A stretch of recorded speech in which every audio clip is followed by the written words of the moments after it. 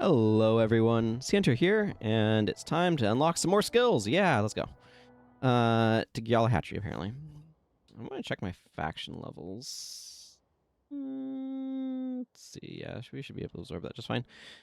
Okay, anything I want to change in my party? Nope, that looks fine too. I'm happy to continue to be guiling Haze things. Let's go.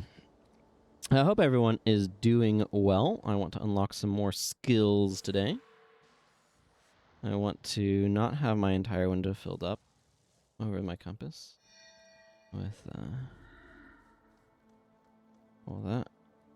I will be very glad to have charge by the time we're done. I am going to, however, continue to employ this particular tactic because it makes this like more reliable by a lot. Anyway,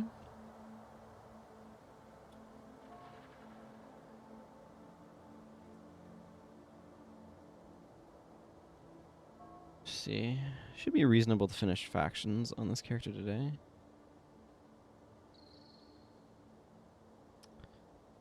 I was very happy there was, in fact, that time I got reincarnated as a slime episode today. We should find out fairly soon if I messed something up and that was the actual move out order.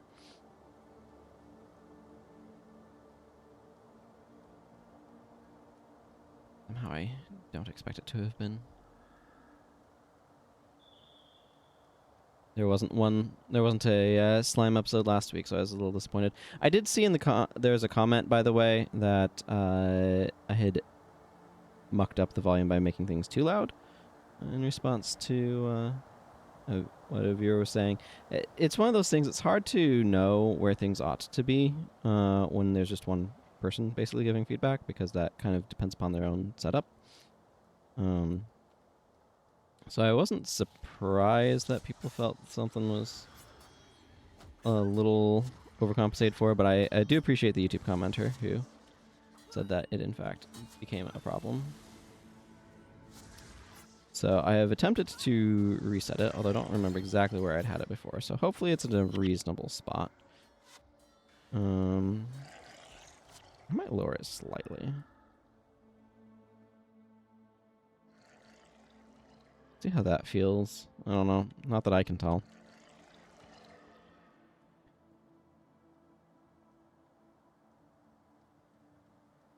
I can just look at the bars, but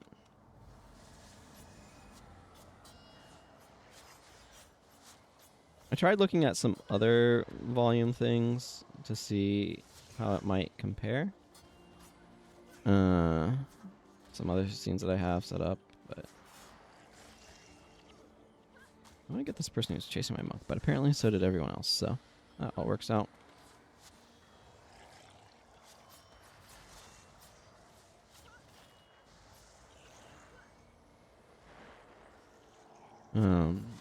Because what's important to me is that the game audio does not overpower my voice. So I'm trying to keep a little bit of an eye on it. I might have lowered it too much. I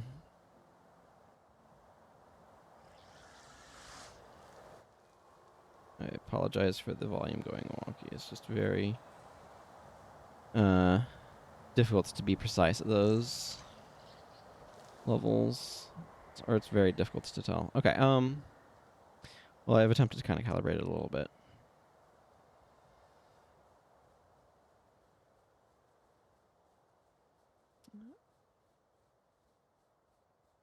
All right. These elementalists are a problem, but I have the solution. Called the Shadow Step. That dazes.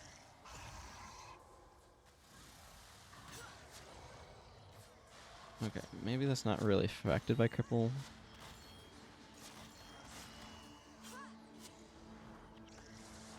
Guess that's fine.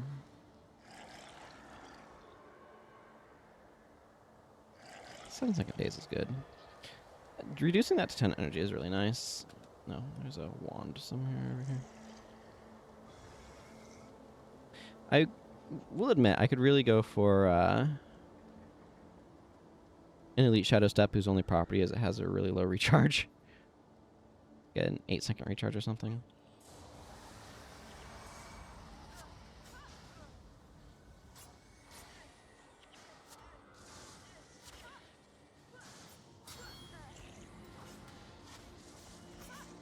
Yeah, that's what I suspected is the case. There's a Spirit of Wanderlust over there that's been knocking me down.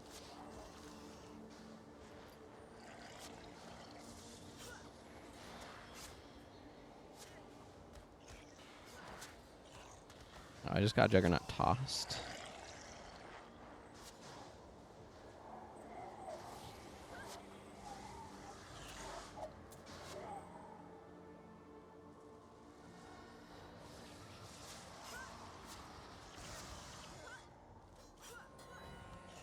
These guys were not prepared to run into the middle of a group of minions.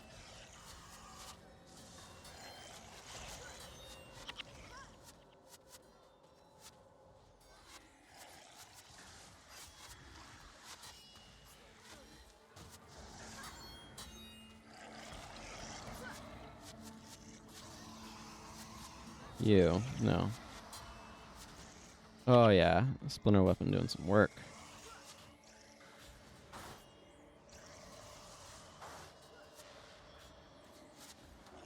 Do you like me, Splinter Weapon?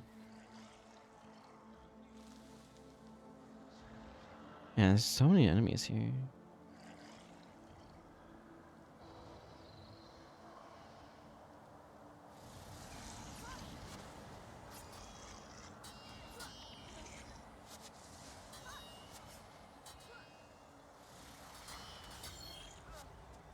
Ooh, some silk. Nice.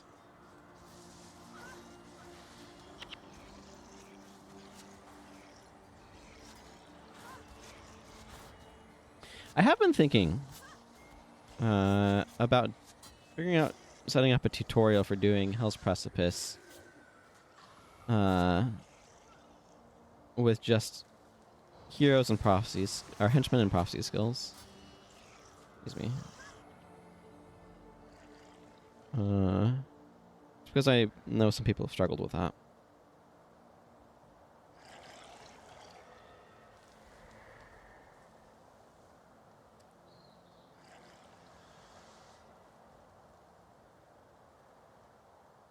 I don't know. If you're watching this VOD, let me know if that's something you'd be interested in. I guess.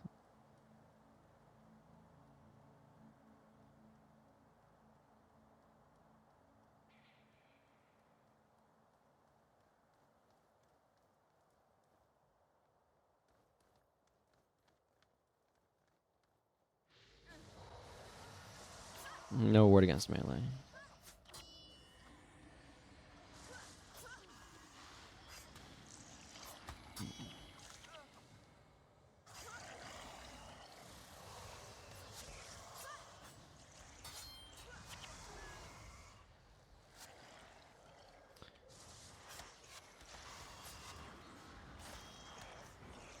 It'd be surprisingly hard to actually finish a dual attack chain.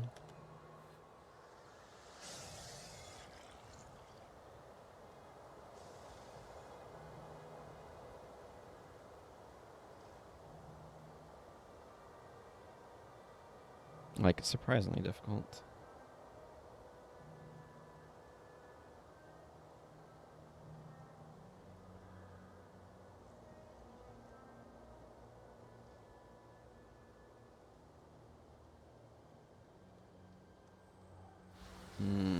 Ritualist over here is a problem.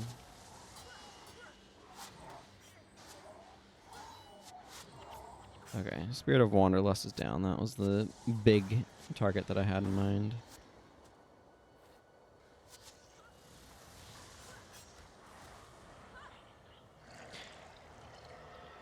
Honestly, though, Dash does do a pretty good job of being a Shadow Step. Like a good Shadow Step impression.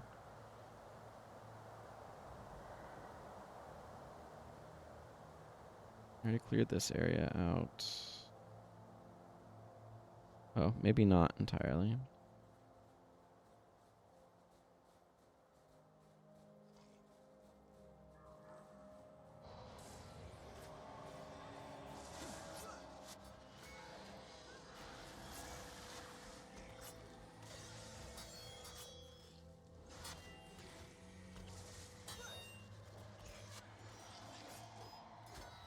Oh my goodness, that's so many freaking warriors.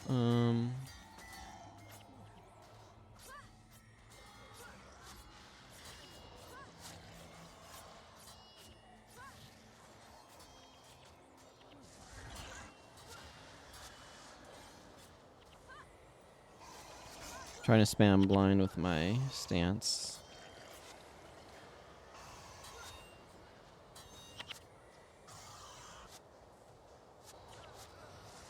Ooh, interrupted word of healing. Nice.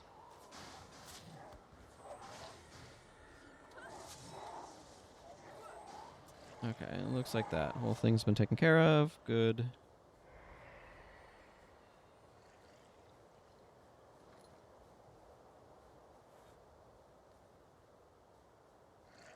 I mean, that was a lot of enemies, but nothing we couldn't handle.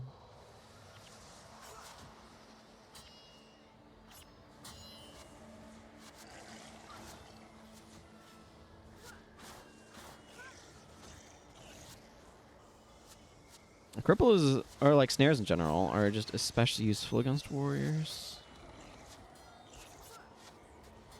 Or melee attackers, I should say. And they're also useful for allowing your melee attackers to actually catch up to foes, so they're kind of a multi-order benefit. But I do want to wait here a moment. There's some, like, spots that have multiple spawns, and I don't 100% remember them.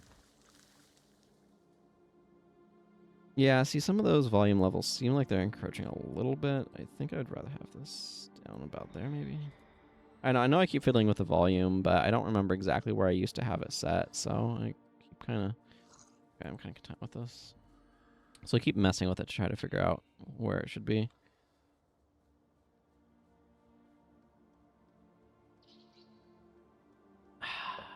Delicious, delicious water. That's a lot of mesmer.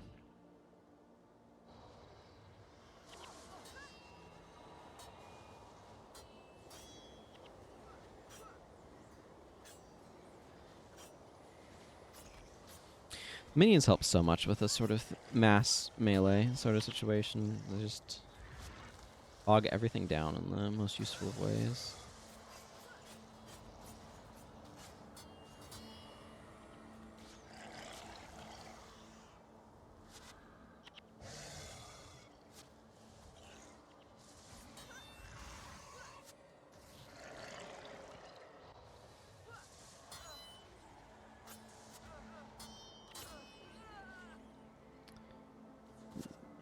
Dazed is so good. Yeah, Talcora's bar is maybe a little energy hungry.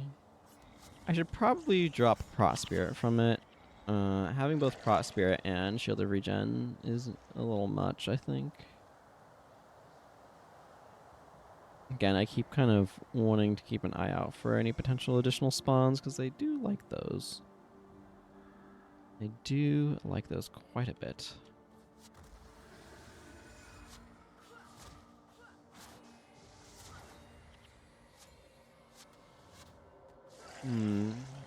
Shielding Hands maybe would be a good alternate choice. It's just the 2-10 energy spells can burn through her energy so quickly.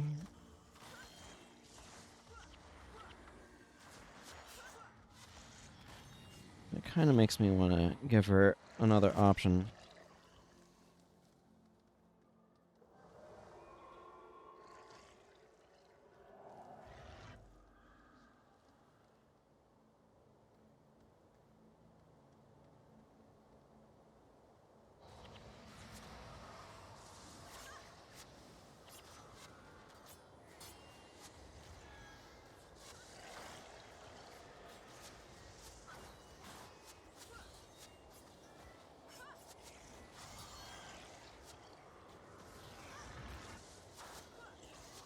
Yeah, Fear Me is definitely good on Assassins.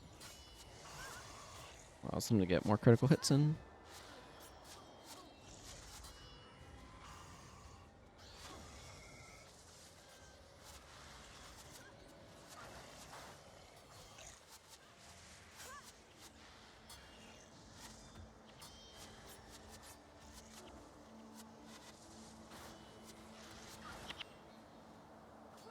Definitely a spot where I'm happy for minion piles. Juggernauts are already quite slow. It is interesting how, like, building up your understanding of how mission mechanics work does make them easier. I mean, it makes sense that it would, but it is interesting.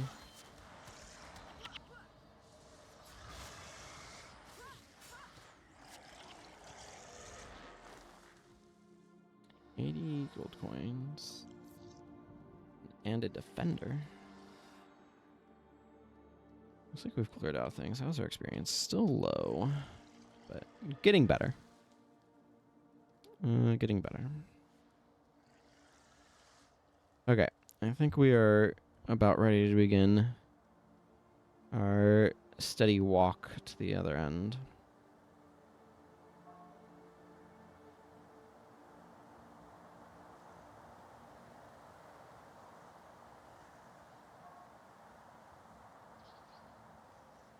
Petrus, give me one of these. I want to drop it here.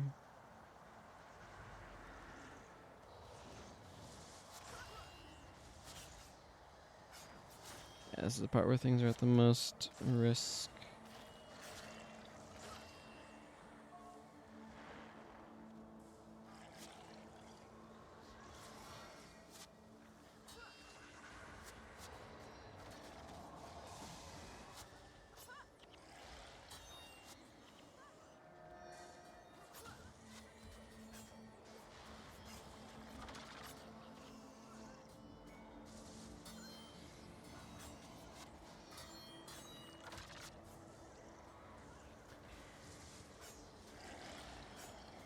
I like the turtles are made of tissue paper or anything, thankfully.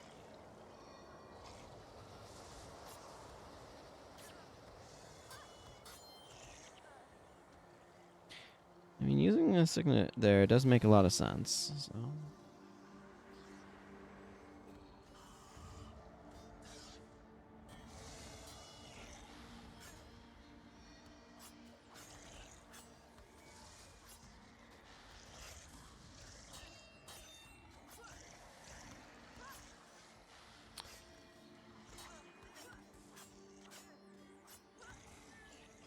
I need more monks like that are at least vaguely competent.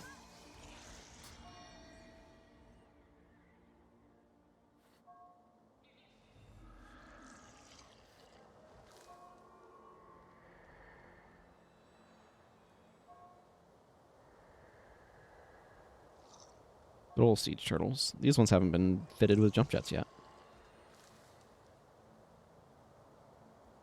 In a couple of centuries. A couple of centuries.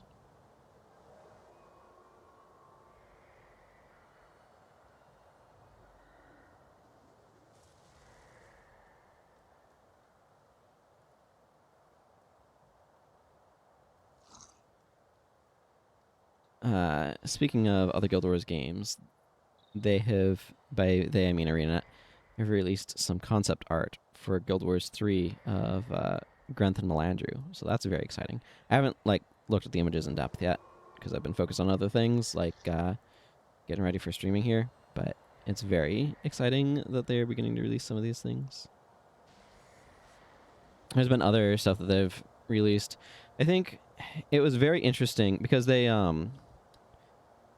released an article about playable species, and there's a very intentional shift from using the word race to using the word species, species, I guess, for singular. I'm not 100% sure, because we always say species, I feel like, but it's a very intentional, yes, lots of Kurziks, very intentional linguistic change. But they were talking some about how there's 4 that are going to be to start. Humans, Asura, Kodan, and Unknown. And I guess this is spoilers for people who don't read blog posts or something. Feels like very minor spoilers to me.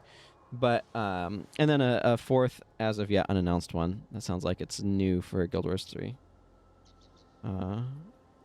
But they were talking a lot about how they had set up systems to enable them to add more playable species in the future. And they were talking some about the limitations in Guild Wars 2, where like it sounds like they're not going to be doing a branching initial story and it's going to be like mostly unified. They might have slightly different starts. I don't know. But you're going to basically be like, you're part of the Veil Wardens. Congratulations. And so that greatly reduces the amount of work required to add. Because, like, the story as is, like, in Guild Wars 2, there's just so much you have to do to add a playable species. And, or a playable race in that game's nomenclature. And it's just, like, people have been asking for, like, the Tengu, for example, to be added for freaking ever. But it's just not practical. It's just, it could potentially, in theory, be done, but it would be, like, prohibitively expensive. And so they haven't because of that. Reckless haste is annoying, but thankfully we have means of dealing with it.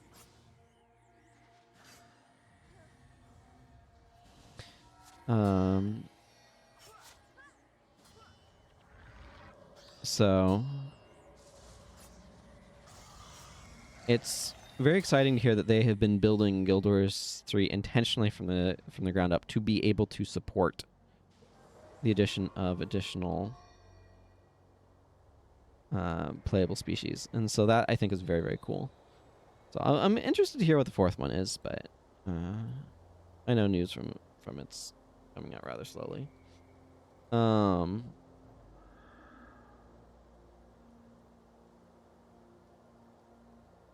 But to know that they are listening to, and like there's some very practical limitations and constraints. Like it has to be humanoid. It can't have a different morphology and stuff like that. But because like they need to be able to make systems to be able to make armor work and all that sort of stuff. So I know there's been a ton of people who have been, or that's maybe excessive, but there's definitely been like a very persistent group of people who are like, but I want to play Char, which like, congratulations to the Char for having popularity like that. But I think Guild Wars 2 does a lot for the Char, to be fair. Add like depth and nuance and interest to them. But regardless, they have their fans, and people are like, no Char, don't want to play Guild Wars 3 then, sort of thing. I'm like,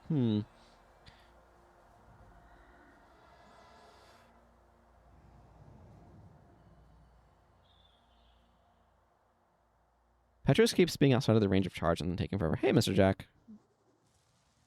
How are you doing today? Welcome, welcome.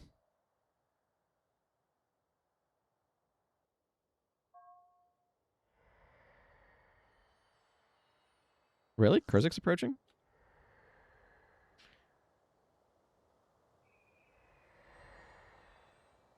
Just seeing the atmospheric perspective there is making me think about... Yeah, I can see.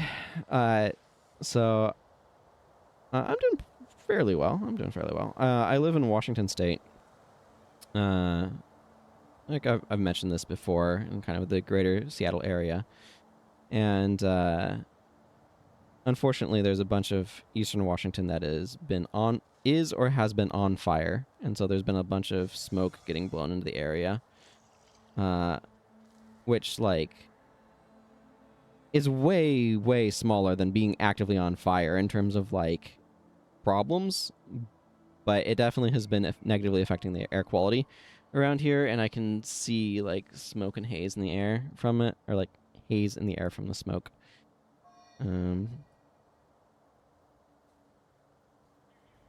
So it is... I don't know, like... Having that go away is not at the top of my list of reasons why I want the wildfires to be out.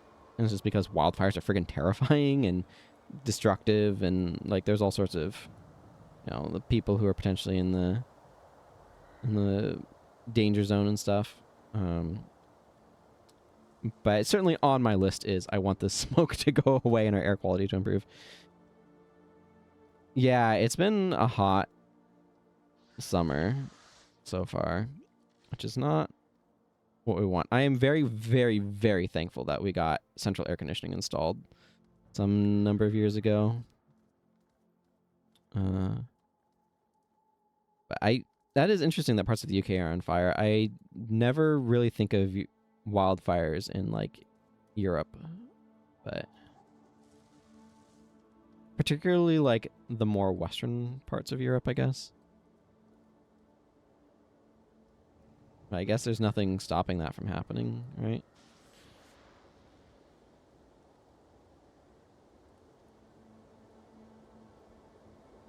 Yeah. Well, there's been a lot of, because like central air has not been like a standard in the Pacific Northwest historically, because it usually, like, I remember when we first moved out here in 2006, we would get we didn't have like air conditioning as much. Yeah. And I think you guys are a similar like northern, is it latitude? Longitude? I can never remember latitude and longitude, and I don't know why. But I think you're similar or even further north than we are. But just keeping an eye on my mini map here. But like when we first moved out here in 2006,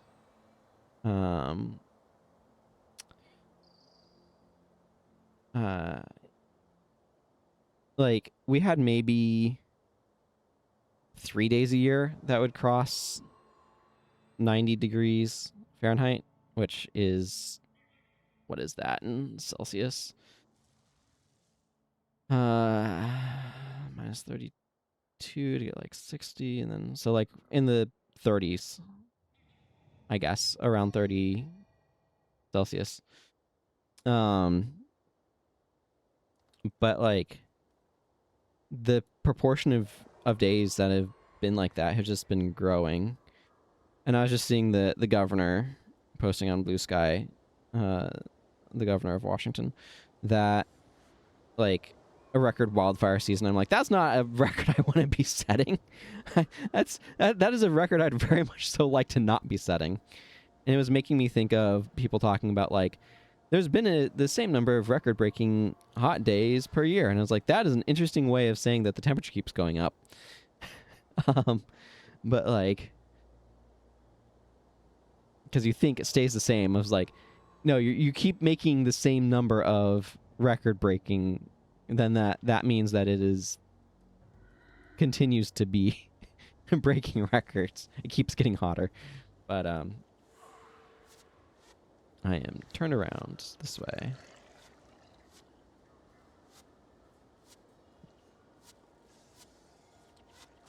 This is the easy part. Still dangerous though. Air attunement. I think of these guys as pyromancers more than aeromancers. Excuse me. But yeah, so like it was basically like there was maybe a couple of days a year that you just needed to tough out the temperature, and then otherwise it was like warm but fine, right?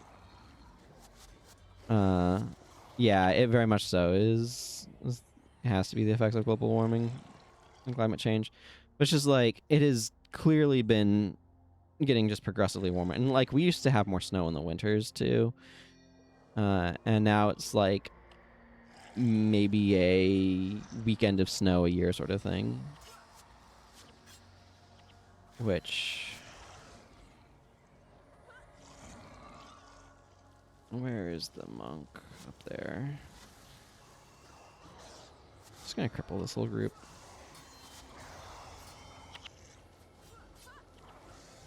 Man, I remember when factions came out and everybody is making an assassin named after a Naruto character. Like running ahead, shadow stepping in a group of enemies and overextending from their casters and getting wiped out. But yeah, these areas can be kind of brutal. Okay, well that went smoothly. I'm going to want to go spend some more Luxon faction in Cavalon before I go. I guess I don't need to go to Cavalon, do I? Never mind. It's going to be... I think I can go do it for my guild hall.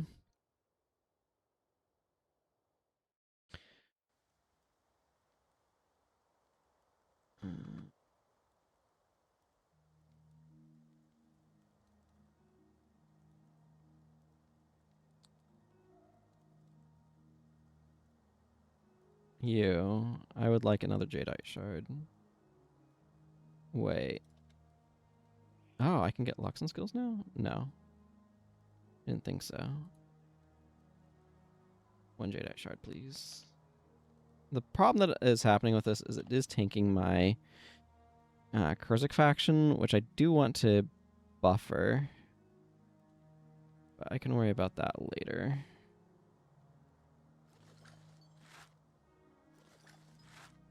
Major restoration magic? That one's not one I expect to have value. I don't know why I just did that way. Highly salvageable, eh? Oh, I was fully expecting that to give me wood.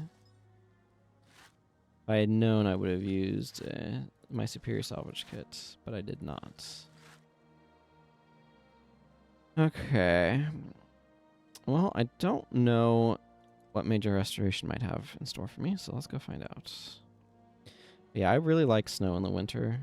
This year was really weird. Normally the snow is in like February, and this year it was in March, and it's like, what even is this? Oh, major restoration has a little bit of value. Not quite enough value. I feel like that's probably break even. Oh, that's really cool. I did not see that they added a new one.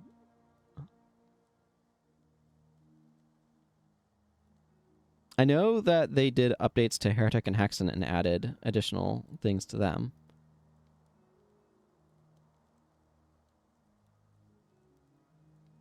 But that's really neat.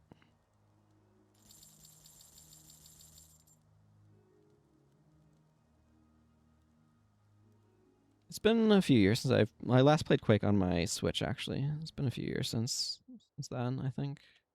Wonder if it had an update on that. Okay, there is a boss I'm going to want to capture from, I think, in Silent Surf. Let me check. Silent Surf. Bosses. Ah, yes. Temple Strike from the Assassin's Construct. Where is this? Okay, kind of on that island thingy. We can do that on the way. I'm gonna need more seconds of capture. I'd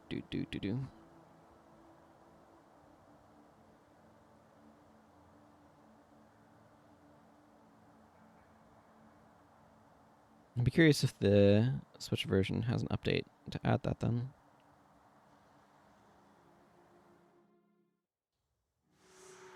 Although, like, part of it with some of those games is, let's see, because I need to go down to the silent, is the like the old version that is for me the nostalgic stuff, like the stuff that I played as a kid. They added a new ogre that has a grenade launcher, upgraded to a rocket launcher. Yeah, I bet. That sounds nasty.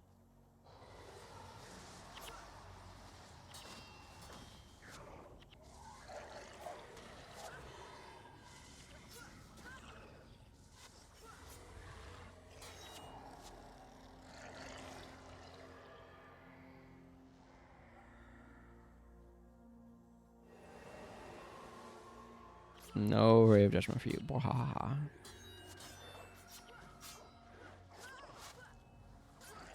Where do you think you're going?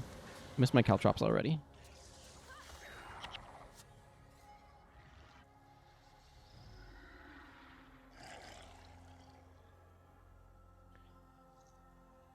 I've been slowly like replaying through Heretic, and that's been interesting.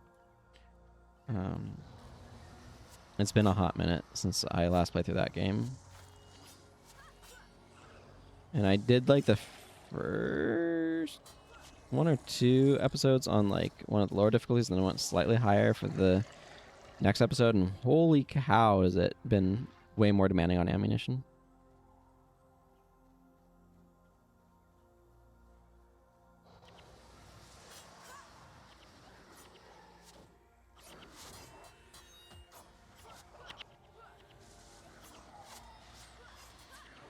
Man, Gwen is doing so much work with that panic.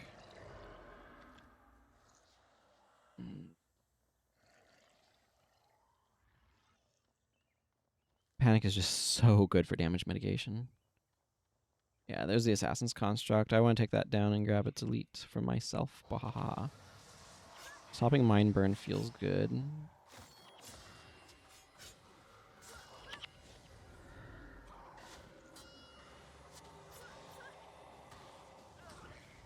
Definitely sounds like a big part of Guild Wars 3 is going to be collecting signets from what they've been saying. Like, I'm putting my game designer hat on, thinking about what does this mean practically for gameplay.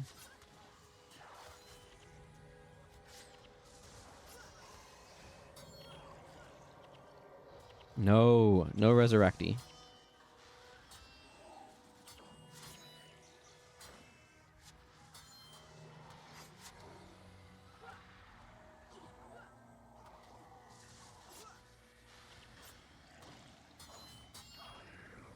Did we kill the boss already? We did. Get here. Temple Strike unlocked. Wahahaha. Guess, can we go down over here? I don't actually know this island because I never come here, so it's like I know the paths that I take. So here's the thing, is I imagine when they say signets, I just did finger quotes that you couldn't see because it's connected to my hand. But when they say signets, what I'm imagining they mean by that is skill slots functionally. Because like the idea in Guild Wars 1 here is that these are like there's 8 skills for your 8 fingers minus thumbs. And like the idea is that you're kind of like, I think some of the original idea, if I remember correctly, is that some of the skills are like kind of based on rings or whatever. So like in some regards, calling them signets is kind of resurrecting some of that old lore around skills.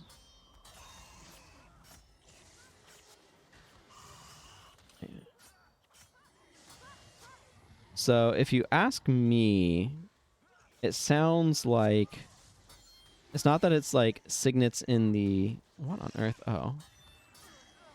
Ow! I found the Gust boss incidentally. Holy crap, my face.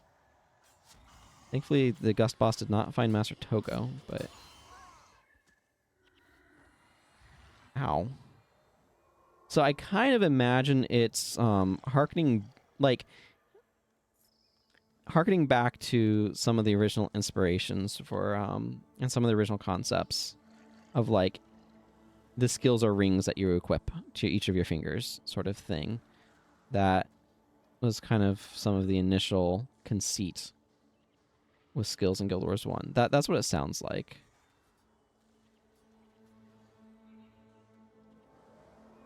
Yeah, Guild Wars 2's build system is hot garbage for a bajillion reasons, and like the core systems of Guild Wars 2, and I've said this a bajillion times as well, but the core systems are very weak, and it's just that they've made all of the secondary systems, for the most part, quite enjoyable, that like the game manages to be fun. But yeah, I also dislike the concept, like the idea of a rotation like disgusts me. Like, it's just, there's no other way for me to say it other than, like, I really, really don't like that, just that concept of there's a rotation. Hey, look, it's somebody who wants to get purged. Bye. Oh my goodness. No. Get out of here.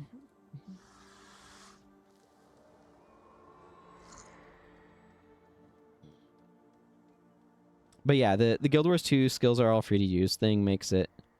Exactly. Like, I don't even understand what an AI viewer would even, like, what would be the point? The point to me of streaming is to build up a community and to, like, connect with people. And AI is not neither of those things. So, like, it completely undermines the purpose.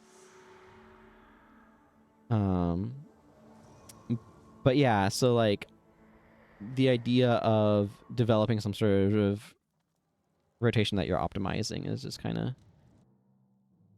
And, like, to some extent, it happens in Guild Wars 1. I'm not going to pretend otherwise. Like, dagger spam is kind of functionally a rotation and things like that. But it's a little bit different feeling, I guess.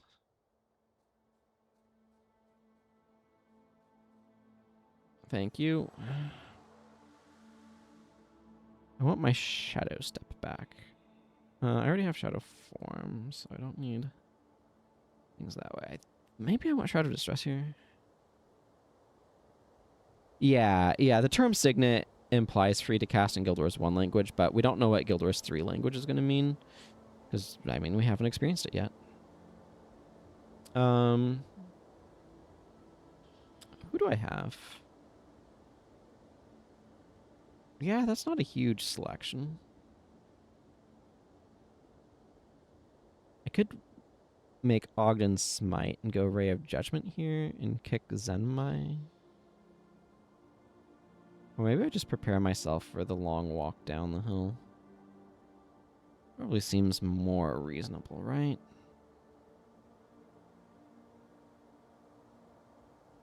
I think I want slightly less critical strikes and slightly more shadow arts here.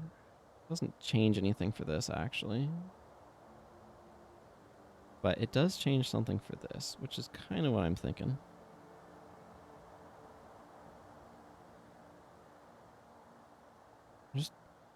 Yeah, I think I'd rather have a skill that gets me out of dodge than one that doesn't work if they have enchantment removal.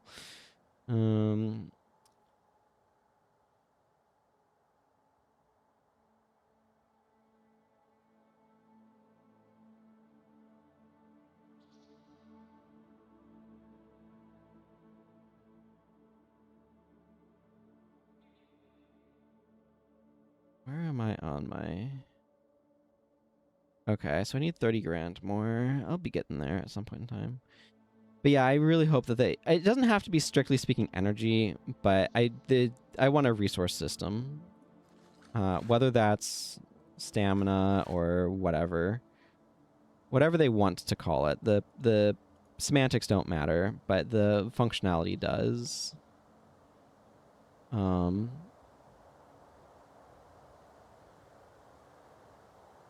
There's different ways that it can be gone about.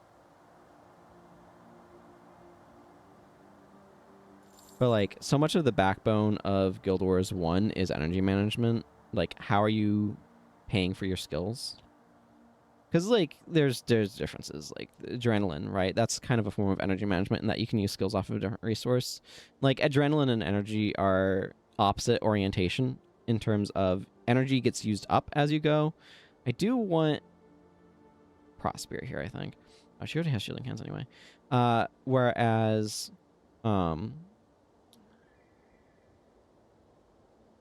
Would Aegis be better? Aegis might be better. Hang on, I'm going to swap from Prosperity to Aegis on her, I think.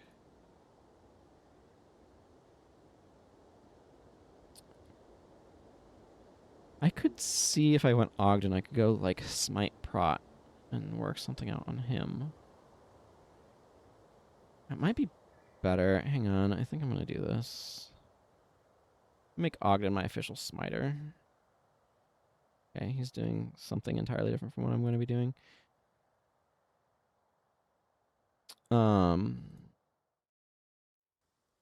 I've completely lost track of what I was talking about because I got distracted by wanting to make Ogden a Smiting Prayers monk, but... Anyway... Monk. When Divine Favor. Oh my goodness.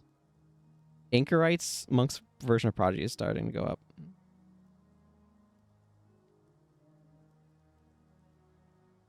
Yeah. So the Necro suffix is too strong. They could address that by changing how Soul Reaping works. Soul Reaping is arguably too strong. And there should arguably be some balance done to BIP as well. It's a little bit tricky to know how they want to manage things, though. Like, energy management needs to be part of the game. Part of the problem, though, is that you can, as a human, set up a build that has sort of inbuilt energy management mechanisms, or where, like for example, Heal Others is a prime example of this sort of thing. Heal Other as a skill. Let me get Ogden set up here. But Heal Other as a skill is very strong. Like, it's a strong heal. That with low recharge means that's readily available. Oh yeah, I mean, there's going to be people who don't like having to compensate for changes, and those people are going to be vocal and obnoxious about it. So like Heal Other is a great example of a spell. Like, if I were to be in charge of balancing things, I would take one of these two, Heal Other or Jamie's Gaze, and I would make one of them a 5 energy heal with like a 10 or 12 second recharge or something. So that, because part of what you have is a problem, like Talcora, I'm using Mend Ailment not just because you can target yourself with it, and it has some other benefits, like if conditions are being spammed, then the big heal is potentially nice. But also because the 5 second recharge means that she doesn't spend all of her energy spamming it compared to Mend Condition, right? Mend Condition is 2 second recharge. So, like, if I had a way of being able to prioritize skill usage on heroes better, I would be able to make different choices. That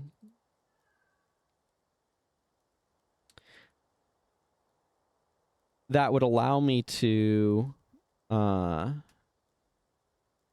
hang on, I need to completely rip the skill bar up.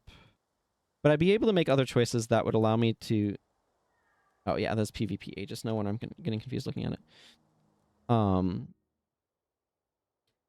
allow me to be able to, like... Because so much of energy management is knowing when to use your skills. But the AI doesn't know when to use its skills, so it just kind of uses them whenever. And so it's not playing bars efficiently. Like, the AI is just unoptimized in how it uses its bars, because not being thoughtful about it.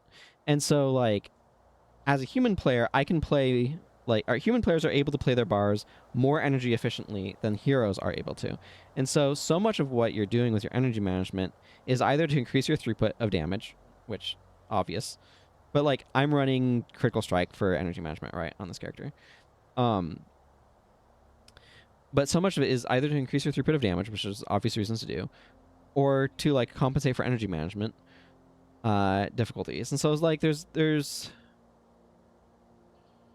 are other ways to go about energy management, and I think BIP probably needs to be tweaked somehow. I just don't know how it should be adjusted, but it probably should. I am going to include some staples here. I kind of want Holy Wrath. Reversal of damage, Aegis, and Prot Spirit. Yeah, that's kind of a weird bar, but the energy on this bar is atrocious as well. But like these have longer recharges, so it's not too big of a deal. But like, so Aegis's energy load is lower. What is my preferred monk condition cleanse? It's situational.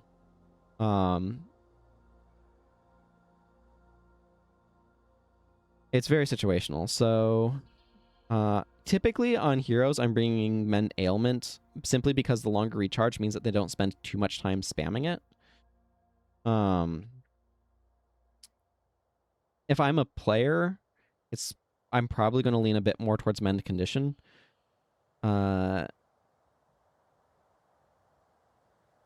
Yeah, exactly, because the heal is guaranteed. So there's some times where mend ailment is better because, like, so in any situation where conditions are being spammed, mend ailment is better.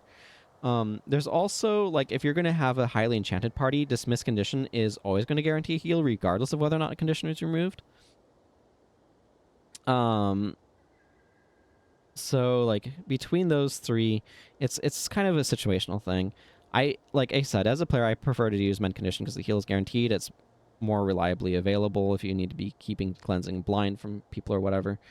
Um, in some areas, I do like extinguish.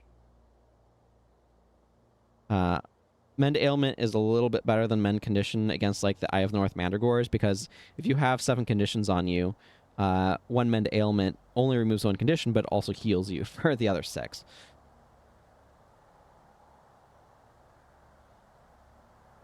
So, like, there's a little bit of preference there. So usually on heroes I use mend ailment simply because I don't want them spamming it as much, and I've noticed that they over spam.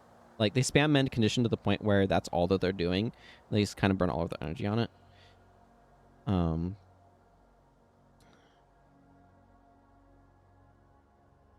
So, like, there's a thing that you could do with bars where you can kind of calculate an energy load based upon, like, if you use the skill on recharge, what is the amount of energy it costs you versus the amount of energy you regain in that time. But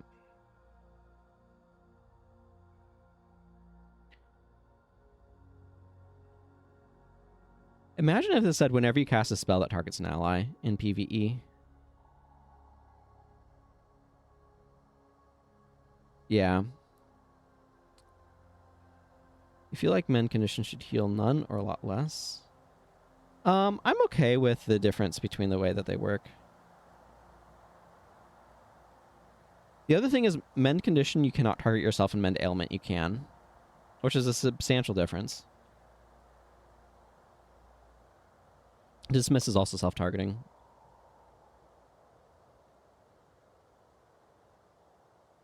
Okay, now I'm not expecting to get Kunavang down in the first area. We are down to just the 1 melee me, but I guess if I want to increase the likelihood, I should include Bone Fiends on Elias, but...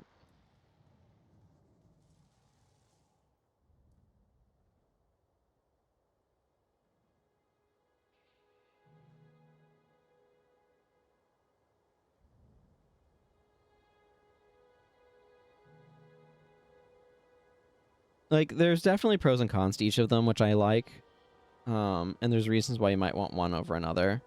The fact that the AI can't spam Mend Ailment as much is weird. It's weird to have that be a point in its favor, but it is.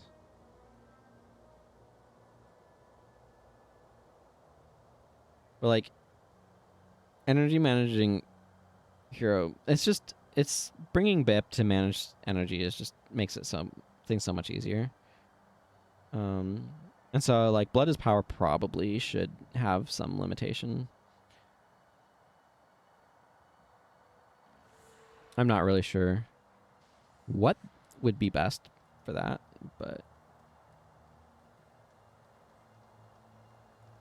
okay.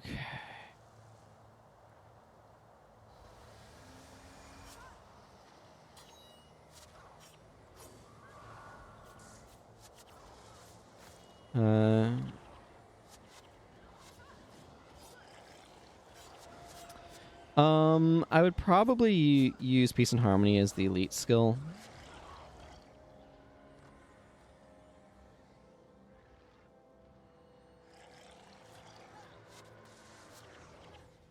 From there, I'd have to think about it some.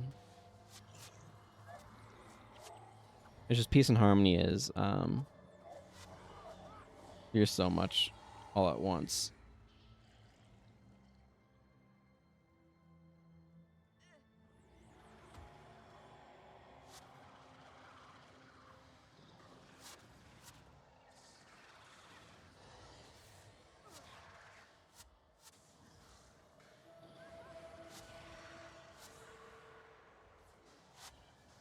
There's not much I can do here.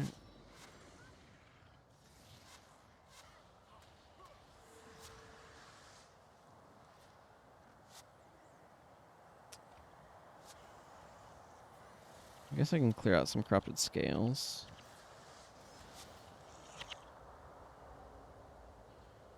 Yeah, unfortunately this is just a no damage Rec 7 bow, so I'd be doing 2 to 3 damage.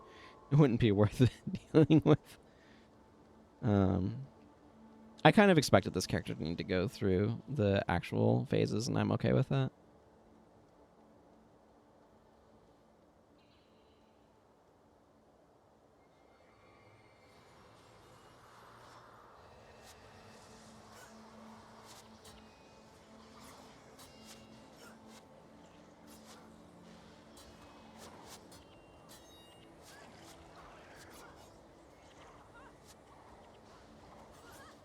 Okay, I see you.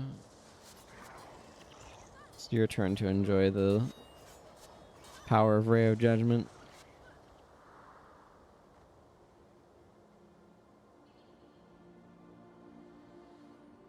Is that the Ritualist? I don't know which one that is. Yeah, that's certainly the right opening, though.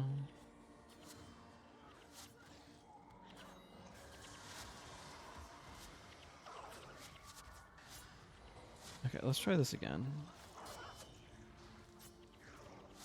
Ow. Never mind, those guys have an afflicted soul explosion made of pain and suffering. My goodness. What I could use is,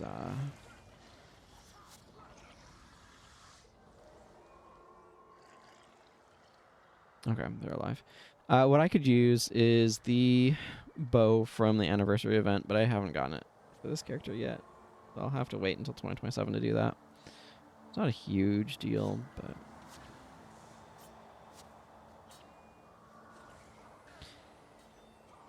It would be vaguely nice if we could get those all year round somehow, but... Then what would be the point of the anniversary event, right? I'm doing bonus DLC content of the entire mission. These resurrection orbs, if you drop them, they resurrect everyone in the area, so you can use it to resurrect the other party. The neat concept. I have dazed Kunavang. That is, I guess, my contribution. I'll pull out this bow and... Oh, 1 whole damage.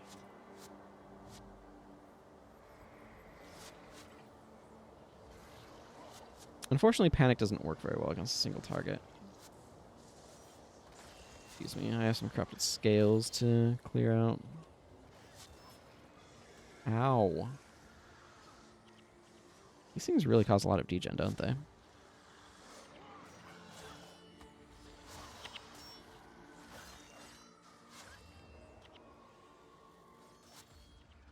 Okay, but like, we also need to target Kunavang.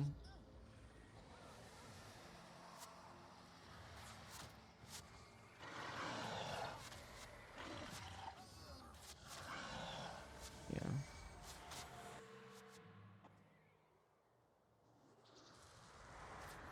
How long is her Aegis? 11 seconds.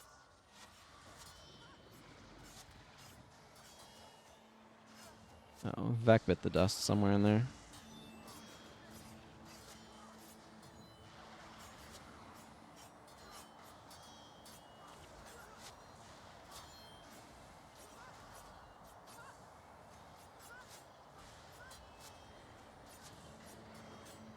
Arcane Lightning hits so hard.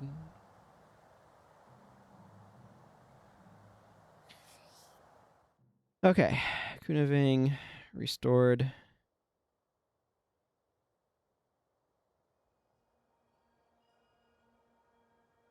To the palace. Is there anything else I should note while I'm here? There is an elite skill I do need to go get in the area. How's my...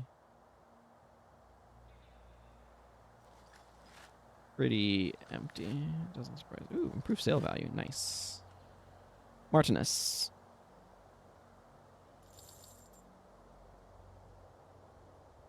There is a skill person here. I would like to get a signal capture. What is my gold amount? 550, so I need 450.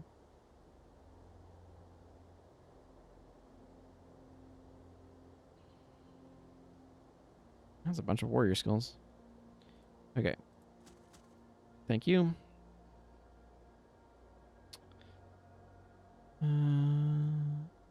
Okay. There's a boss out here that I need to go capture off of. Has some probably deadly arts. Not Shroud of Silence. It's the other one that prevents enchantments.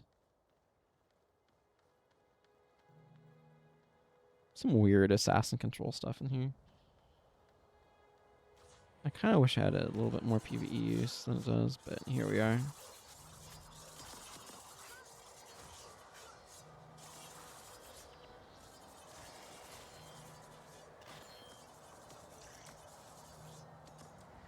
Is your crit rate lower against higher level foes? I don't remember, but I feel like it might be. That like level differences affect that.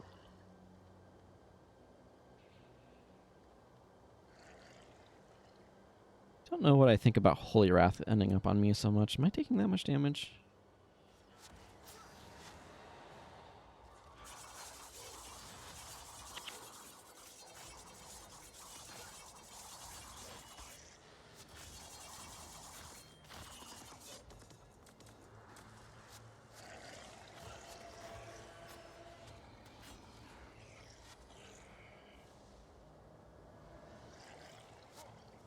You know, if I were to rework things a little bit, instead of Retribution being a maintained enchantment, I might have it just apply to the entire party.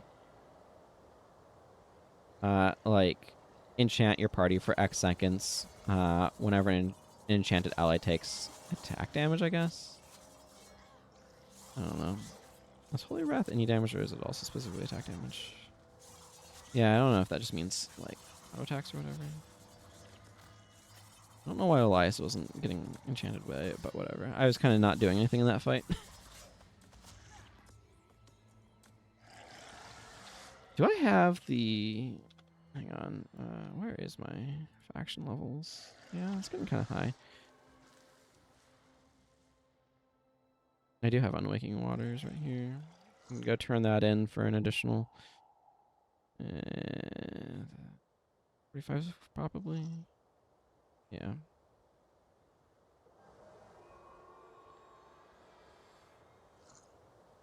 That'll more than top me out, but maybe I'll get another Jadeite Shard and then...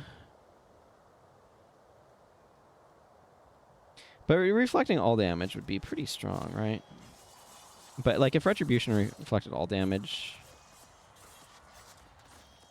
Yeah, reflecting damage. Because like... I don't know, that seems like it would be a good disparate utility from what Holy Wrath does by being a single target.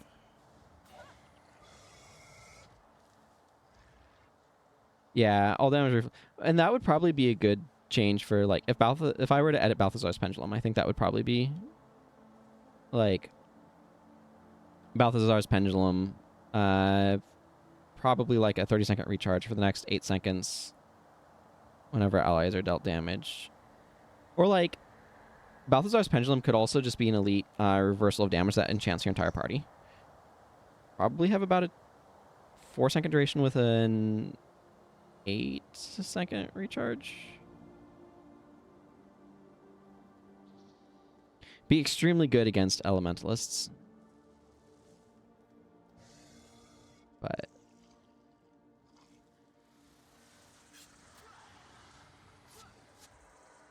I don't know, I kind of like that idea. Way more than the current Balthazar's Pendulum, my goodness.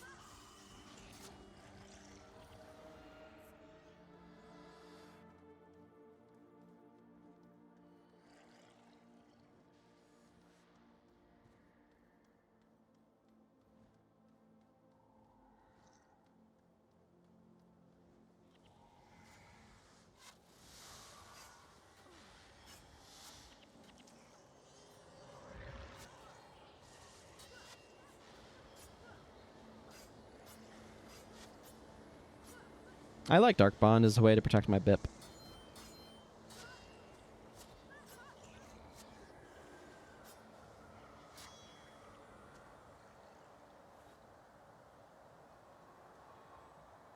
That is an interesting alternative idea, though.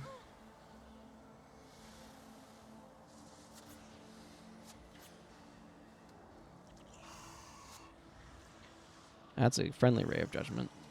Okay, where is this? You.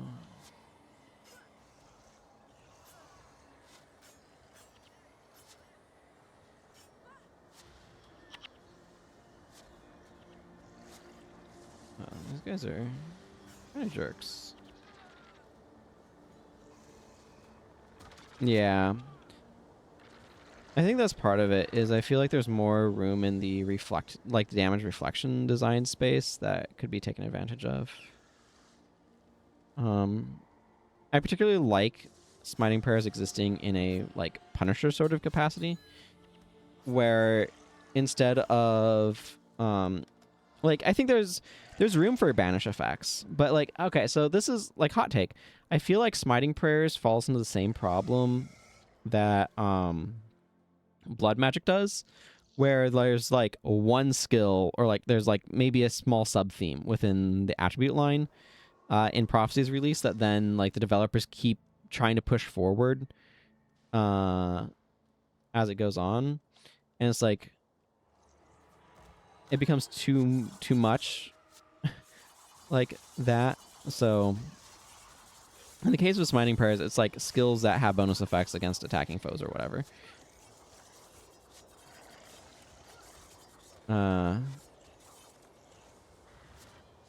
Yeah, and it's the same problem in blood magic, where it's like, and then we steal life. It's like, okay, but like, have you considered that maybe blood magic could be about life sacrifice, sacrificing life to get effects or whatever?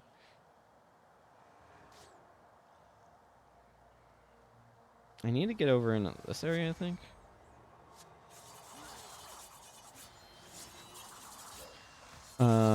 And like, so much of smiting prayers is like, they looked at the literal skill smite, which I assume I have, yeah, right here, of like deals damage, and then if your target is attacking, they take an additional holy damage.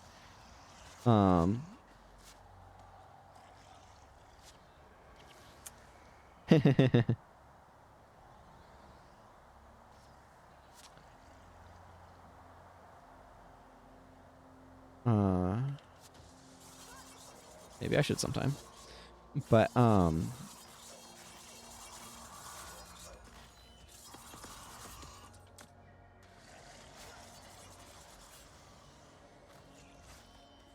anyway, it's just like enfeebling blood should be a blood magic spell, not a curses spell, because you're sacrificing life to get the effect. That's my hot take.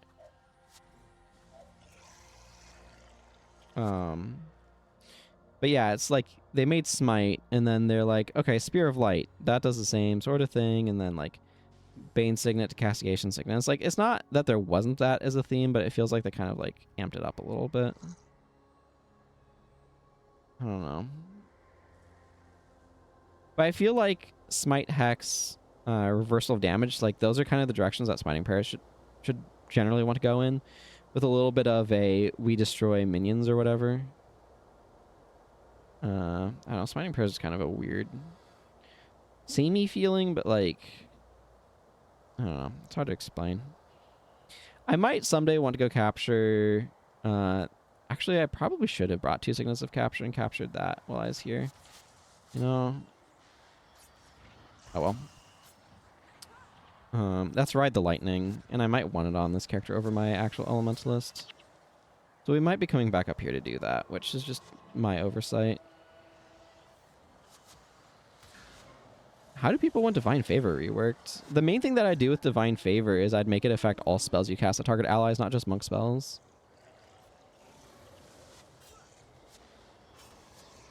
But I don't think it needs more than that. And if people are like, but it should work with Smiting Prayers, I'm like, Smiting Prayers should focus more on, like, reversal of damage style skills, not direct damage spells.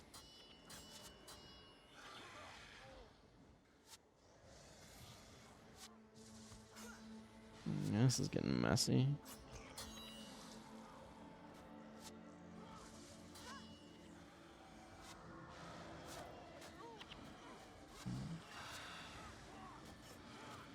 Well,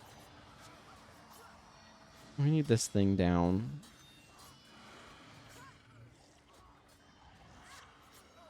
I feel like there's just a lot of people that just want the monk to be all about smiting prayers for some reason, and it's just like, no, that's not how this works.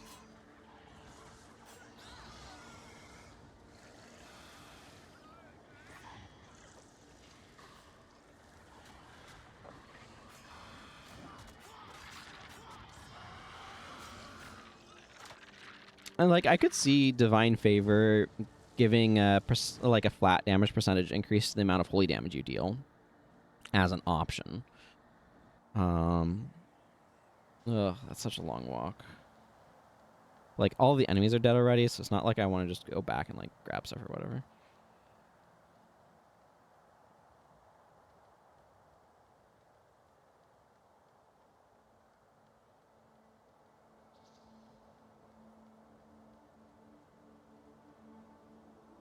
I also think like restoration magic needs to be tweaked a lot of times.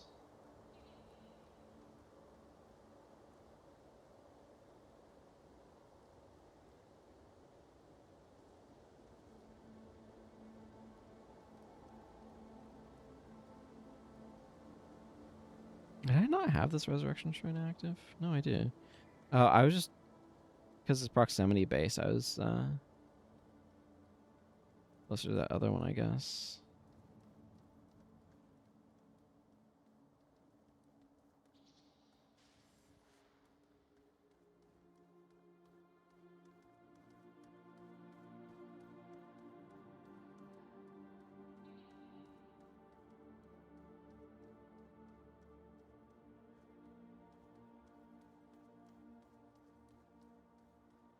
I wish I had charger something right now.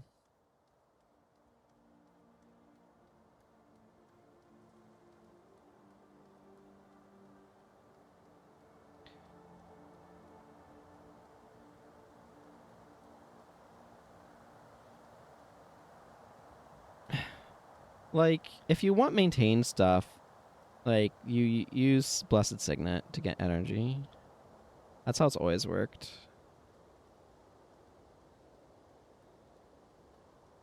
I do think that there's an argument that the game is so hostile to enchantments in a lot of places that like trying to make a bonder just doesn't work very well anyway, but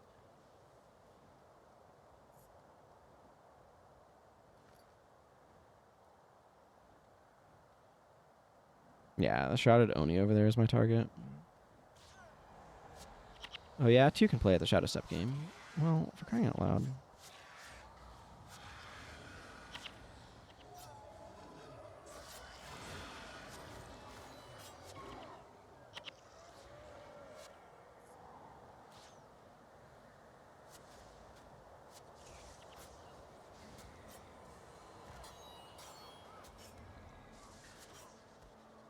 Yes, that's the very much so. Bonder is like an all or nothing strategy. Like it's really bad against Chillblains.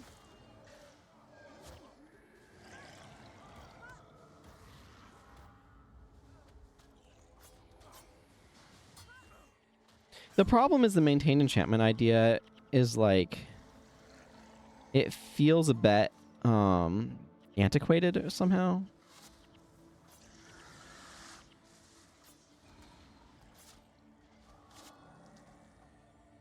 Did they decrease the number that they did over the course of the campaign releases, actually, now that I think about it? I'd have to look, but I actually kind of suspect that might be the case.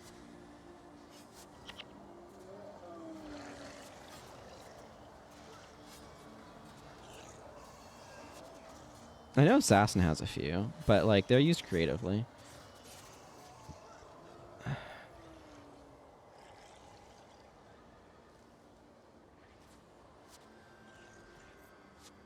I would have liked that thing's weapon drop for Zenmai, but we attempt to go to the direction of really long duration regular enchantments that have the duration halved instead of being removed by a strip. Yeah. Like, maintain enchantments. The problem is that, like, what you're getting out of it needs to be commensurate. You know?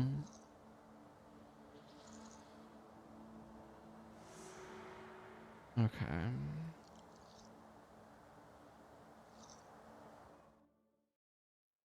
I need to go look at.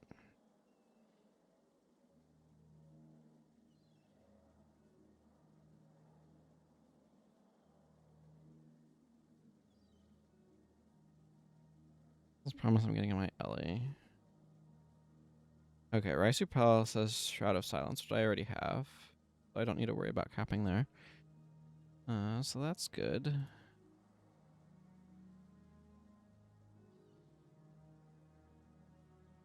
Yeah. No, I agree with you. I mean, I've done bonding, but it's been probably literally decades.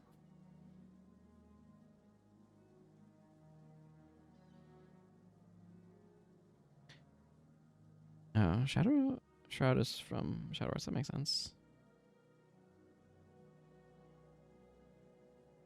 Shroud of Silence. Very much a PvP skill. A lot of assassin skills are kind of more PvP skills, though. It's the nature of the beast. Heart of Shadow for I am getting out of here now. Option.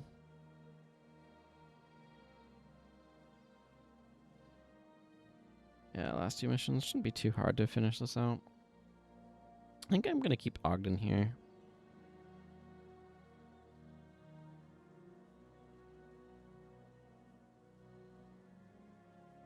Having the heal bonus apply to all ally targeting skills. It would make it really strong on Monk, yes.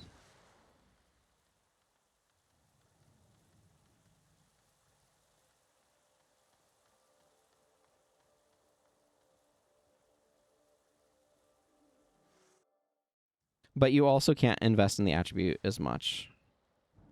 So, but like, I think that restoration magic in general needs to be rescaled.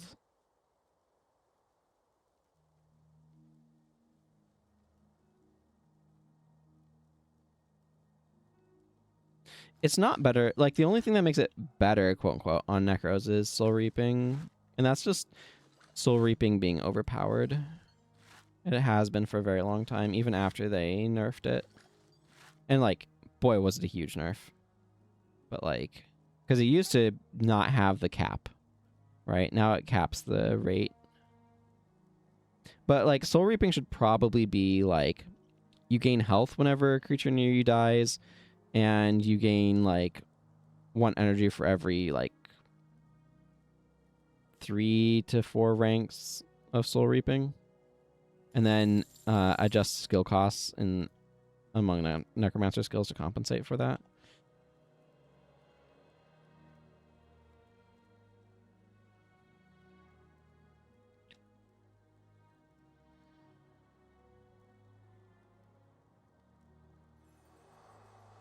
Oh, I deposited my funds before I got the 275 gold from there, but that's okay. Actually, I have some skill points on this character now, which is nice. Green Trick of Soul Reaping, you gain 5 health whenever a non-spirit creature near you dies. At least 1 rank of Soul Reaping, you also gain 5 energy whenever a non-spirit creature near you dies. Energy can only be gained this way a number of times equal to your Soul Reaping rank every 60 seconds.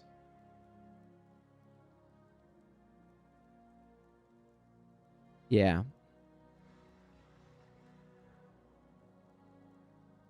Yeah, it's just, it gives you way too much energy.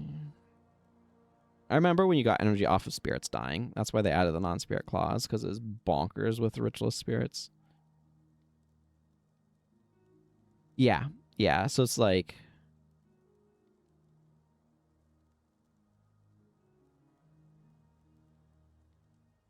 it affects the throughput.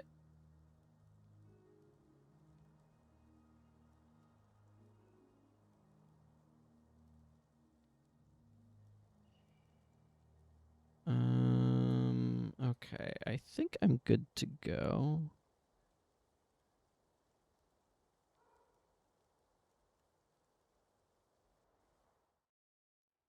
I'm gonna bring 2 people I never use.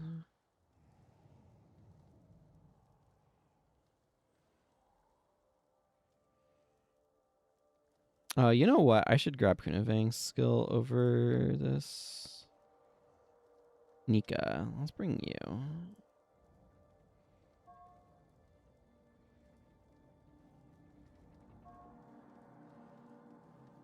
Yeah, it does. 5 energy once every, or like 5 times per minute is a lot less intense. I don't think I've ever seen this cutscene.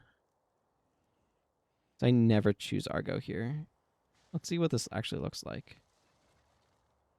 Kaboom.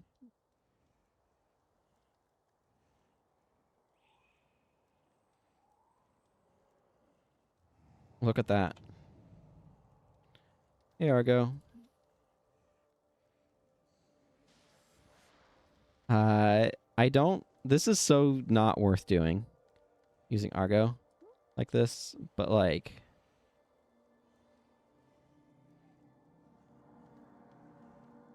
Because I have, like, literally never done this. Almost like bonus content. I don't know if I'll bother to do this again, so I'm just kind of looking around. Like, it literally just skips the encounters on either side here, and that is so deeply not worth it. I can't even begin to express how little that is worth it. But I was curious, so I wanted to find out.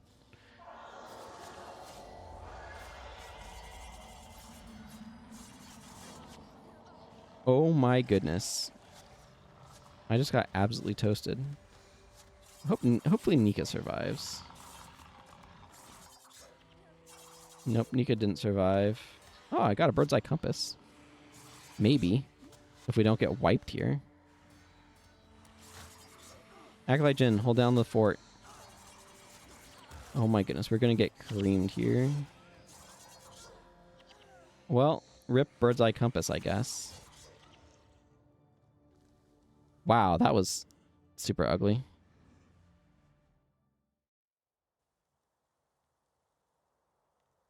Okay, well, I needed more of a panic going on in there.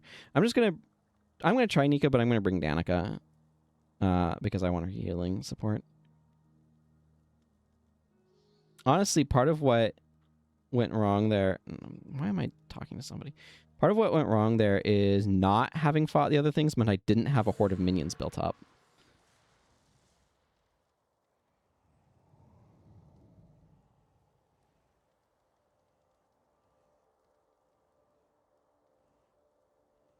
I'm going to grab the Kunavang skill again, but I want Danica this time. Danica will heal for a bunch of this mission. And the additional healing will be very helpful, I think. Chidukan Elementalists are no joke.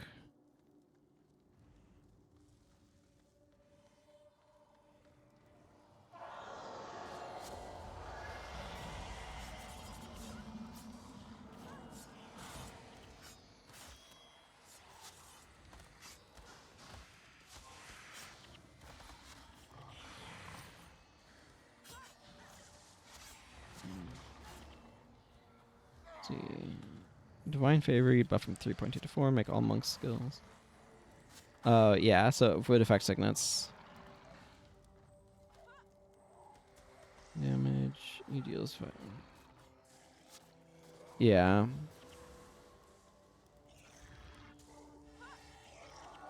It's definitely a way you could approach it. Honestly, I think part of it is Resto needs to be nerfed.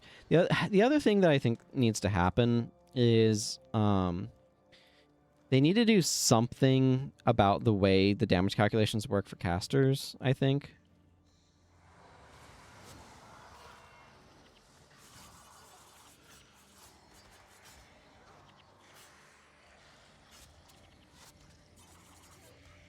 Oh my goodness, this is ridiculous. Nika's already dead, so that's a wasted spot.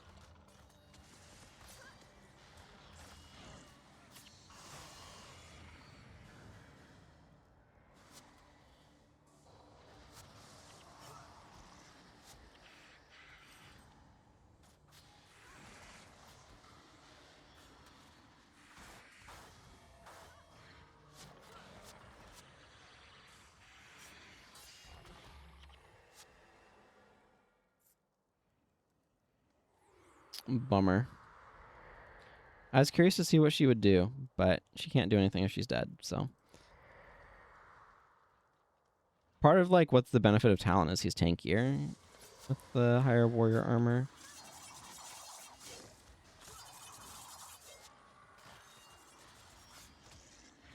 But I also just need Gwen to be on the ball with panicking. These elementalists.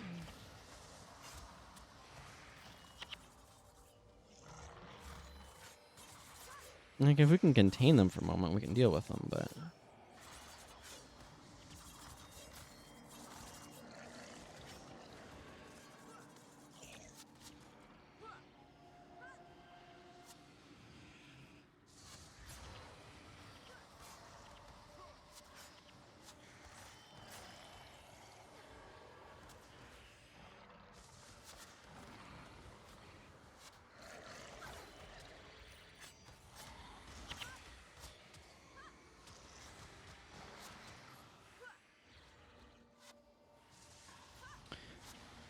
But the way strike level calculations work for casters is just, it scales so well on enemies. It's really frustrating.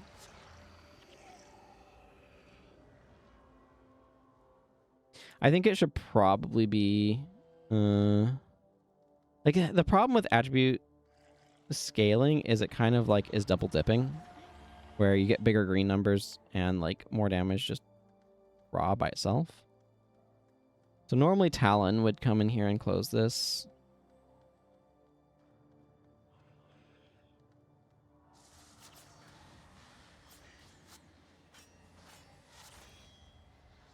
I wanted to see Nika's thing in action, but alas.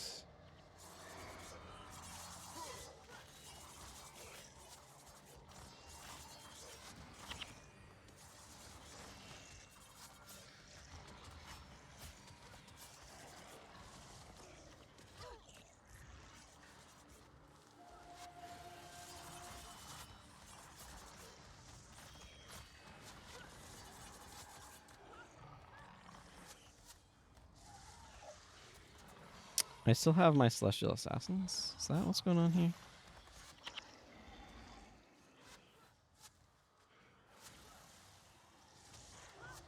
It's a good skill.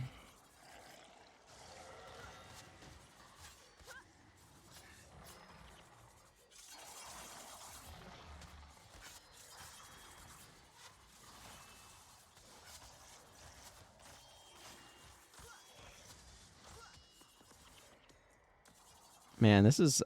like, bringing Talon to avoid the slog is so nice.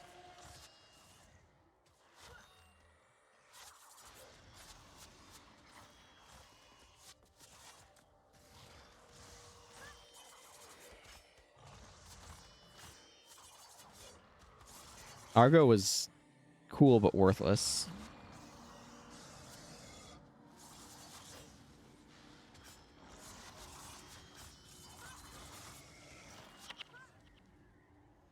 I think before I see the other, try to see the other ones, it makes sense to just bring a Soul Twist to try to keep, like, Nika alive.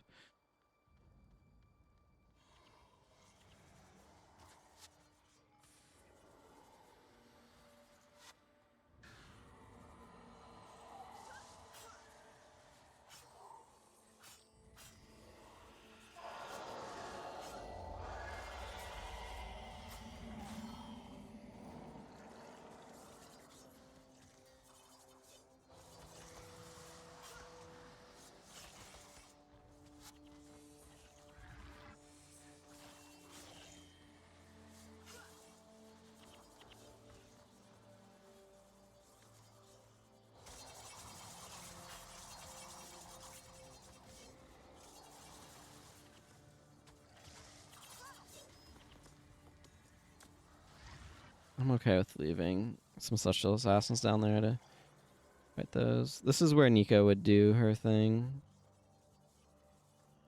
Unfortunately, she is lying dead after getting nuked by some Elementalists.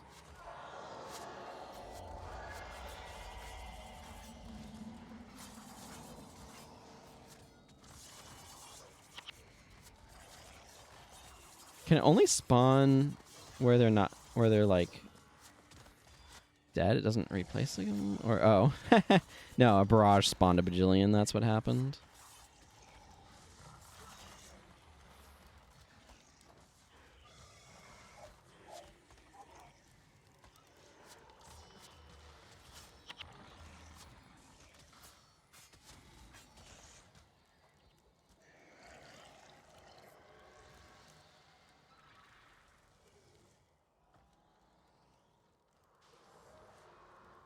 Oh, this boss is so dangerous.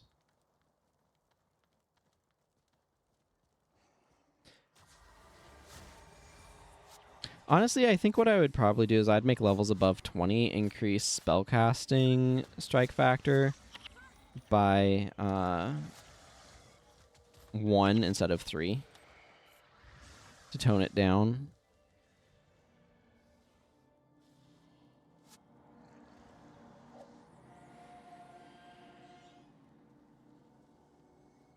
That probably is what makes the most sense of anything.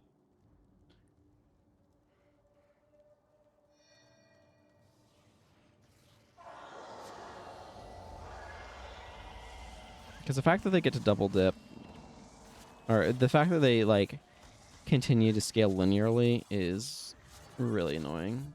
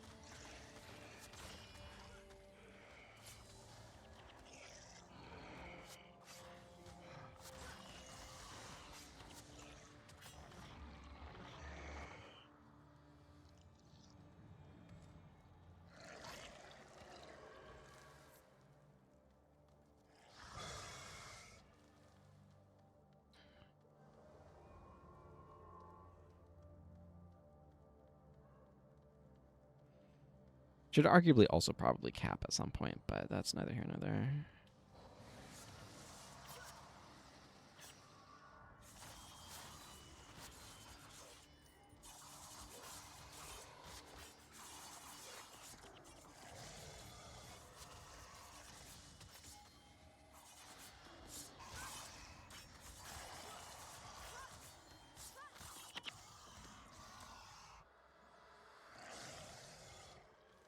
This spot can be kind of grindy too.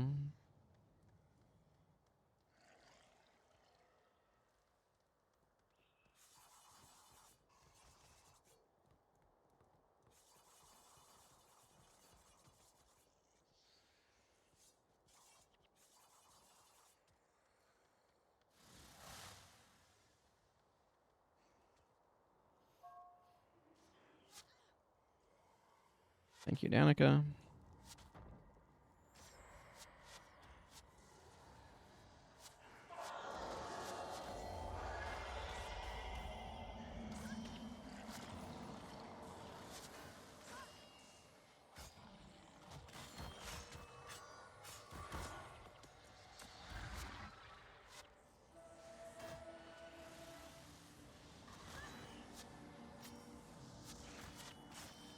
Unseen Fury is so versatile.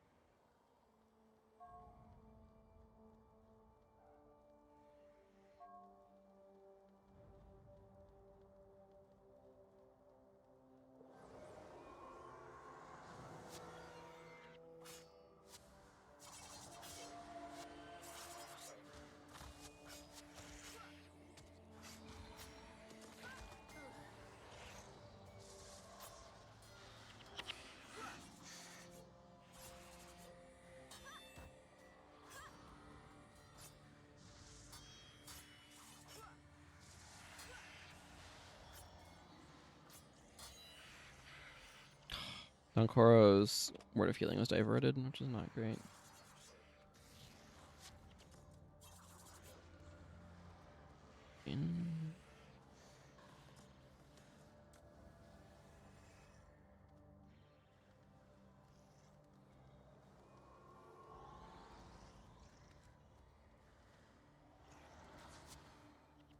Appears nothing has happened. Seems the acid nearby has been turned off. Neat. Unfortunately, that's just the nearby acid and not all acid. But, I don't know. These things are... Those acid traps are so immensely ignorable that I typically do so.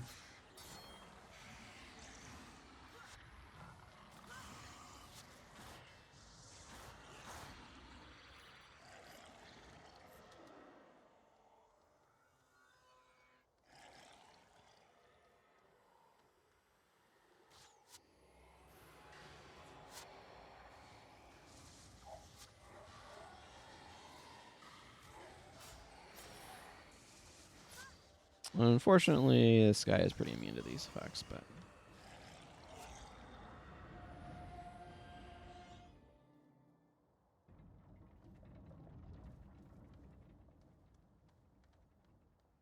I should wait here for the minions to catch up, maybe?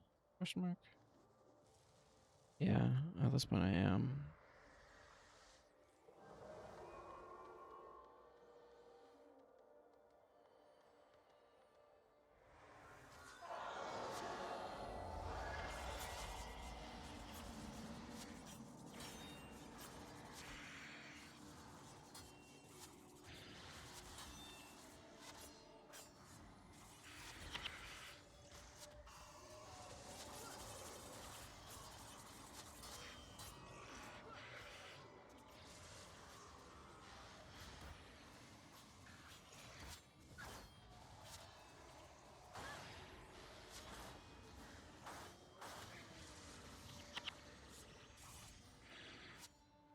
There we go. That was not bad. Not bad at all.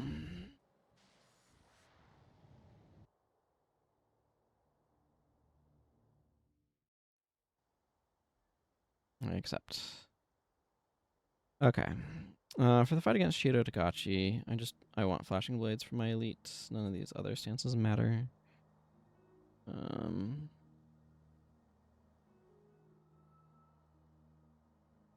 I guess I can bring these. They'll help. I think the rest of this is probably, honestly, mostly okay. Although Panic doesn't do anything, so I guess I might as well just E-Surge here for the additional damage. This also doesn't really do anything, but I don't feel like switching it out for nothing in particular. That's true, except for the part where you need knockdowns for that. And that, I think, it does not work super well against Shido.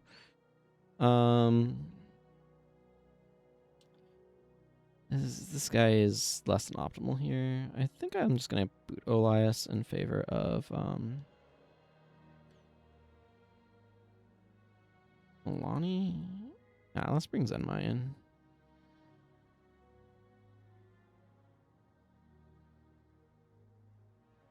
Yeah, she helps support the whole party. I'll leave her with this charge bar, I think. Alright. Or maybe I should also give her flashing blades. Eh? Nah, I'm gonna leave her charge. That's fine. It'll be fine. Okay. I don't know where I'm running. I should just hit the enter mission button. Hey, Emperor Kisu.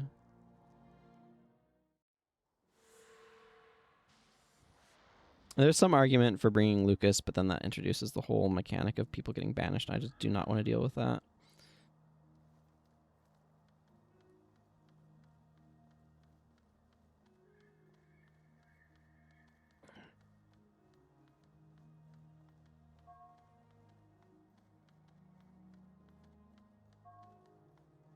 I don't know.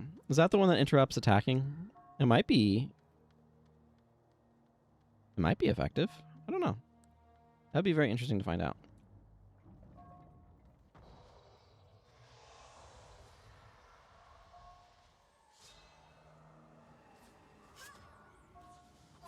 Probably shouldn't have brought Barrage either. Probably should have brought Express Dexterity or something, but who cares?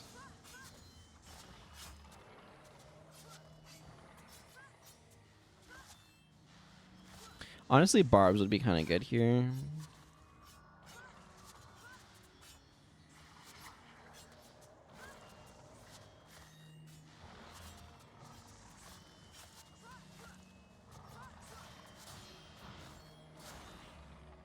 Yeah, you don't have to try that hard. Like, you can't not take Shido into account, but you don't necessarily have to try that hard against him either. Like, normal mode Shido is not difficult to beat, per se. This isn't to say that you can't, like, get your butt kicked by him, because you absolutely can if you come in unprepared, but, like, the biggest thing is having stance removal, honestly. That's really what it comes down to. Yes, Shido's blades, please. Thank you.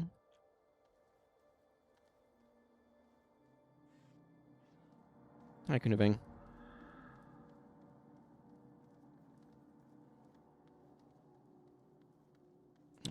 And that's this book. Like, almost entirely filled. I just need to go do Eternal Grove, which I kind of want to do for access to captures anyway. That one's going to be rough, though. Exotic. I don't really know what the exotic armor looks like. I'm pretty happy with this armor set, to be honest.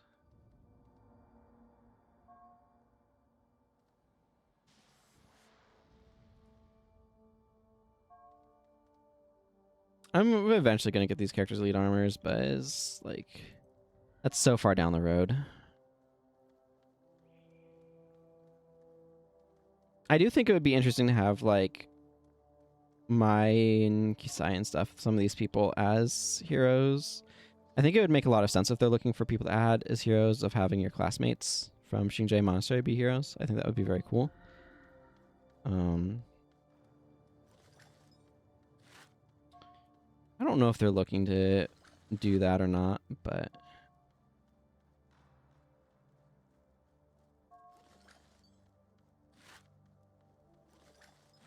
I think it makes a great degree of sense.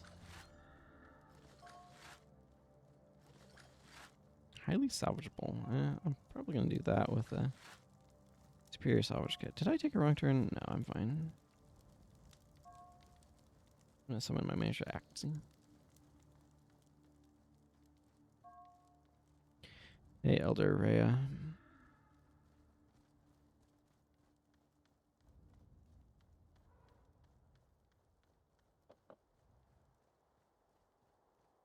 Clearly, you need to have an elder named Rado. Where's this area overlook?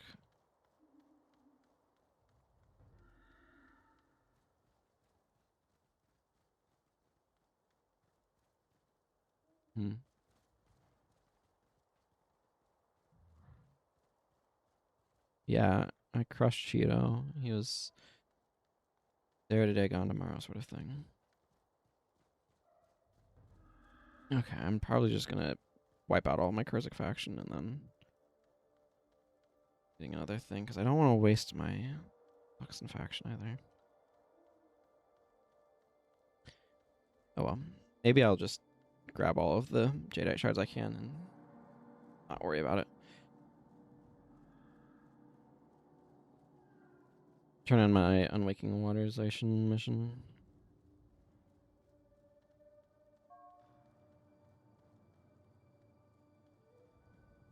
Chio, Emmy, Jamie, Menlo's harem, if you want to call them that, make Sin angry. There is absolutely a fun anime adaptation of factions.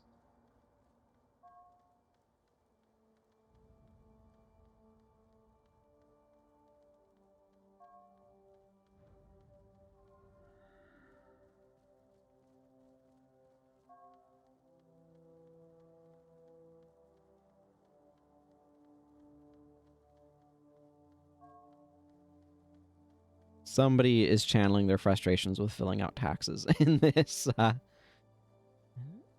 this thing. Okay, so Eternal Grove is my next goal. I have not seen the new Ghost in the Shell. I haven't seen the old Ghost in the Shell either, to be fair. I think I watched the Scarlett Johansson movie.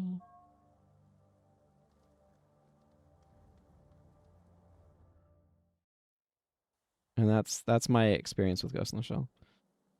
Which I am sure there are people who argue that that is no experience with Ghost in the Shell at all, but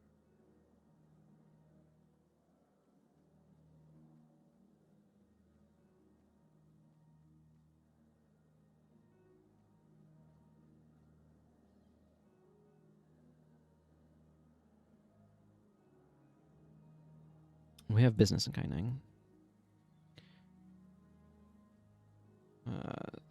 3 Cheetos daggers. Excellent, excellent. Okay, what is my direct course of action? I guess the thing that I just most want to do here is... Maybe I should do some Eye of the North stuff, actually.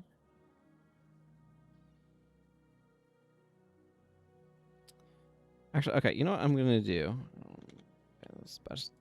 By pushing the correct buttons. Do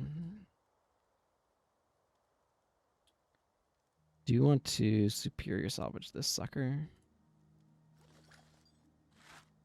59 iron ingots. Can I even hold that many iron ingots? No, I cannot. I mean, I can if I do this. I'm gonna get some increased storage for this account at some point. I was hoping for that to be like 20 steel ingots or something, but...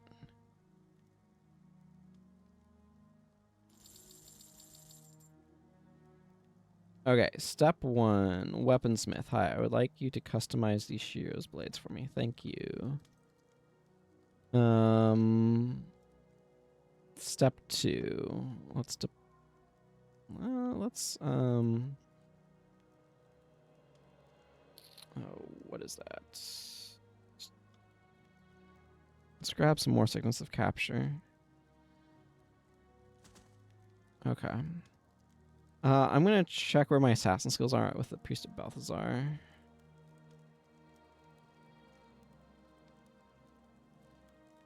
I don't know why I have such a hard time getting that to work properly. Okay, there's still some regular skills I need to unlock. Right, I need to go grab Dark Apostasy. And Mobius Strike.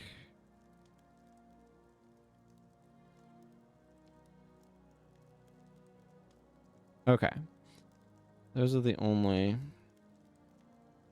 There are a bunch of the Eye of the North ones too. Like all of them.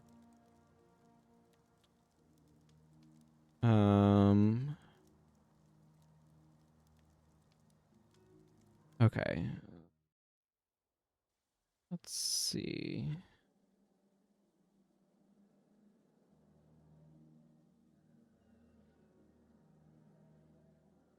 Mobius Strike is... Yeah, that's what I thought. It's the Eternal Grove Explorable is the only location for it, so I do need to do Eternal Grove. Dark Apostasy is available in Reyes Crater and Morningvale Falls. Okay, it's between Leviathan Pits and Orios Mines, so let's go to Orios Mines and grab it along the way. Yeah.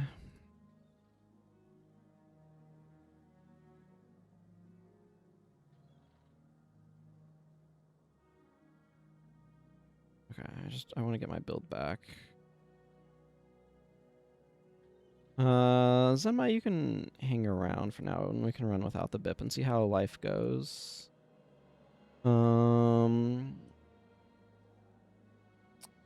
Let's see. Leviathan Pits. This might go very poorly.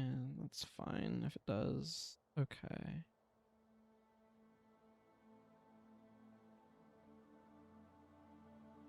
Right. I do want to... Hang on. This requires us to go back out into Gyala and then around. That's right. I'm remembering now. Oh, yes. I did want to grab a few Jadeite shards. Because I'm tired of my Luxon faction almost capping out. I'm probably 5 grand away from, the first tier, which is going to be a huge benefit.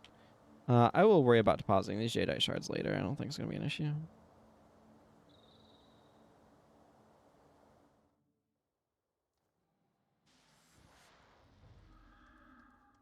I'm going with my Dragon's Restraint right now.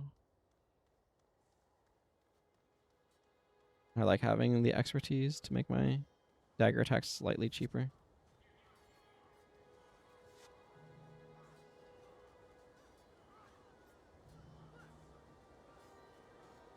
Get this is. Can I just go that way? Hang on. I don't remember how this geographically works.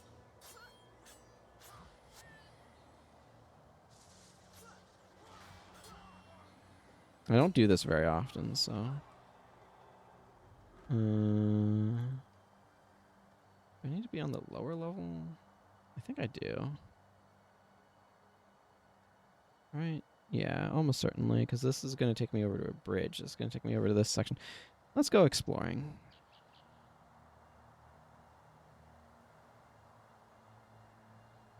Yeah, so you have to kind of go around. Is this a lie to get down there, though? I think it might. I think this might curve down and around. Hey, look. Frozen fish.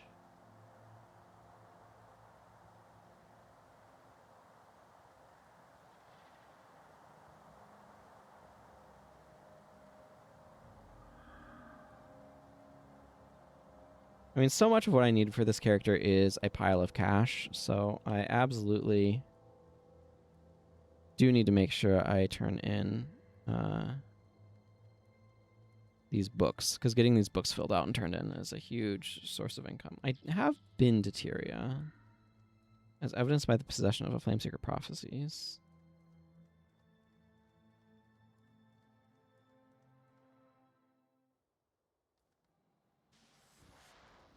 Okay. But yeah, after that little bit of a convoluted stretch, which was not too terrible, honestly. Zenmai's charge helped. The boss should be somewhere in this strip mine area. Man, look at that view. It's such a cool view. I'm really liking the silhouette of the thing there and the. Anyway, the one challenge is this boss probably runs around a little bit. Kind of looks like she's on the southern part of this map.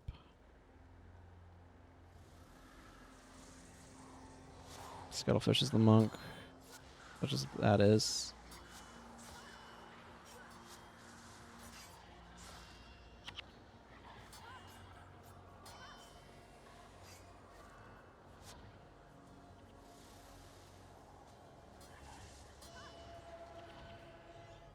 It was like an A something or another. I think maybe not quite this far south. I'm not entirely sure. I'm gonna look at this again. Cats do like to steal chairs.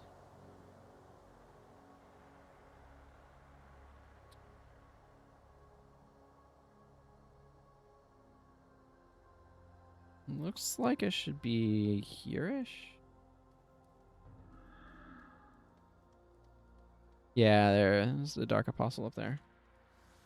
That's the boss I'm looking for.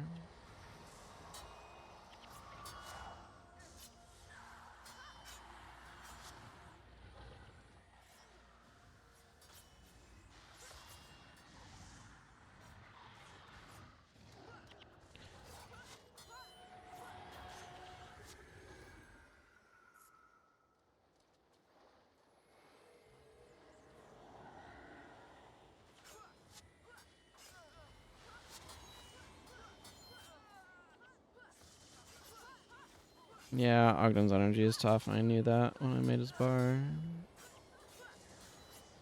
My monks are doing okay without Bip.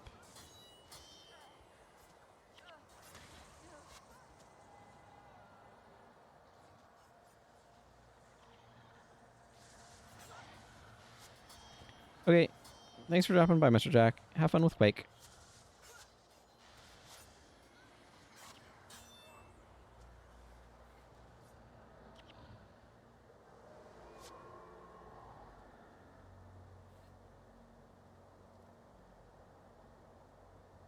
Okay, I want to get to the mines. I think I maybe go back go along this way. It's kind of more over that direction. Again, this is like map areas that I'm not super duper experienced with.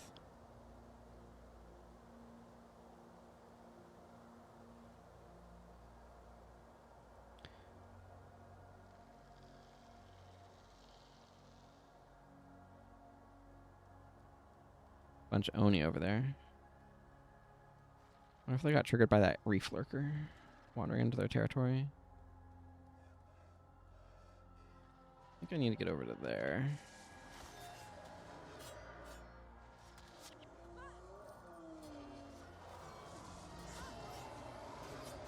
Boy, that chunks your energy.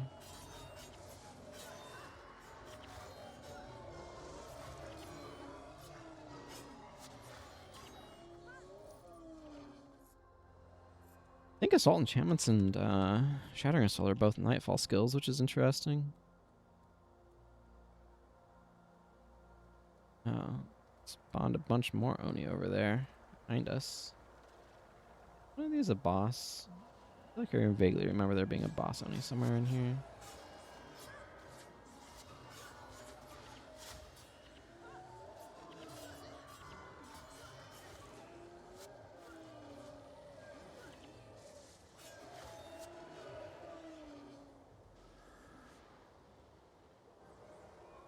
Like in boss that's not named properly or something.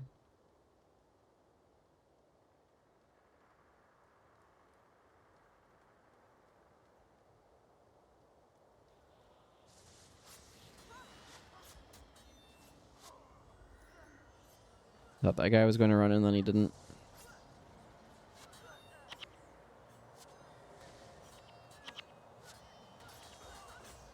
Honestly, Bane Signet would be kind of good in Ogden's Bar.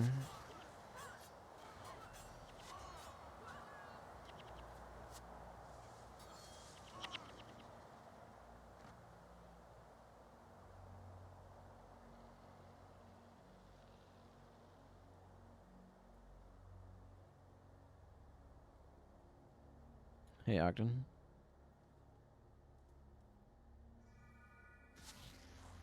Looks like we're under attack. I'm trying to get screenshots, and the enemies have the audacity to run up and attack me.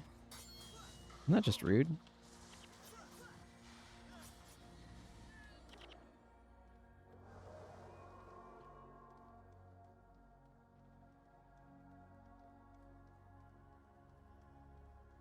Okay.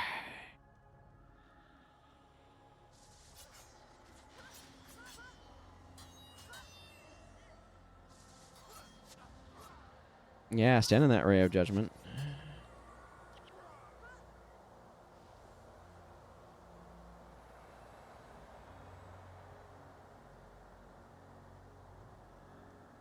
Trying to find my way around a map I don't know very well off of a vague sense of direction. East is that sense of direction, by the way. That's where the thing I'm looking for is, although obviously not quite over here. Oh, look, more Oni.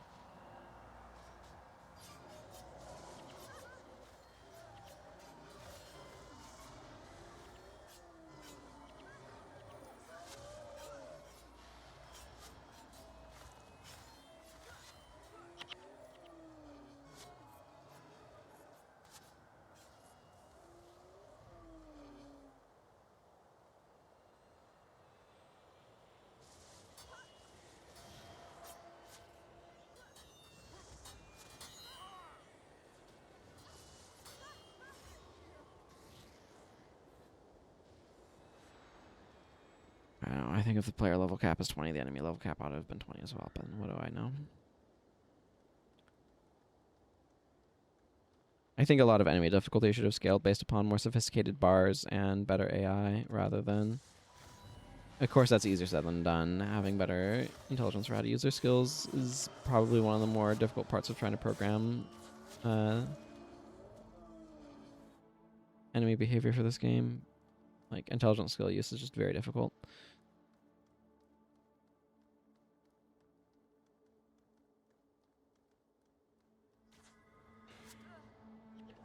Especially if you need something to act in a generic manner, rather than, like, bespoke programming for every single bar, which is not tenable.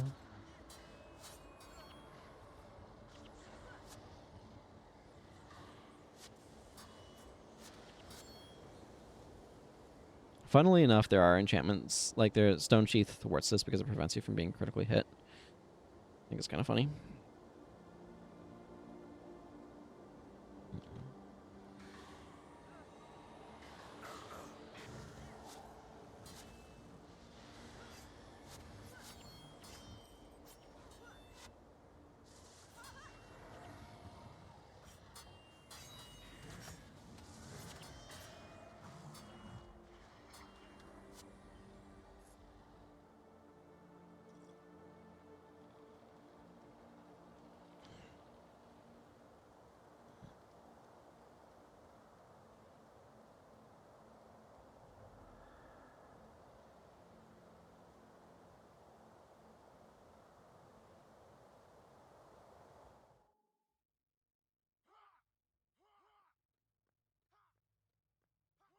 Okay, there's nothing I actually need to do here. I was just on my way here, so I wanted to make sure I grabbed it.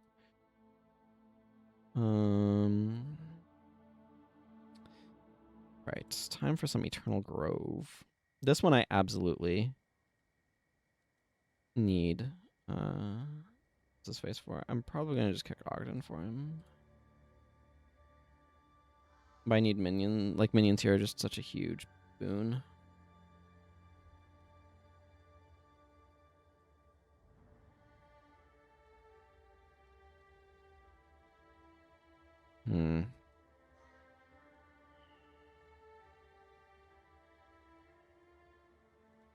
I just need to complete the mission, but I would like to complete it well if I can.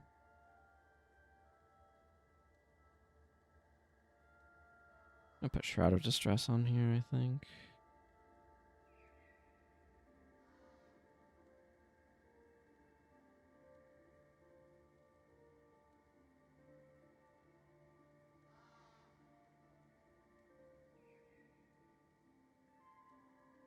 Like, BIP definitely helps with energy management, but I'm not sure if it's strictly speaking necessary, and if I wouldn't be better served with a different elite, though, so I'm not sure what.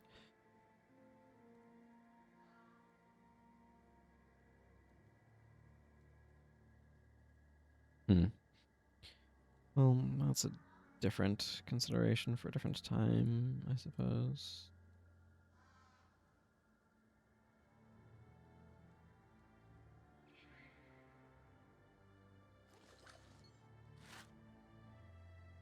I can at least use this Shunlai. Merchants won't talk to me, though. I'm gonna go to my guild hall and clean up my inventory there, then, I think.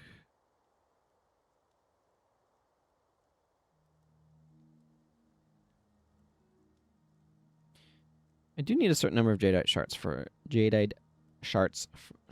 for the armor I want for my that weirdly difficult word to pronounce. For armor that I want to eventually get my ranger.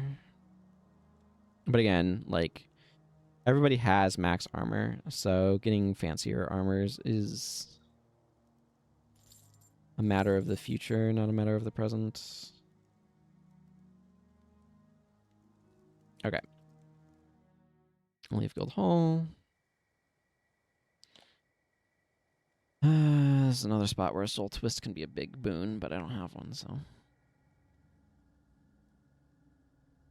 I'll just run with what we've got. Probably try to... What should I do? Like... There's definitely a mission where it would be... These guys have pretty cape.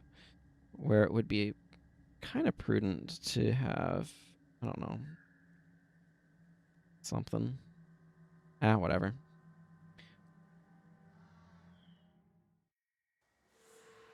It'll be fine. It'll be fine.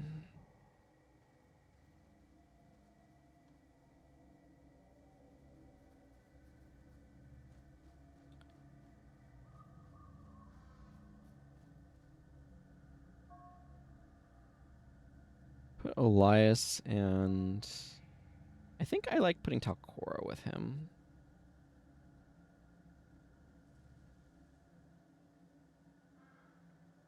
Put those together. And maybe Jin?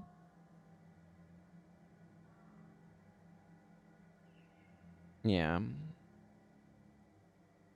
Well, Jin wants to go with Vec. Maybe I'll put... Oh, yeah. Gwen I should have given Panic to. Go ahead and put... Let's go ahead and put these 3 over here to guard over here. And then I'll take the other ones. How much you over here as well? Okay, Klaus. I need to actually, like, go take care of business.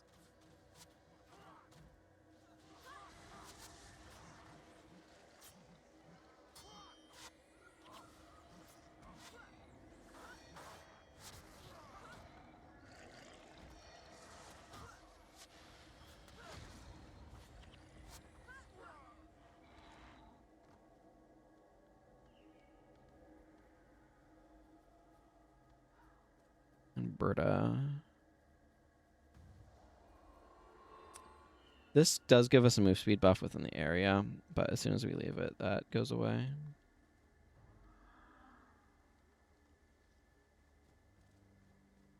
We need to take out these siege turtles quickly.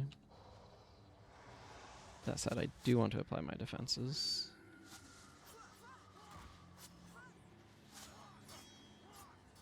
Like, ideally, I'd have an MM I could station at each entrance, but I only have the one Necromancer, so...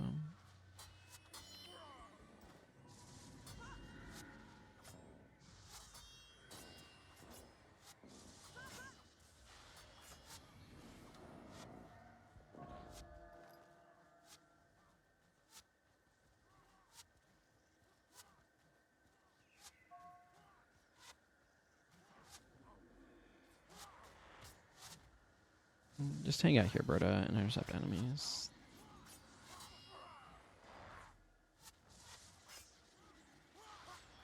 Well, there's definitely something going on up there, and I couldn't tell you what.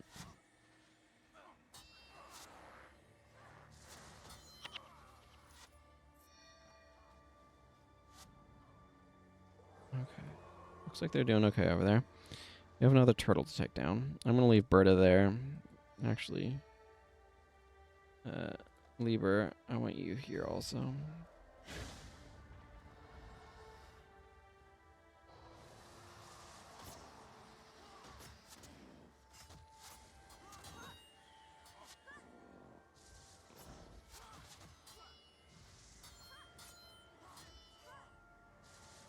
And it's definitely a lot worse with these daggers, but damage is better.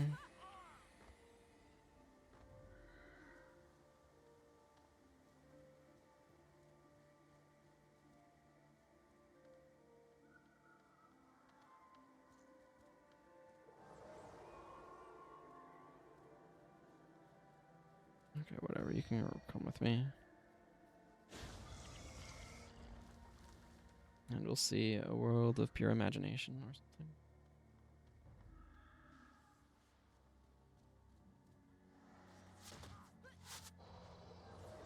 I wish the Juggernaut showed up in the ally list, actually. That would be very helpful.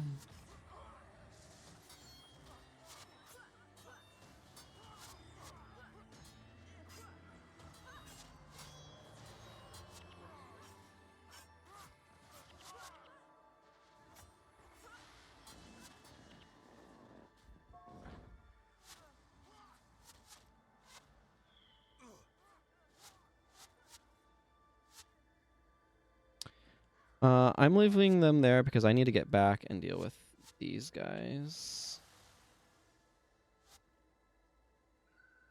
Please use that as soon as you can.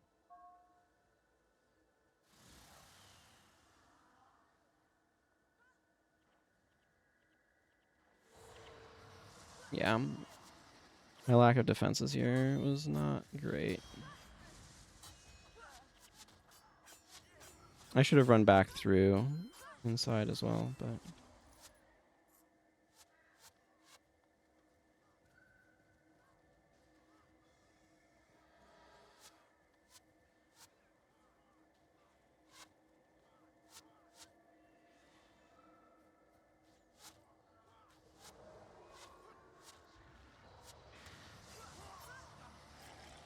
I would like to have gotten master on this, but I don't care enough. Like, this one is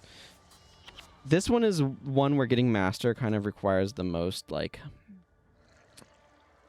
setup of any of them, I guess you could say.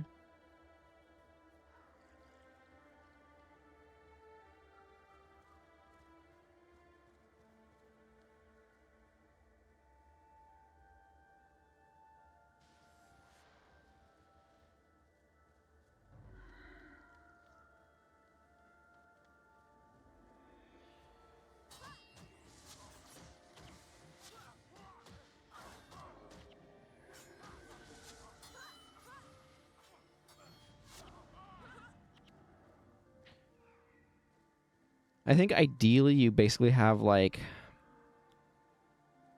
2 teams you can station at each entrance with their own MM, and then, like, a player that can play flex. Because that group should be able to handle some rangers.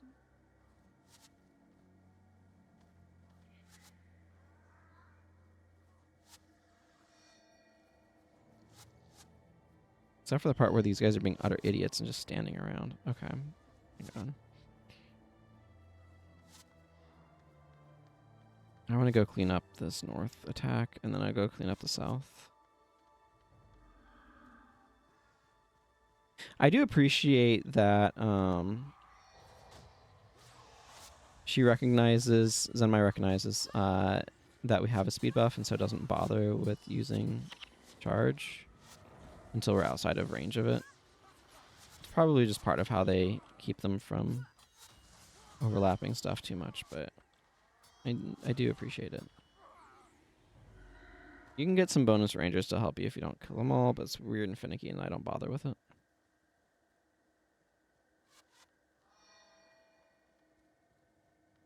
Okay, time to get to the other side.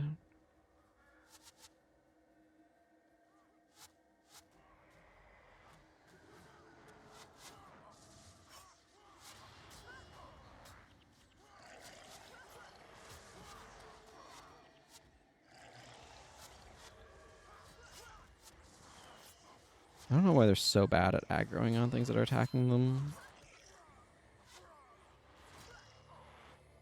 But they are. Get another. Yep, there's the charge. Because, like, all your strike group needs to be able to do is take down some rangers and a siege turtle. Alright. So, as long as you can do that, it's fine.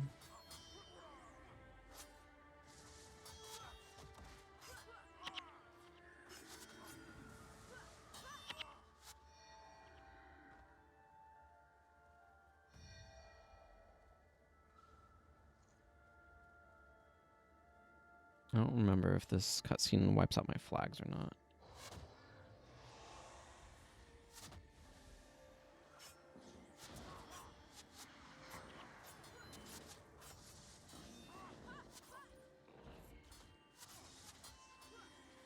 Okay, this group should prove to be the last one before the afflicted. Yeah, it does wipe out my flags. Okay, I wanted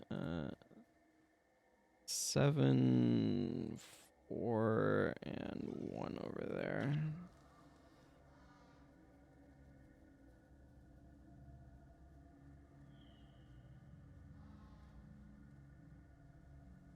Are both... Yeah, okay. Both Klaus and Lieber are there to kind of take some initial attacks as well.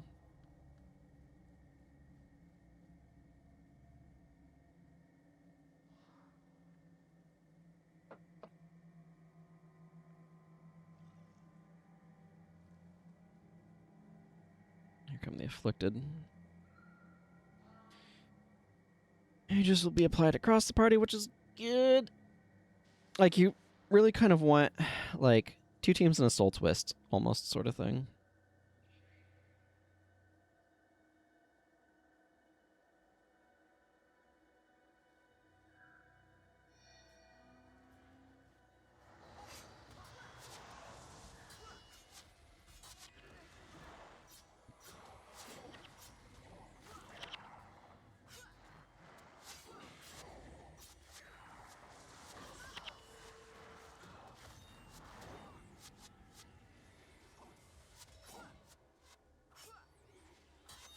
Okay, the good news is Elias is quickly developing a minion army, and I'm getting a lot of bones, apparently.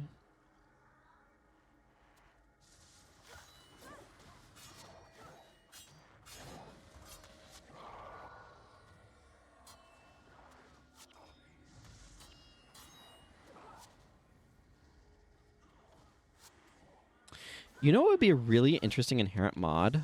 Instead of plus damage, it gives you increased attack speed by like 10% or something.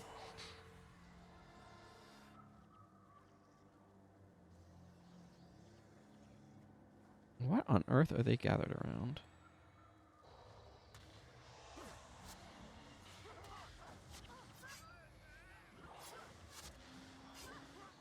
Oh my goodness, this group is disgusting. Yeah, I knew I was getting really fragile.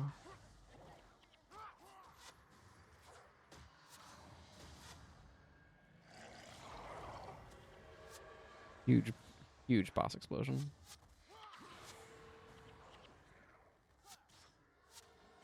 I really need a resurrect happening here. Thank you.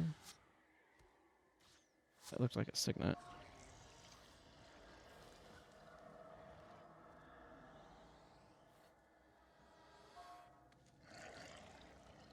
It is not so simple, Countess. Perhaps they would finish sooner if there were fewer interruptions. And I see Elias died in there too, which is not ideal, but...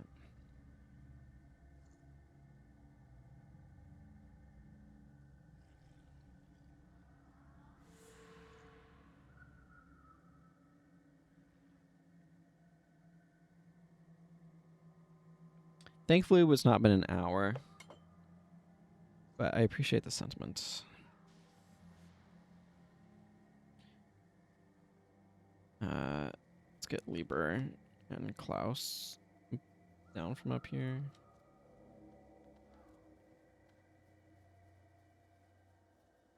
I'd like to drop them over here, actually. Oh my goodness, they're way too bloody slow for this. I just need to go defend the other side.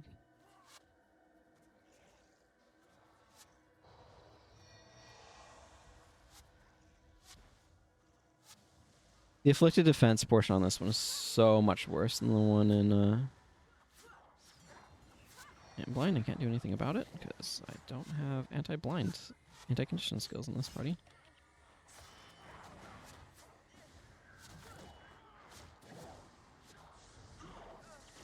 Elias's minion supply is quickly dwindling. Probably good that Gwen has damage right now, to be honest. Oh my goodness. I don't have my Shroud of Distress up because I'm sure there's some enchantment removal somewhere in there.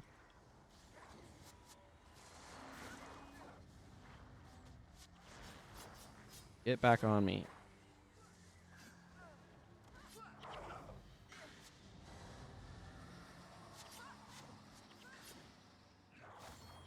I don't like Takora being down.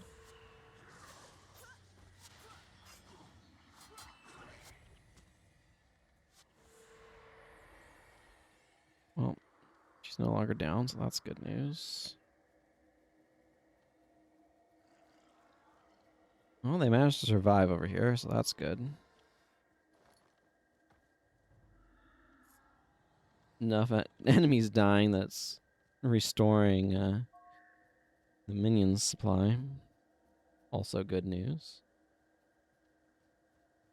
I don't know what they're using to remove my enchantment, but how does it that they are?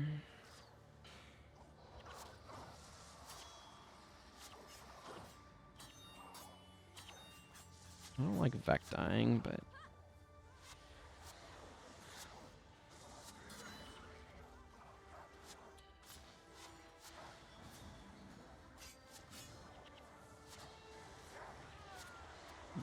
Okay, this whole thing is falling apart now.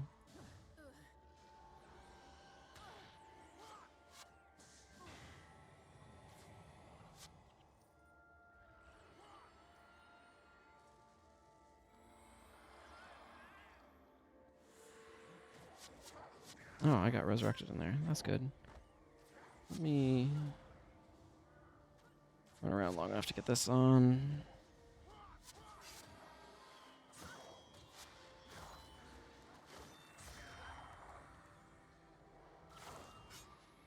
I see the lack of condition removal is a problem in spots.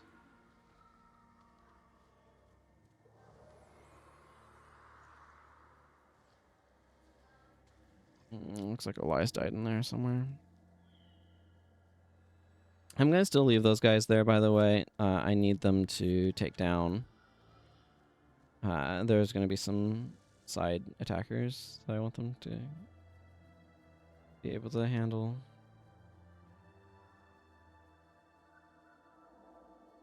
Boy, this has been such a scuffed Eternal Grove. Not the ideal hero loadout for it, I am afraid to say.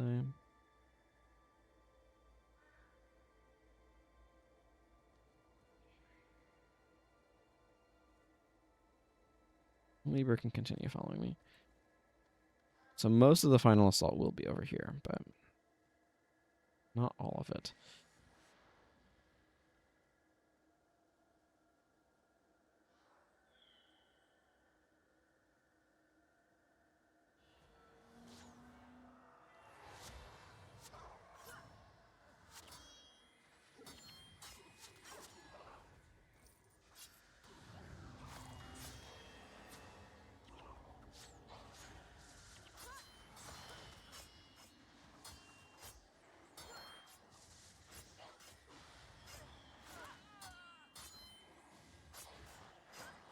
That might have just gotten very fragile at this point.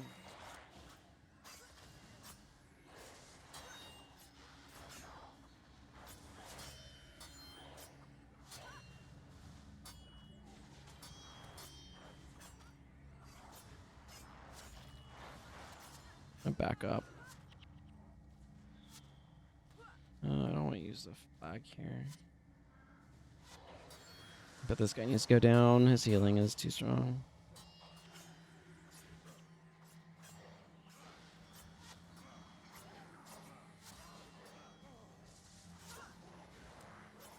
Yeah, we've gotten the Juggernauts involved now, which is going to help.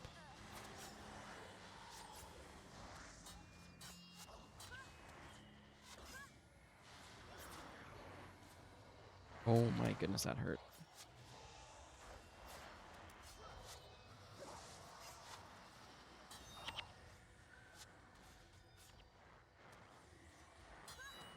There's a couple of sneaky warriors that attack from that side during this phase, as I recall, so. Okay, good. Any victory there is a sufficient victory as far as I'm concerned, because my goodness, is that rough. I'm going to grab this quest, because doing it makes sense. There's also Wicked Wardens, which I should probably grab. Is it from Dunmel? Definitely slightly more Kurzik aligned than Lux aligned at the moment, which is fine. Yeah, there's Wicked Wardens. I'm gonna go ahead and do this quest and get to the other side of Unwaking Waters, but then I'm gonna go grab Mobius Strike. Do I have the thing for killing Arbor Earth Call? I might. I do. I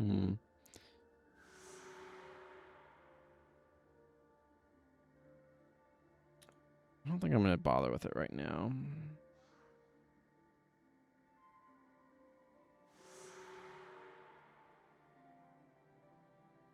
Yeah, this team is fine. Well, okay. I want to go change Gwen back to Panic. I think Panic is better.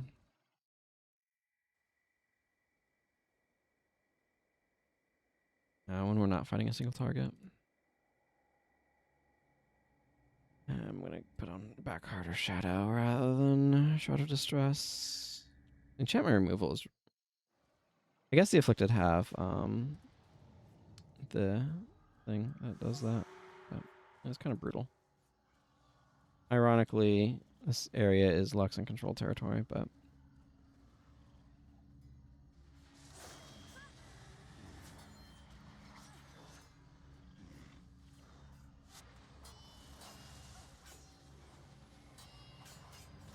I don't remember Dredge here so much, but I guess they are. I mean, provably are at the moment.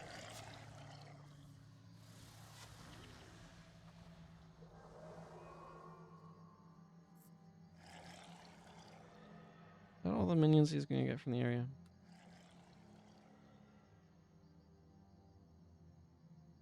I think so. Sorry, I was taking a moment to... I had been charging my phone, but I figured it was finished at this point. It was, and I want to unplug it from the charging. Best not to overdo it with that sort of stuff.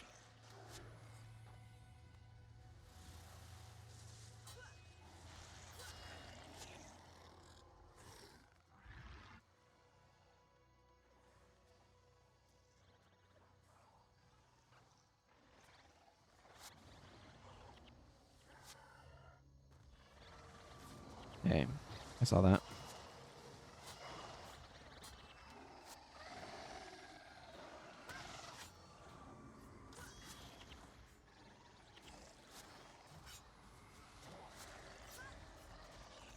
Don't really like you over here, Menlo, but...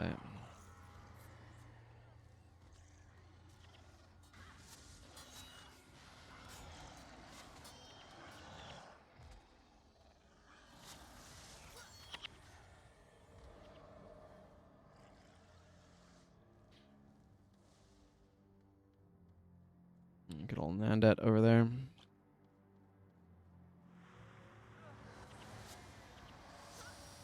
Well, that was unfortunate.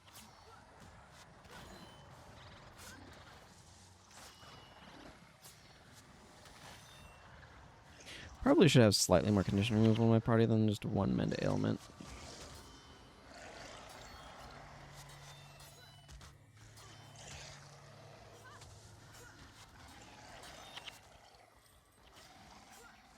I guess technically Jin can handle conditions on her.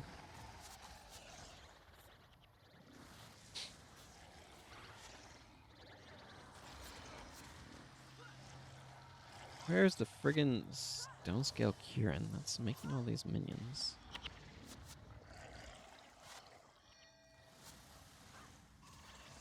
Oh, there's two of them, no wonder. That was vaguely obnoxious.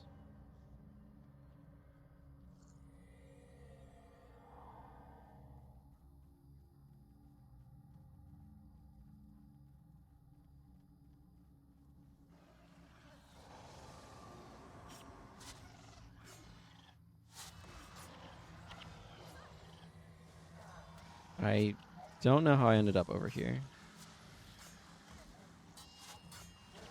I mean, it's the position of my target, but I was expecting to end up more towards my party rather than deeper into enemy lines, and here we are.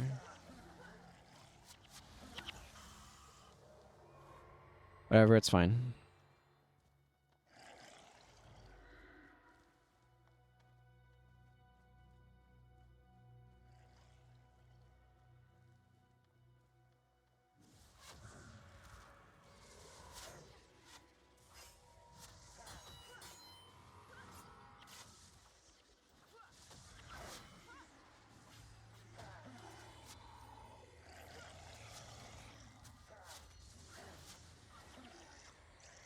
I'll be heading over to Nightfall soon. Although I think I might take a little bit of a stop in Eye of the North to grab some things before I do.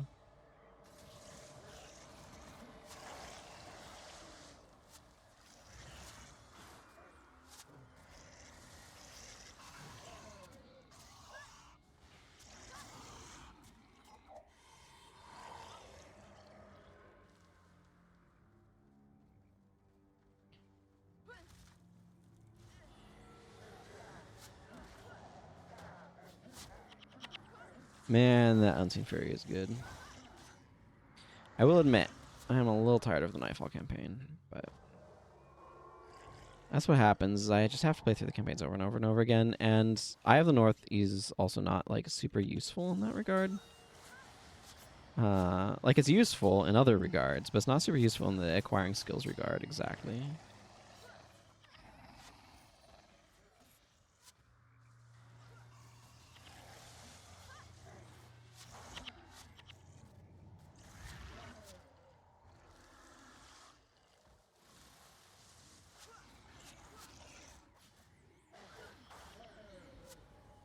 I don't know what that guy was up to. Acting a little weird, if you ask me.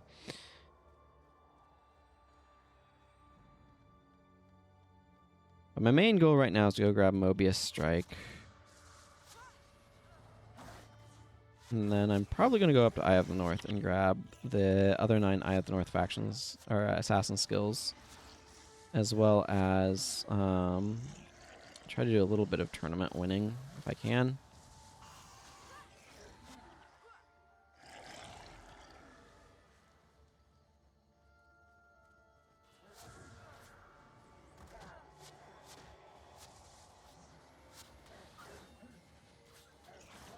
I would like to get Zenmai, or Zandra, excuse me. I'd like to get Zandra unlocked, specifically. Her services will be most useful.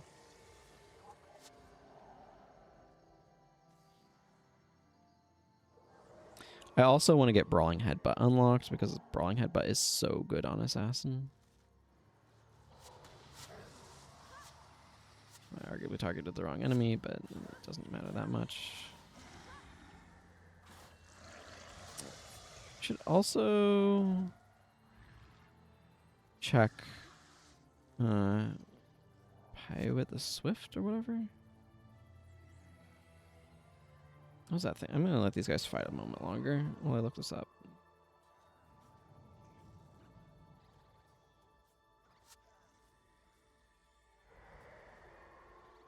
Yeah, Pilot the Swift. Okay, that has Golden Skull Strike, which I might go end up capturing that one too. Yeah, running around Eye of the North is not the worst idea.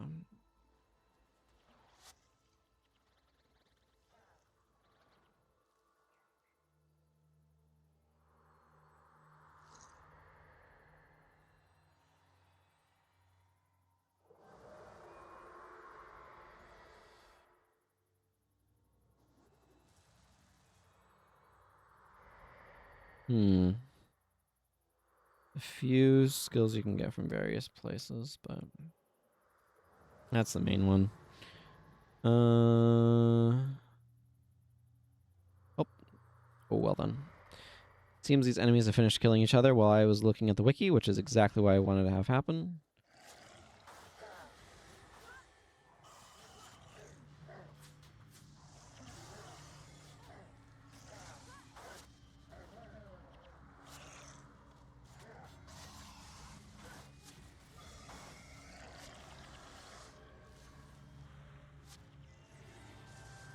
Okay, a new skill point for me.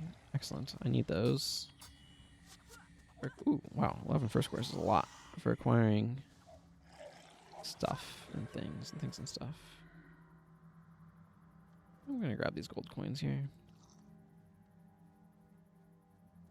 Apparently through the most convoluted routing possible. I guess I didn't actually select them as the problem.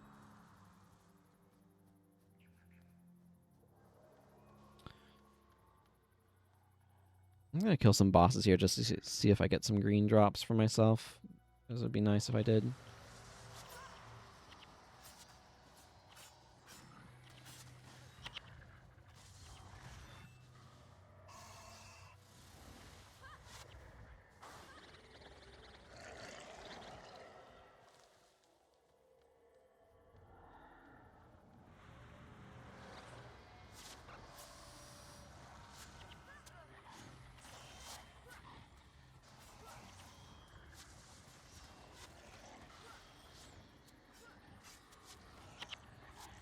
Looks like no. That's okay.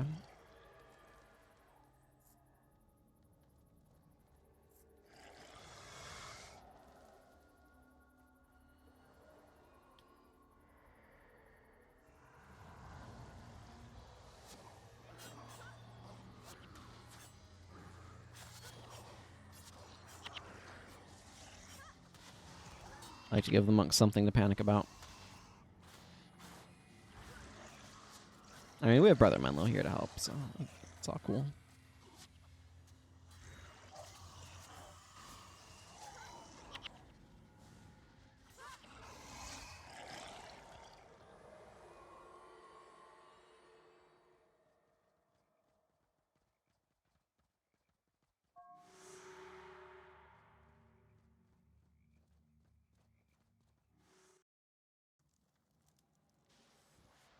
Beware the harvest ceremony.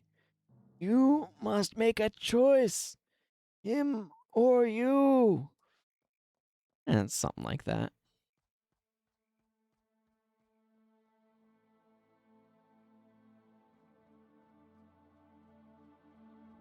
Okay.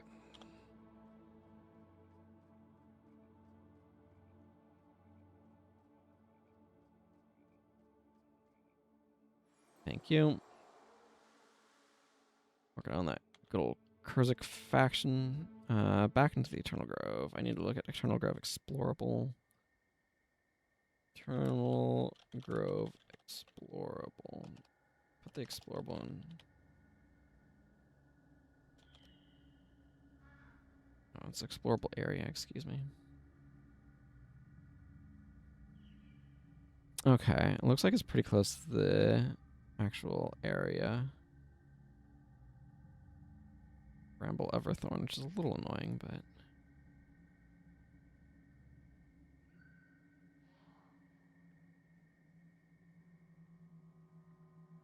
yeah, just kind of curve around and head north. Okay.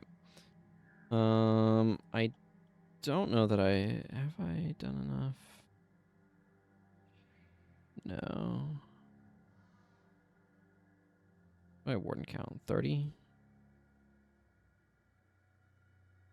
I should probably clear out my inventory, huh?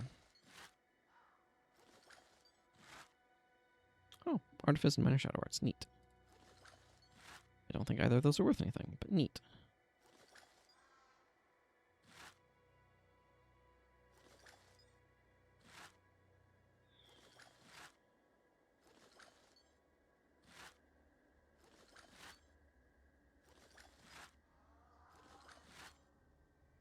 Aeromancers, a lot of blues. Okay. This map is not friendly to me, so I'm not going to worry about it much. I need the Eternal Grove explorable map, which is like all the way over here. This outpost is unreasonably massive. I feel like they modeled this area and then we're like, let's just double the scale of everything. It's not big and grand enough. Crank it by 2. Just like, everything's huge now. What it feels like.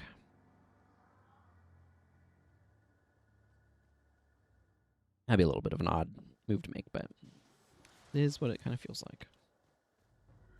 Okay.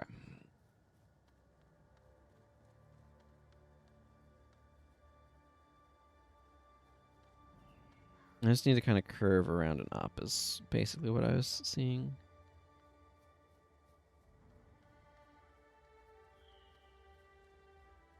The boss I'm looking for is kind of up this direction, so...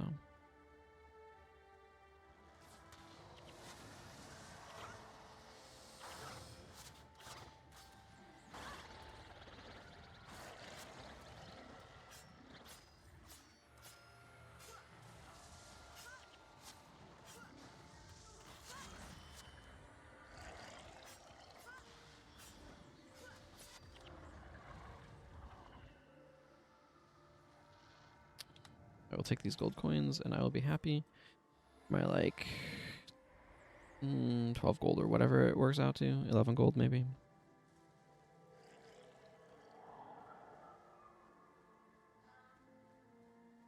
You should recognize this area. This is where the mission took place.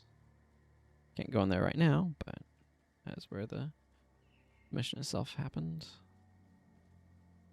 See the ashes there from the mission.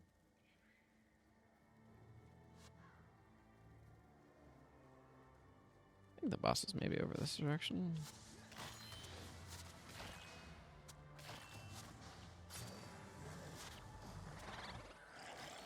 trying to scout the boss more than I'm trying to kill these enemies, which is probably not ideal.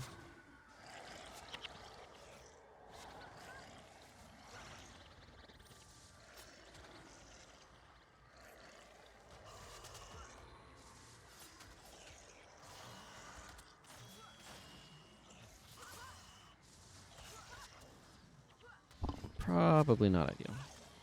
So many vampire cores.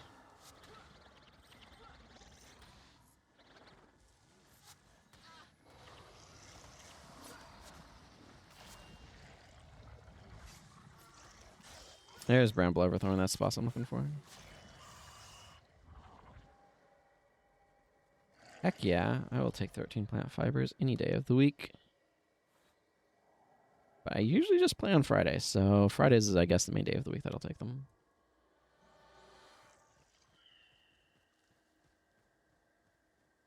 I think I should be able to get there by going up here and then around, but we'll see. I'll admit to not being super knowledgeable about these areas.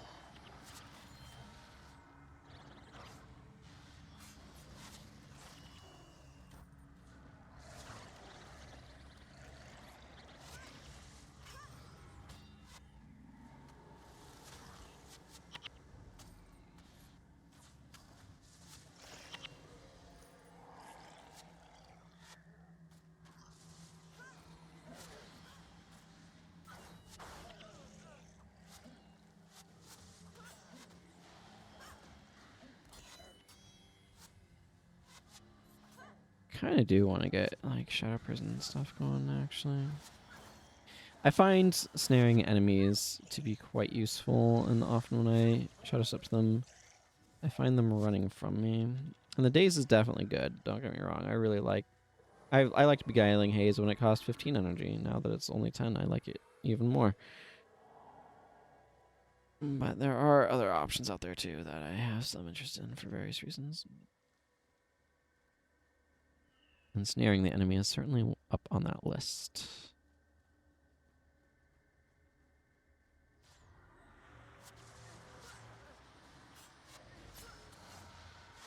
Must have missed.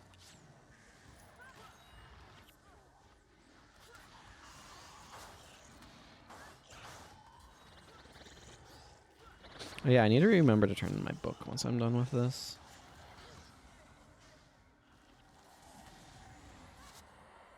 Yes, Mobius Strike.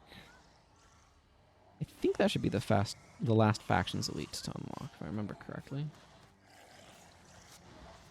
Where do you think you're going? Ah. Okay. Wasn't pretty, but it got done. And honestly, getting the second tier reward is not bad. Renang. Just want to confirm my book is complete.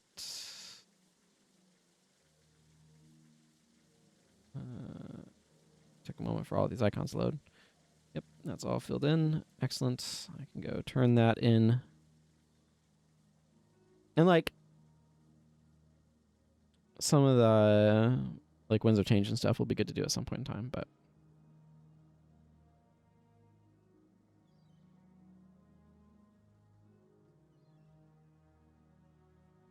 it's not my #1 priority.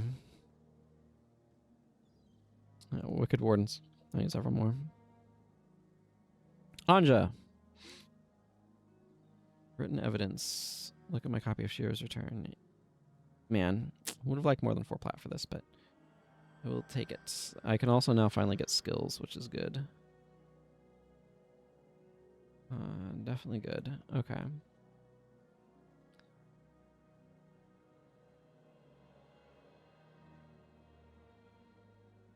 Maybe I should sell some plant fibers. Look at the markets, I guess. Make a decision.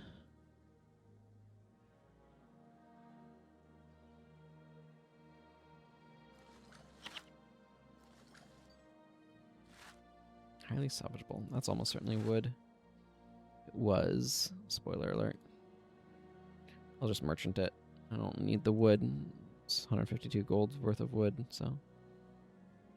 I do need to look at some of the runes and such as well, but we'll worry about some of that later.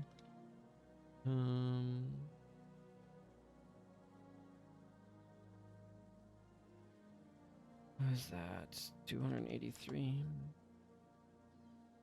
by 5 assassin skills. Need more than that. There's quite a few left still.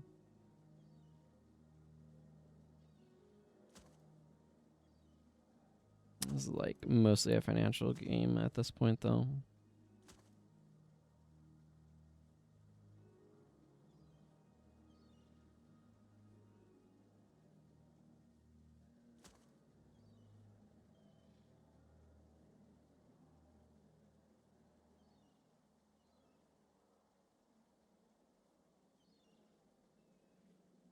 Yeah. Okay. I like the plan of going to Eye of the North. I like the plan of bring out my inventory. I need to check some of these runes. Artificers, Minor Shadow Arts I don't think is worth anything, no. Artificers, nope. That's not worth anything. This is Aeromancers. None of those are worth anything.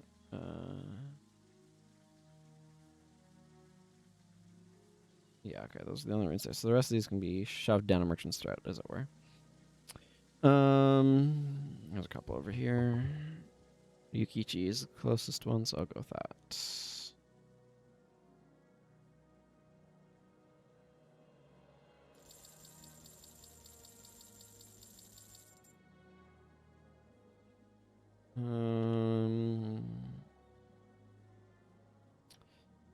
Seven platinum and then 852.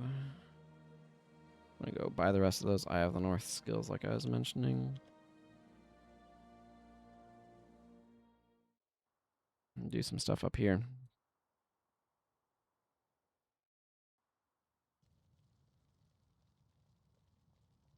Artificial Monix. You honor me. Interesting. I might do Manoe Norno soon. If I... Oh, I haven't gone anywhere here. I've literally just walked in here and then said, good day, and then that was it. Okay. Who goes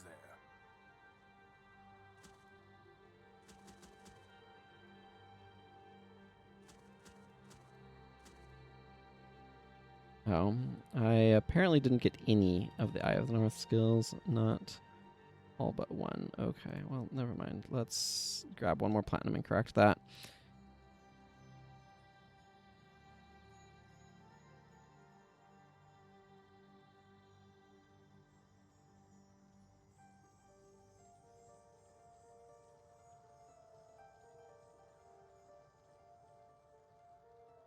Who goes there? Thank you. Okay.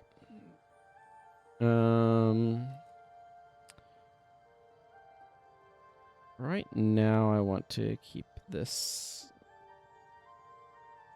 rough bar going.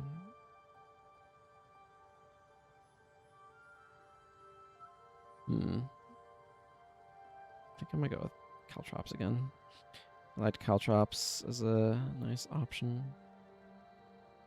Nice to have Falling Lotus Strike and some of these other ones, though.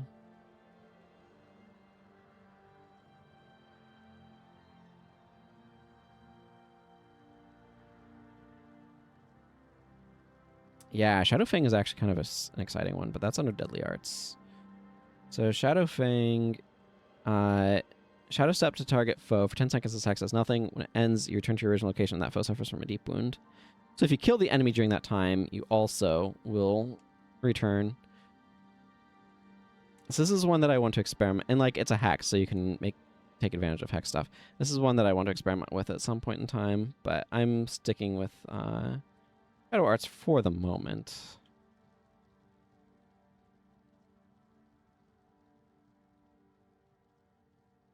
Even as I attempted to bankrupt myself.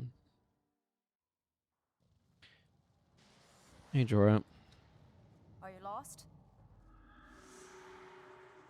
Time to go track a Nornbear. There's an argument for bringing an RC.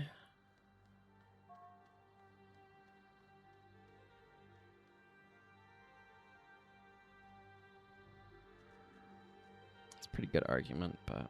Never anger a Norn. Never anger a Norn. Remember, never anger a Norn, just like you never anger a Wookiee.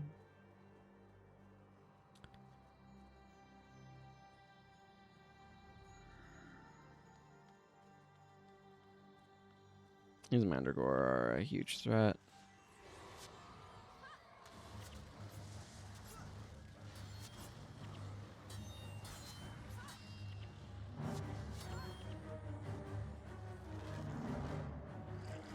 Yeah, this is where Mend Ailment actually can provide a large amount of healing. I'm going to wait here a moment just to get all of these conditions dealt with. A lot of them are just going to time out, but it's like against this sort of scenario, Mend Ailment actually can do quite a lot, since you can have a ton of conditions on you, and then suddenly this 74 health per condition is a large number.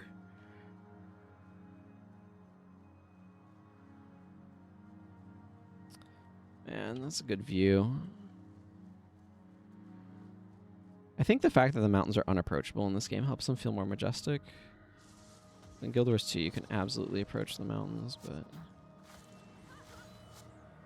in this game you cannot. I mean, you can go up to their base or whatever, but that's about it.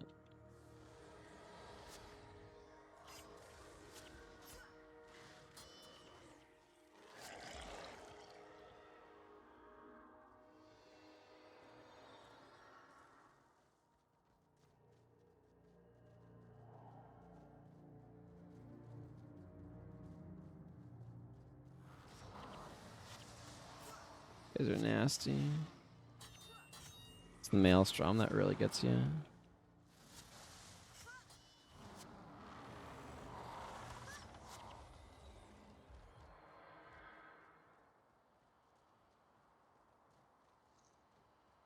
Who sent you?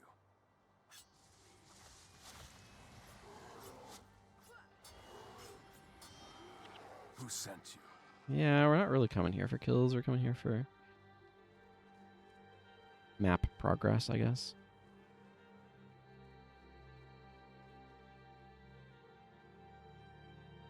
I'll admit, I do find myself, like, wanting a little bit of variety. I do feel like a lot of times I'm trying to do the same, making map progress, going through the stories, etc., which is true, but it's like, I like them, but also I kind of want more variety to some extent. It's kind of inevitable, I suppose.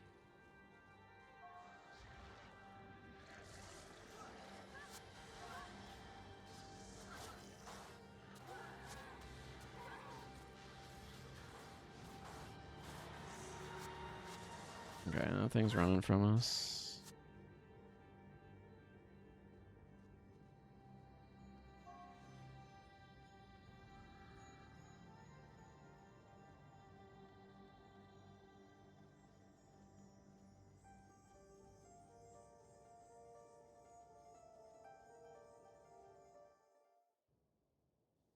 I also do like the idea of doing some of this so I can get hero skill points to spend elsewhere.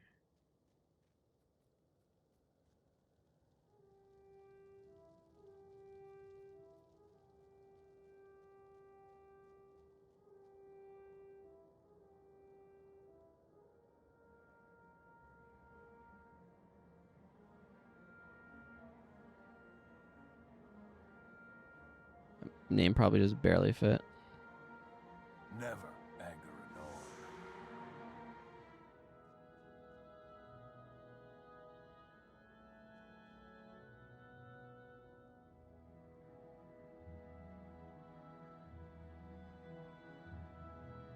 I'll have stuff to do here later, but right now is just continuing on.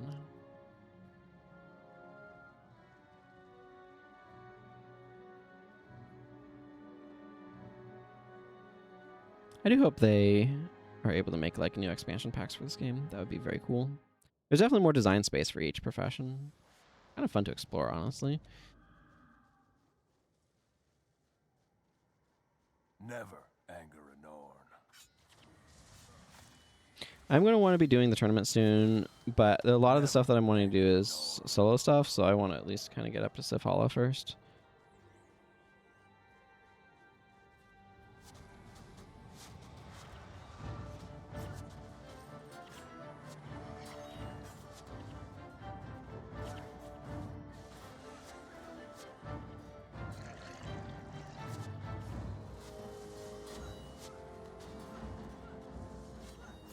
I don't want to ruin their backline. A lot of the guys attacking us are like level 8s that don't mean anything.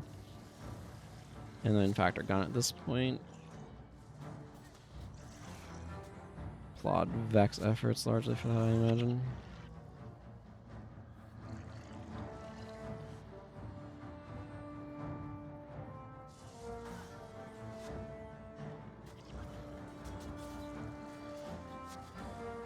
I just blinded I don't know how many foes all at once. Something you can never hope to do in Guild Wars 2, because the game just doesn't work that way.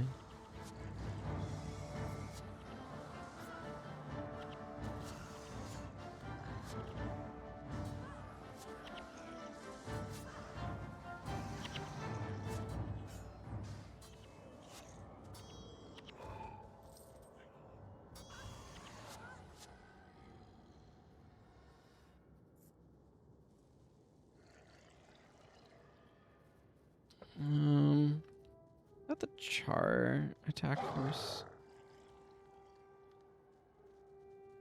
No, still this group of Char invaders. Okay.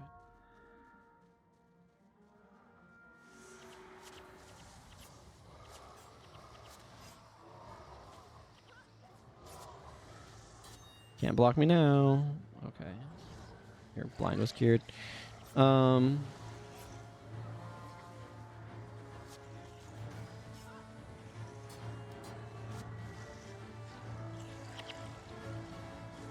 This is an actual real group of Char.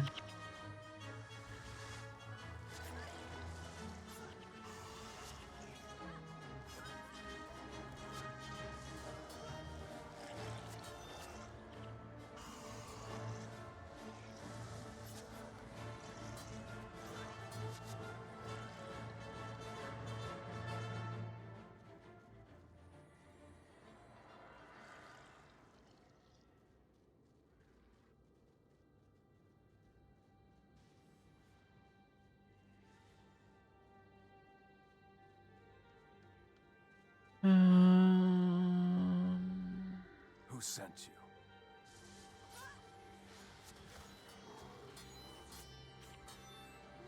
Are you hunting something? Yep, guess only 19 kills so far. That's fine.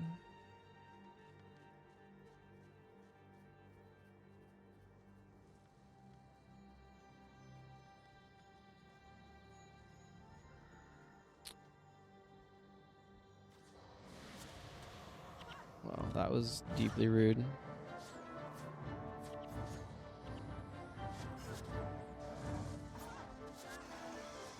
Oh my goodness. What do I do about an enemy like this? I guess rely on my team. Realistically.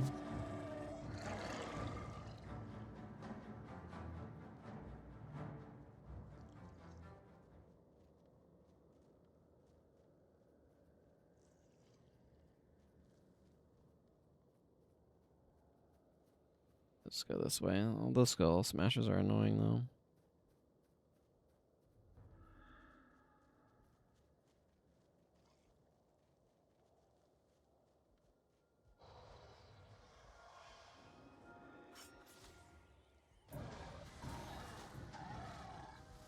Save these guys with some conditions. It's a fairly long-lasting blind. 8 seconds? Yeah, it's a pretty long-lasting blind.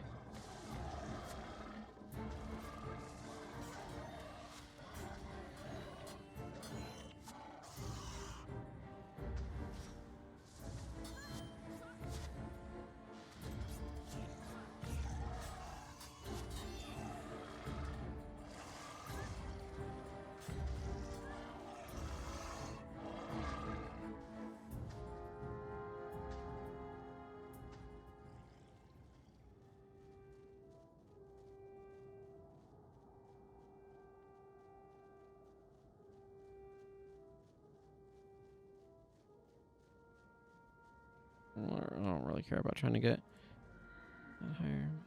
The only title I have on this character is Luxon Supporter. Yeah, the Protector is almost there, but like not quite.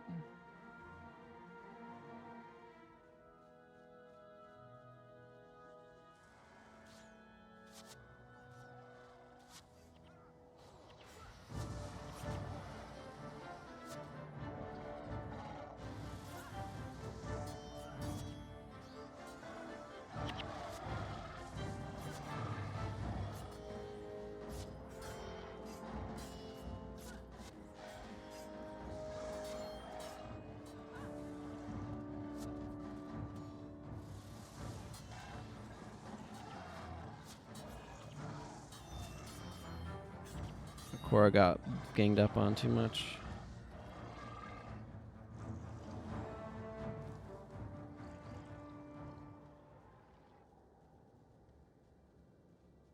I feel like I often take a slightly different route through here, and I've kind of taken a weird one, but it is what it is.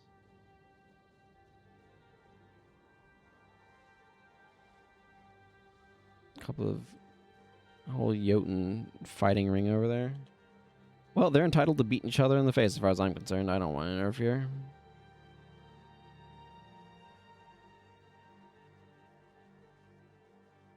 Not really a super MM-friendly map, to be honest. I do kind of want to go get Livia. I like getting her in my party. I think I have other priorities immediately, but... Who goes there?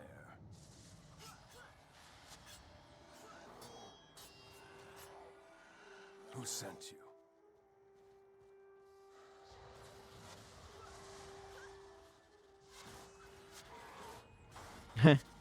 Yeah, there's always these dead Norn commoners in the area. Let him escape. We can't stop him from it anyway.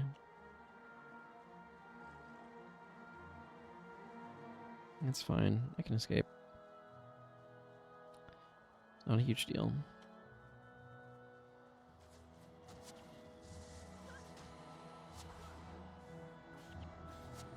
You guys do like to use trample, which is a very annoying move.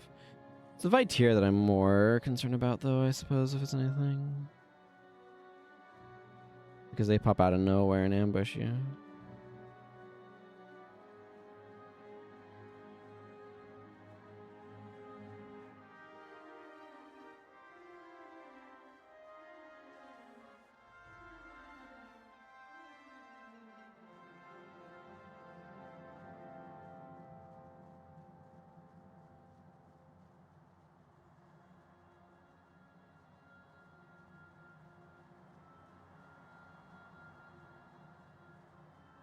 Talk to Wiglaf.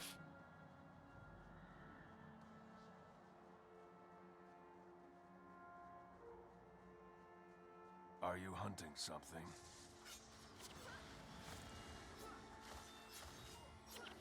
Are you hunting something?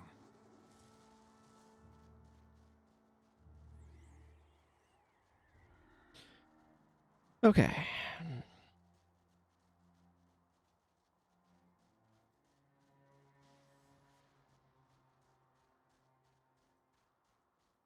It's mostly just a long stretch of running, so there's not really a whole lot to say about it.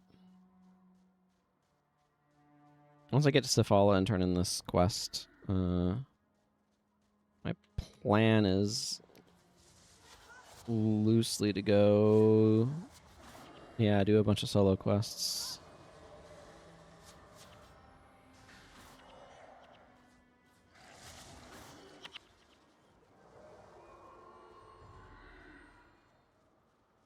I want to do the Dwarven boxing, because I do want to get Dwarven headbutt, because that's very good for assassin.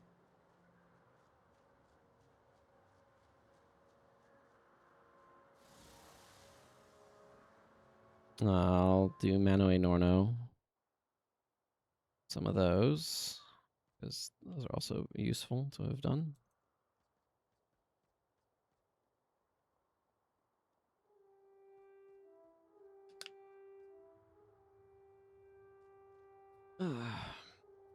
Big stretches. Why are you here?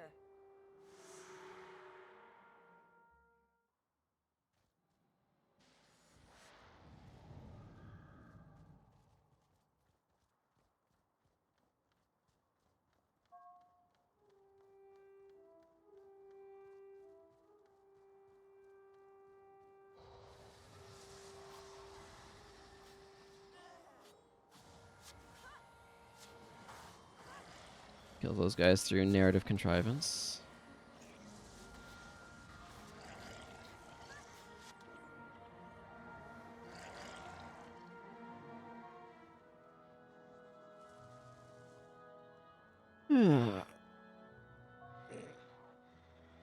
Big stretch.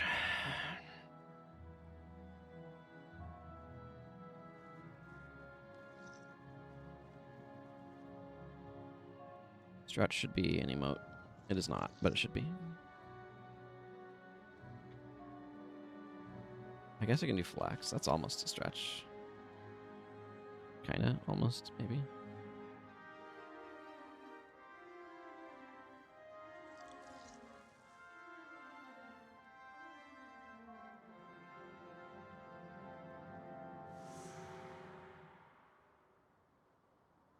I don't need the backstory about the Nornbear, who is Vanir and Jorah's brother.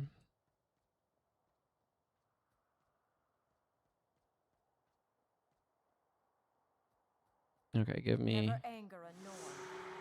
this. Oh, I do want Why are you Where the here? Deed's Done Dirt Cheap. Imlad is really good.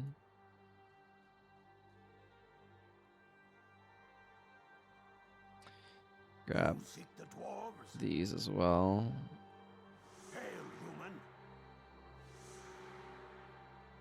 Not that I'm going to do those right this moment, but I will be going into those areas, so having these quests ahead of time is good. I don't need that. Should grab another ID kit, though.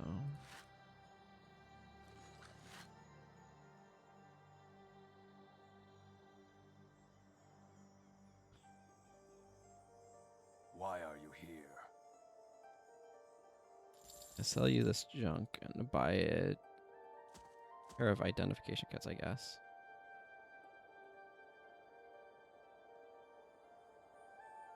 Okay.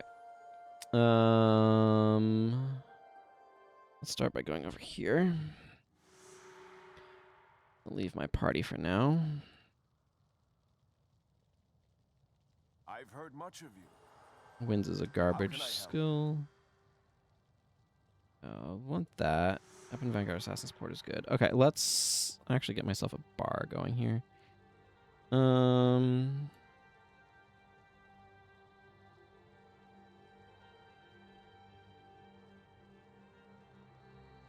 Distress is probably not necessary for this fight, but let's throw on Twisting Fangs too while we're at it, just because why not? You honor me.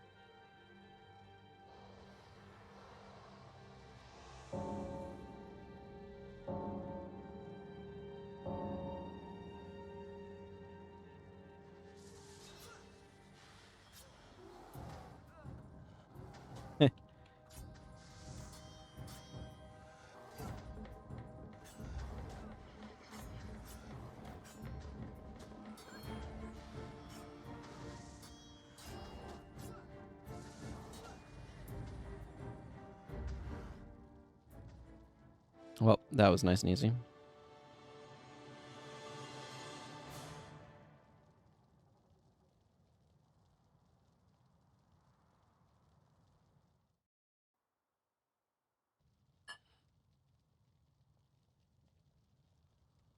Welcome, friend.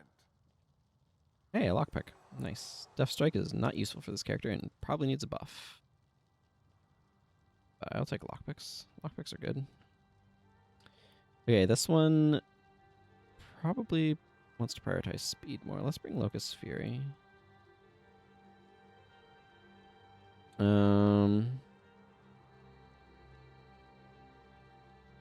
Dash.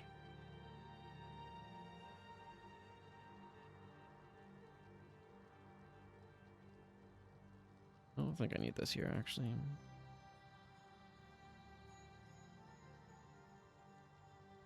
Okay. Welcome, friend.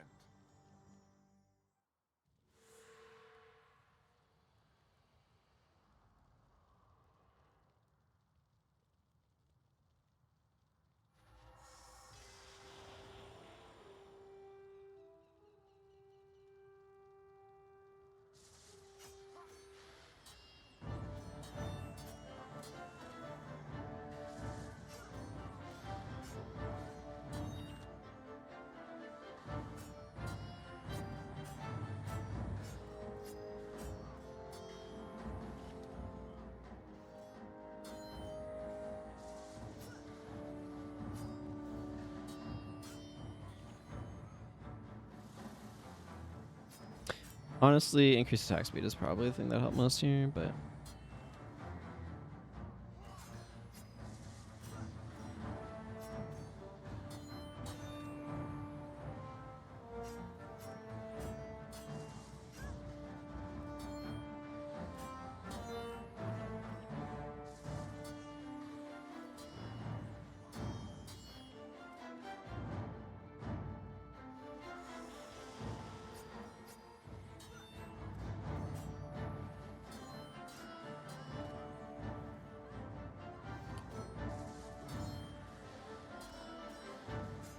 Twisting Fang's animation is sweet. I don't know if you're noticing that, but you do kind of this gyroscopic.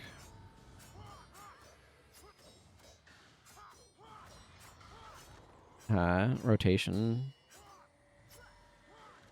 Like, I'll use it on this next one, so pay attention. Zoom! Like, it's different from the normal one.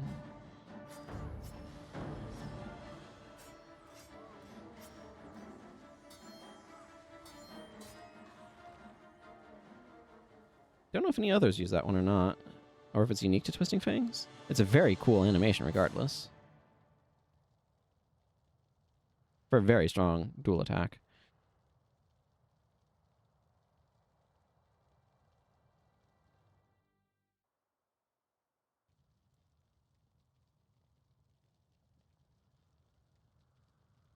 I've heard much of you. Vanguard Assassin Support is a very strong I've skill. heard much of you. Ebon Escape would actually be quite nice to have, but I'm going to do that one later. That one needs my party. I'm not going to solo that one.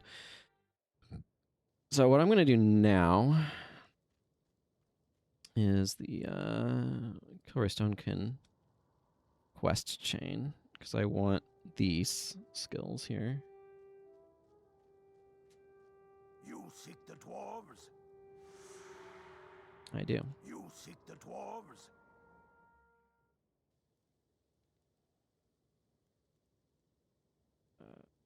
Let's see.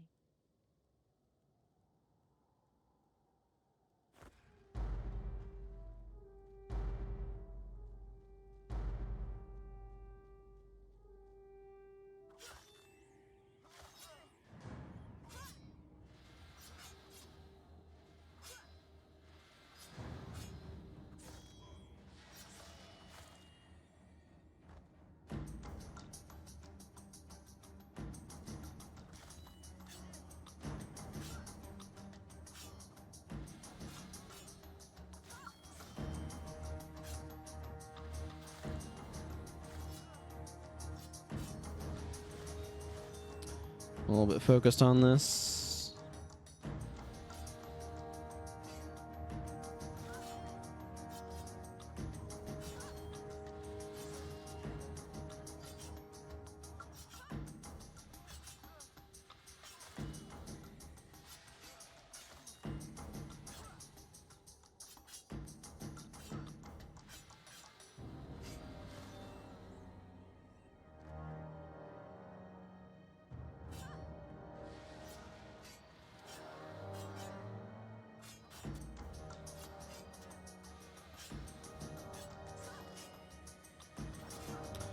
Yeah, once you take the first one down, you just start taking the rest of them down. You're taking less damage, so, and you get like a full heal when you knock somebody down.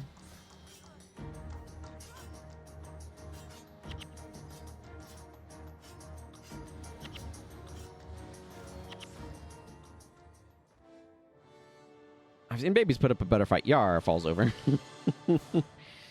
Seems about right.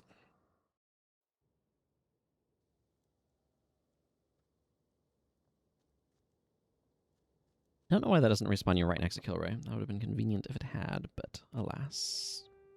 Hail, human. Brawling had but absolutely the skill that I wanted there News most. of the war. That's for my heroes. I don't have any assassin skills. Much warrior stuff. I'm not going to grab anything this way because I want to save them for Hail, human. elsewhere. Which I mean, Nightfall. You need me.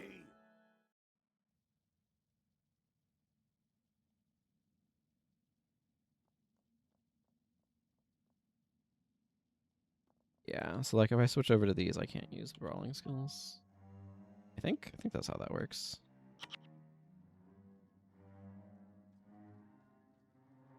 I'm curious what happens if I attempt. Yeah, it just doesn't do anything. I have some special coding.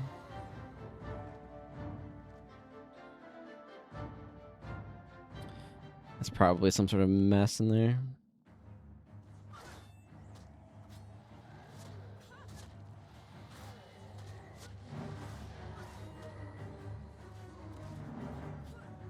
These guys have like 80 HP. So they go down pretty easily.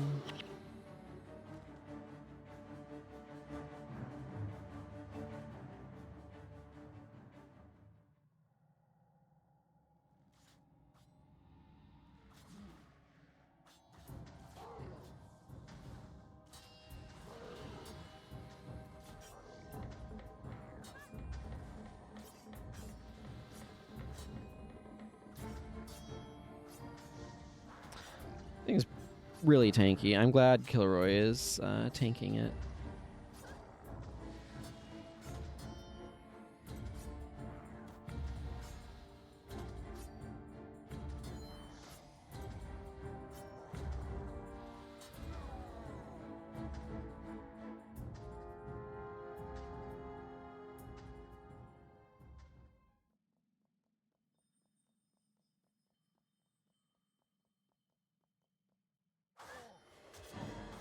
I think only attack skills deal damage to you while you're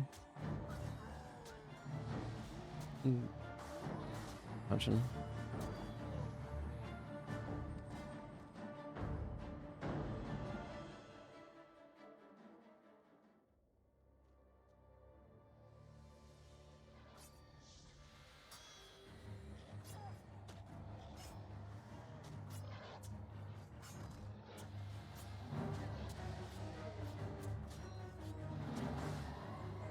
Maybe they have a little bit more. I don't know.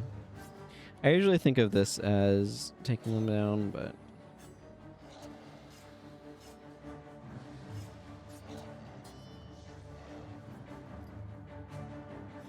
I'm gonna go figure out what's in this locked chest.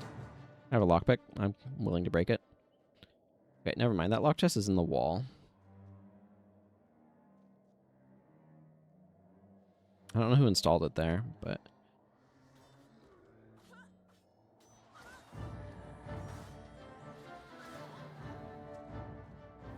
this is good for experience points. I remember farming this back in the day to get Legendary Survivor on my Dervish on my main account, and it was tedious and took ages, and I listened to audiobooks, I recall, while doing it. Now that was lucrative because I actually got all 78 of those gold coins.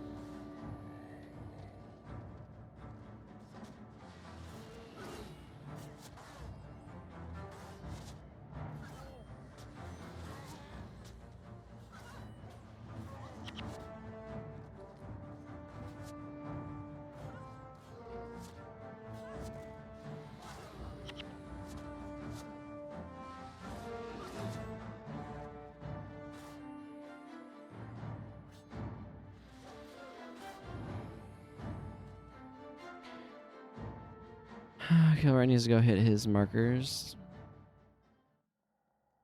It's a really hard problem to solve of how do you determine when they're actually past their waypoint location and just skip to the next one.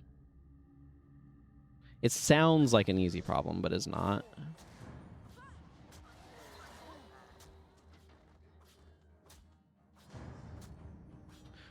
Actually, Whirling Axe is really good in this situation, given the various buffs it's had over the time period. And that it goes through the stance blocking skill.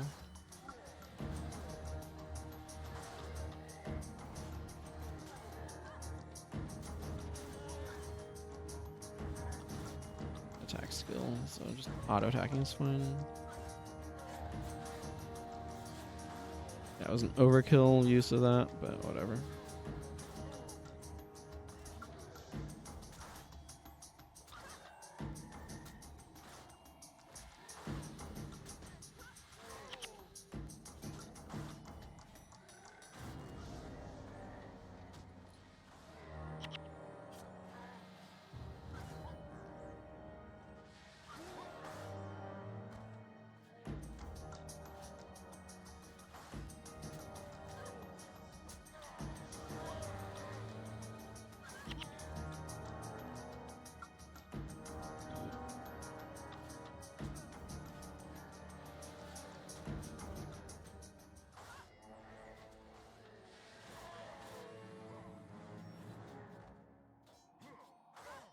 I'm gonna take down this guy's support first.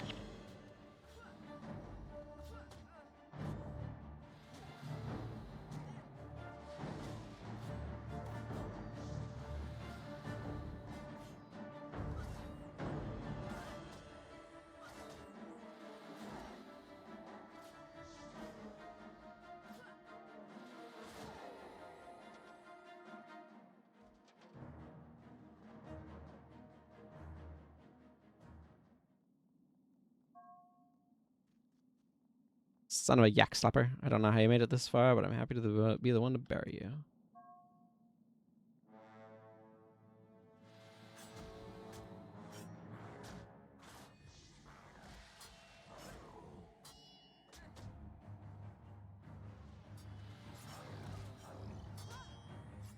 I'll probably be going down in a moment here. Not hard to stand back up, though. This is why, because you go into a pseudo-downed state rather than dying. And it's pretty easy to recover from, so this is a pretty safe way of gaining experience.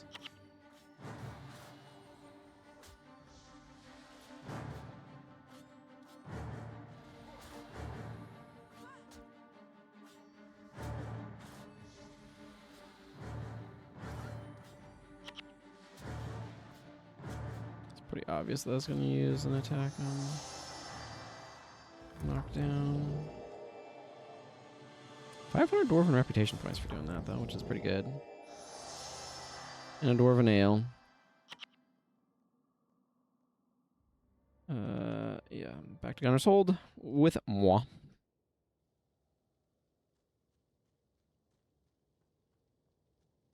Now I just need to take down that other guy. And Thunderfist. You need me. You need me. Gives me access to Brawling Combo Punch. I do like the Dwarven Boxing. It's a really fun minigame thing that they've got going on.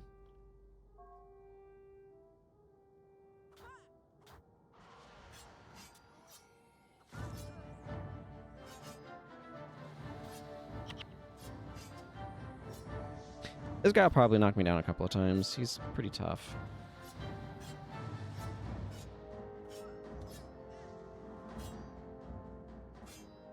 Don't ask me how you block while lying on the ground. Secret attack.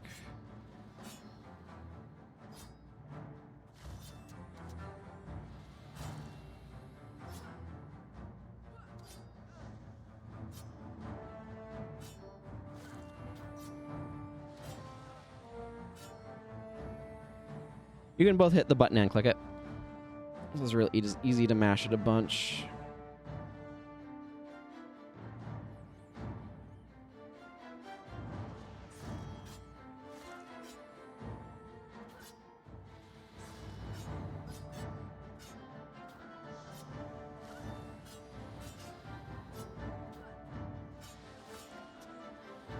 He probably has it instead of standing up, being able to stand up.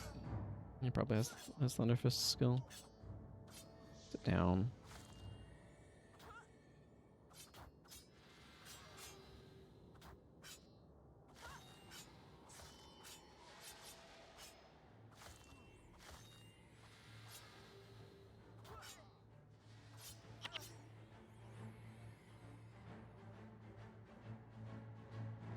This is the best energy gain skill in the game.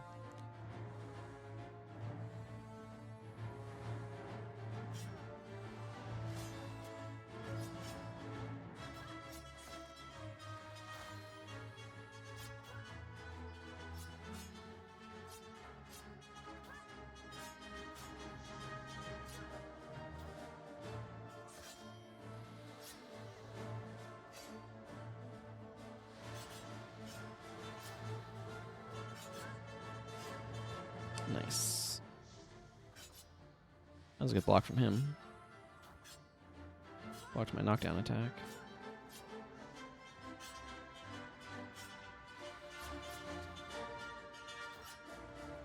I like the old 1-2.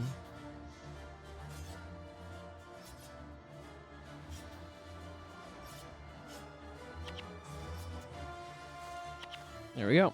Got him.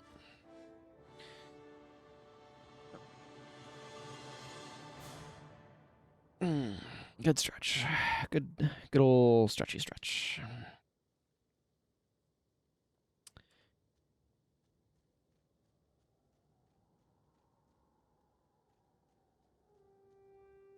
There is much to do. Yeah, your bite is like a deeply a whatever skill. Same with low blow. Like low blow can work with some stuff, assassin, but What news of the war? what is my dwarven rank now?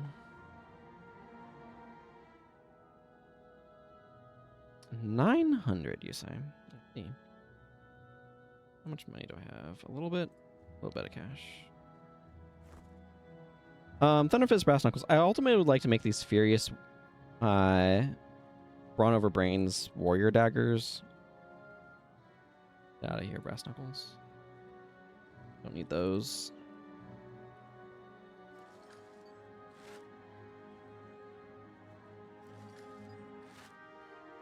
The reason for that is quite simple. Brawn over Brains gives you minus energy, which is good for Dwarven Boxing. Furious is also theoretically good for the Dwarven Boxing. And Warrior would make Warrior stuff better.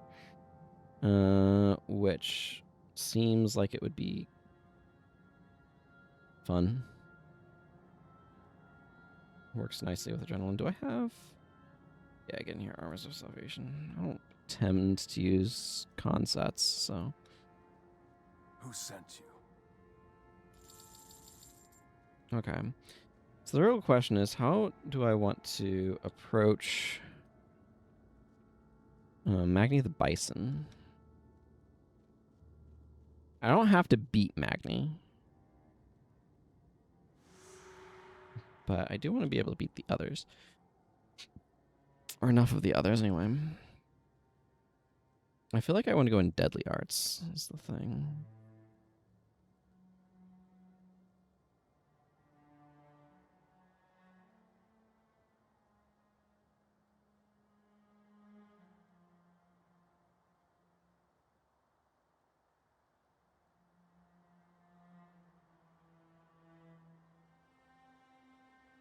Probably don't need that. I want Vampiric Assault. Specifically because this is probably lethal to Menlo.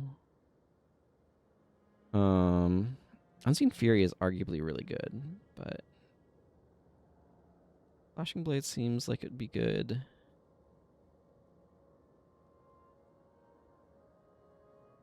I don't know if it'll work or not, but I want to try it anyway.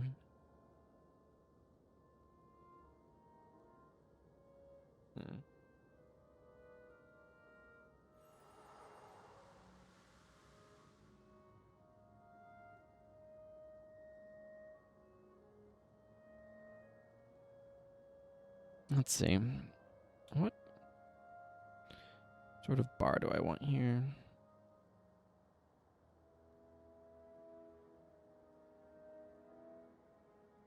I definitely feel like I'm going to want healing. I might not be able to go into Deadly Arts. Vampiric Assault.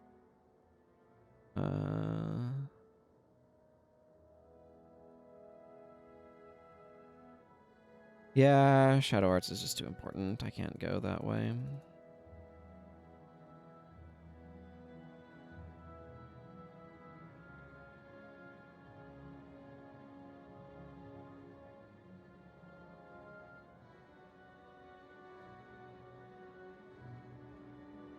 I need the, like, defensive healing stuff, I think.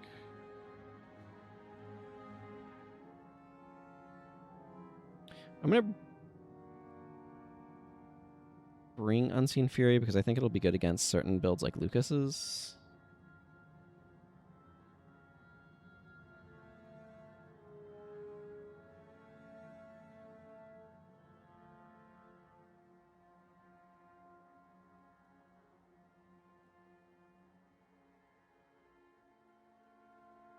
And then Brawling Headbutt probably is just useful. Okay, I don't know if this is an ideal bar for doing this or not. I'm going to withdraw all of my money and I'll deposit it later. We'll see how this goes. I'm going to try to do my best, but Soglon.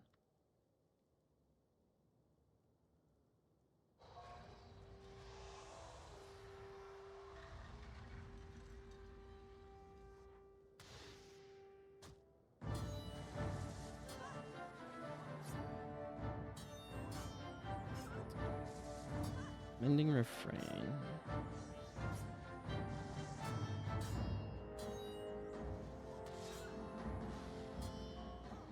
Okay, well, that was pretty straightforward.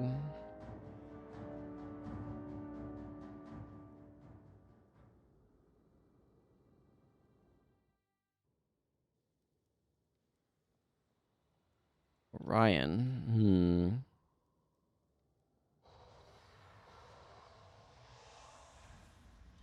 I imagine he's just doing fire magic. I'm going to stand over here for a moment. Mark of Rodgort. Oh, interesting. Yeah, there's the Firestorm. I don't think I need to worry too much about this.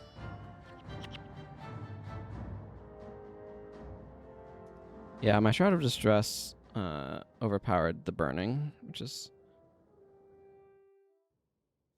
definitely a bit tighter than it would have been ideal, I suppose. Oh, well, this is not bad, but...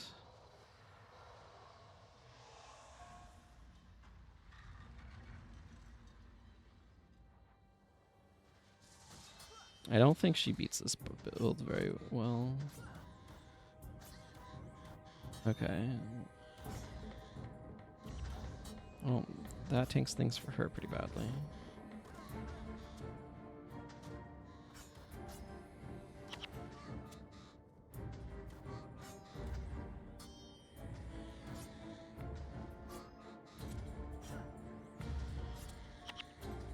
Yeah.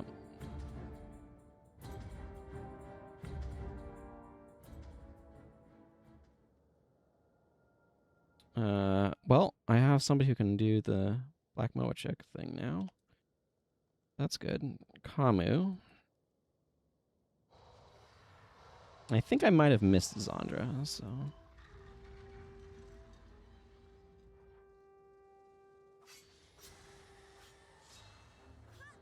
Oh, Rending Touch. Interesting.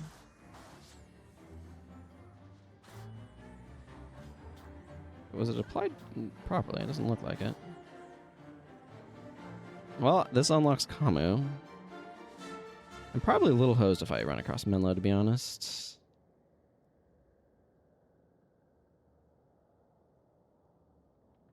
I'm not sure if I can beat Magni or not. He hits very hard. I just unlocked Kamu, which is neat. Oh, Argo could be a problem. I feel like I remember Argo being actually very dangerous.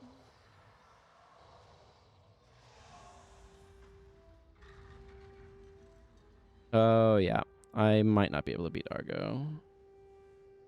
Actually, I'm going to stand over here.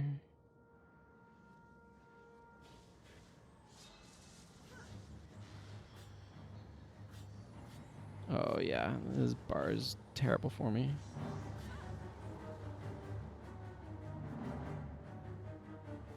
I can potentially beat him with a lucky interrupt, but...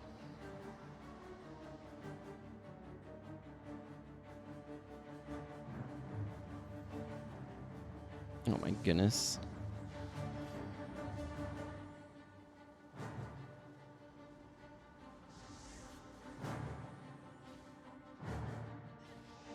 Yeah, okay, I'm not beating Argo. I need some enchantment removal if I want to be able to beat him.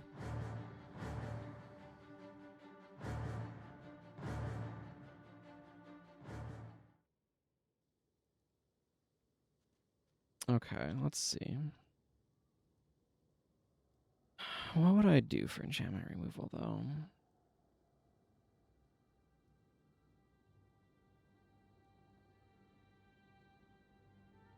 I want both of these and this for various defensive reasons.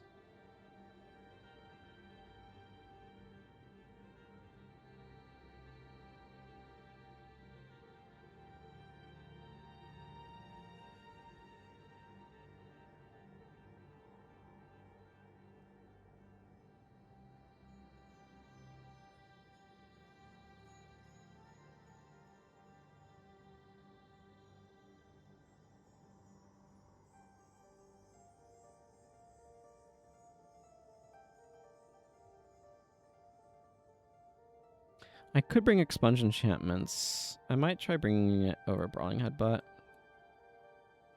Kind of a Who goes there? message way of being able to deal with enchantment-based things that cause me problems. Losing Brawling Headbutt's not ideal, but...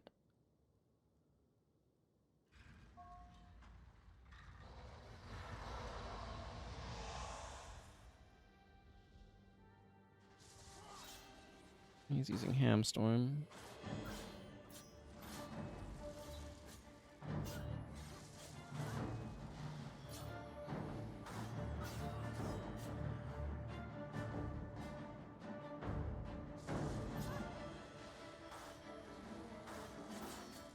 I could probably just tank it, actually.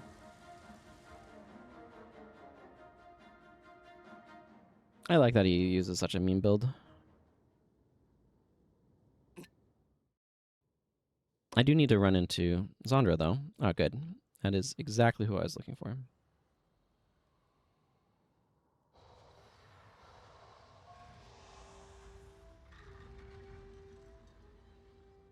Destructive was Glaive.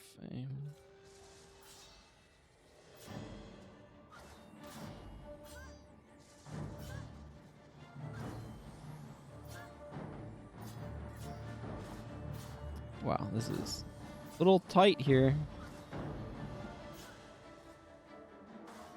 There we go. Man, that was... I had some real close moments in that fight. Some real close moments. Okay, so I've done what I wanted to do here. If I can beat the thing, great. If not, oh well. I'll get it eventually. But unlocking Zandra was the goal. Getting Kamu was a bonus. Getting the book from Zoe was a bonus. Like, so far off of my goals. Yeah, Lucas right here is exactly why I brought Unseen Fury.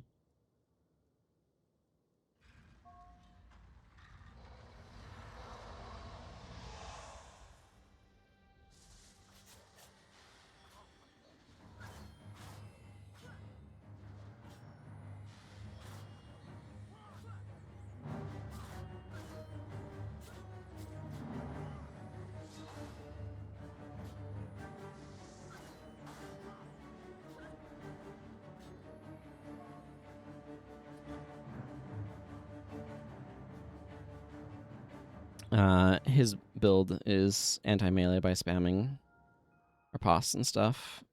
Like, oh, hey, Raza. I have no idea what Raza does in this.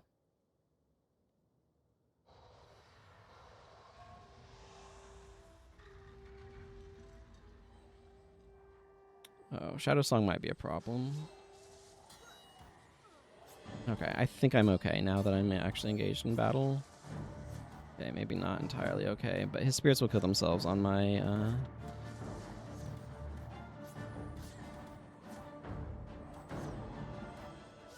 Flashing blades.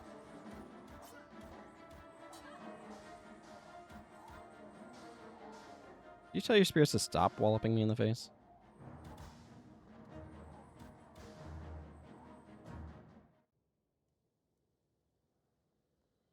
Argo again? Well, good thing I came prepared, I guess.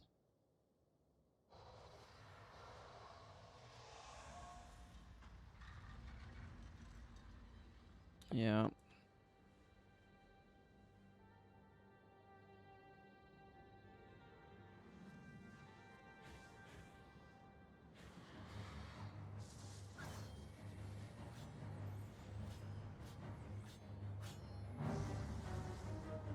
Need to pull that off to the side.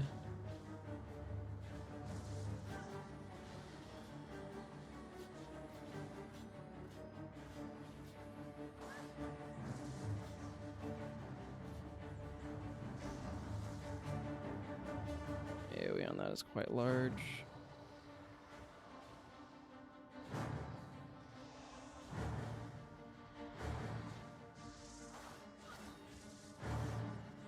Sliver armor. Oh my goodness, this guy is a jerk.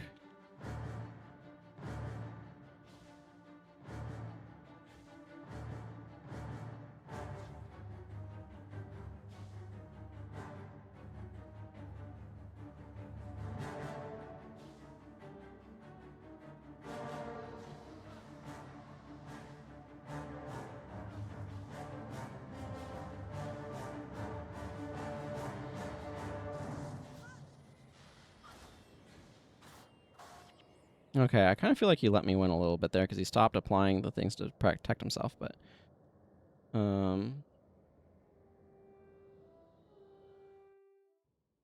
Sheesh. Okay, well, I don't know how this is going to go. Magni the Bison hits like a freaking truck. It's just a matter of, will my defensive things be able to defensive me long enough to survive? And we will find out. I'm going to start by making him Purge Signet.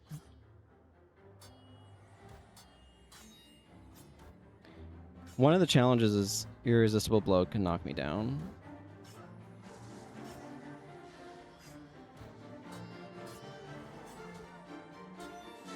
And he hits like a freaking truck until his bear form ends.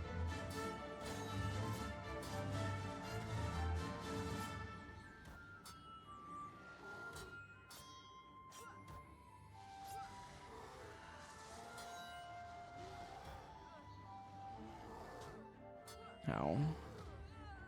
Yeah, I thought that might happen. I need some more tools to be able to fight against him, and that's fine. I could potentially win with this build, but I'm not going to grind this. It's a waste of money. I got what I came for. And, like, yes, the skills from this are good. Dodge this, finish him. A touch of Guile are all useful skills, but they're not so good that I need them now. So I've done the stuff there that I was wanting to do, which is the important part. Getting Zoe's journal, like I said, was a very much so added bonus. I don't care too much about setting up Kamu.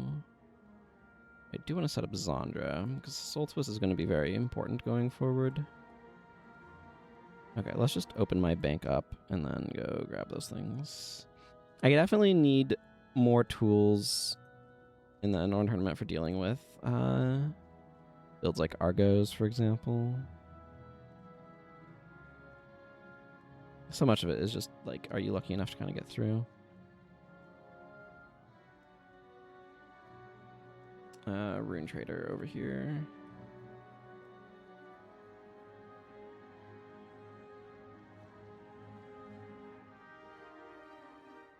Never anger a Norn. I need Ritualist. A major spawning power, major communing. That's what I want. Thank you. Actually, is Minor... How's Minor Resto? Nope. Definitely don't need that one. You.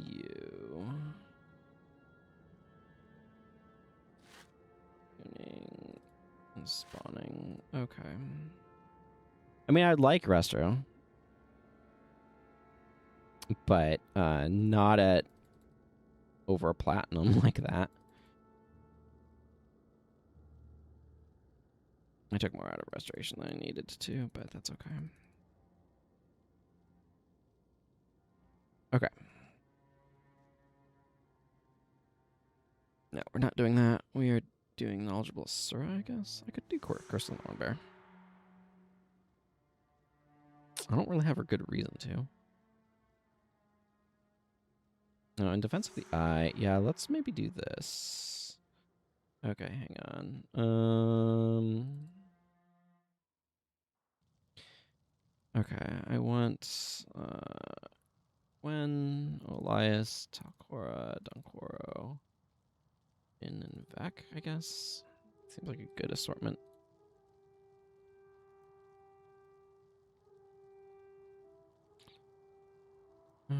Let's see. Flush my flash. Of creations, its gift, spawning power. Shelter, Shadow Song, and Union. I do like myself a Shadow Song. Armor of Unfeeling is good because it makes them more durable.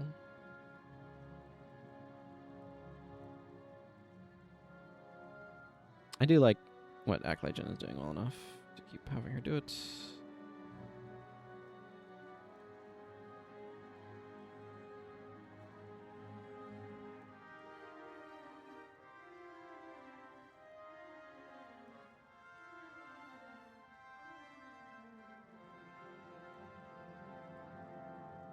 It's interesting with one of the things I'm thinking about is, do I want to drop some protection prayers and divine favor in order to bring some restoration magic?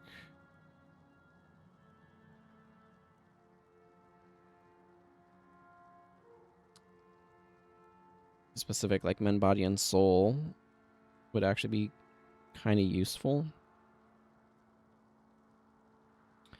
over mend ailment.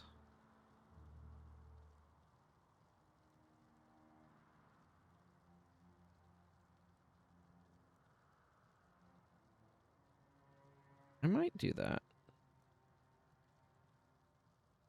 Let's see.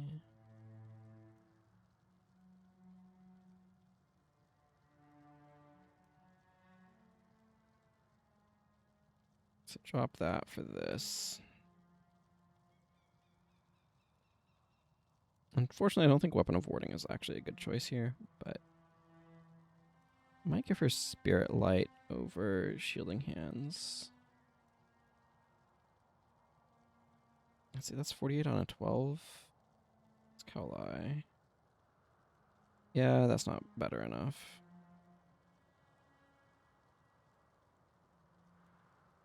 I do like Signo Devo enough that I'm going to leave it here, but yeah, I'm going to roll with this. So she has some healing and cleansing going on. It's maybe a little defensively oriented, but I think that's fine. My bar is an absolute travesty that I have absolutely ruined.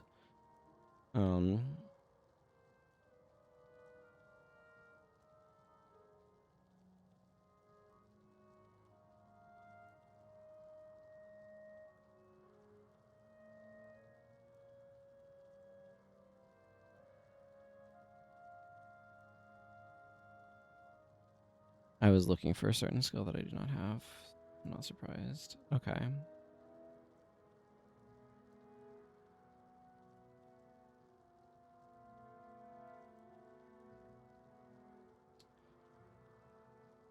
Yeah, I do want to try out Shadowfang to see how it feels.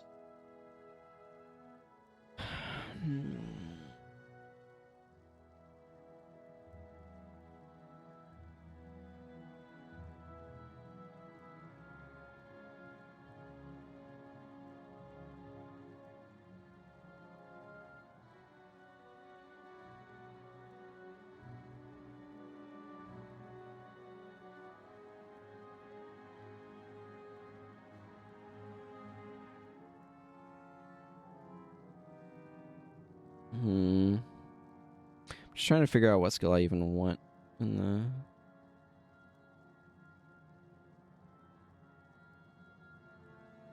last slot. I don't think Mobius is going to be super useful. I could bring Palm Strike.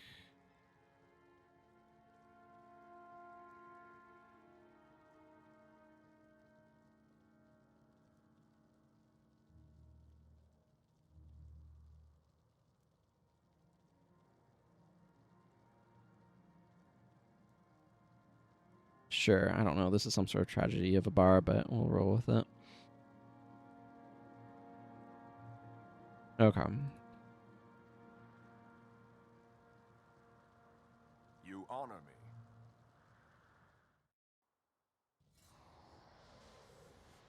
me. I'm going to flag my dudes up here on the ramp a little bit.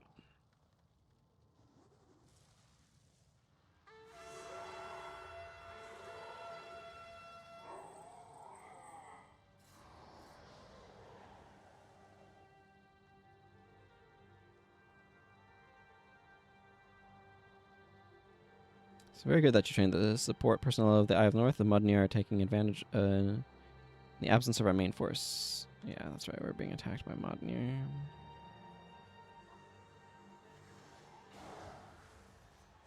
Nope, they have Hex removal. Well, that's a downside of that skill I hadn't considered until just this moment.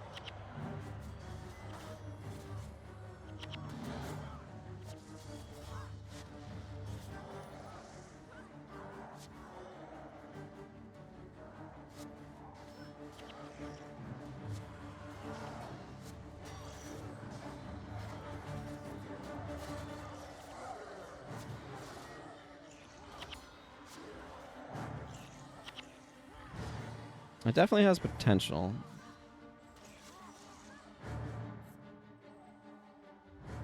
I think there's a few more skills that I'd like. A Black Mantis Thrust, Jungle Strike, Trampling Ox. Like, there's definitely more of a chain here that I'd want to build up specifically around Shadowfang, probably. And like Falling Lotus, something. Probably. Ow. I got rolled over. It doesn't cause you any death penalty to die to traps, thankfully, but yeah, that was a little awkward. I don't even know what resed me that I was able to do so with full health. The thing is, we don't have a resurrection segment, so...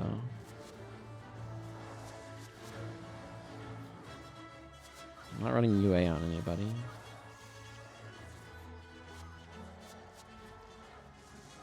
Very confusing.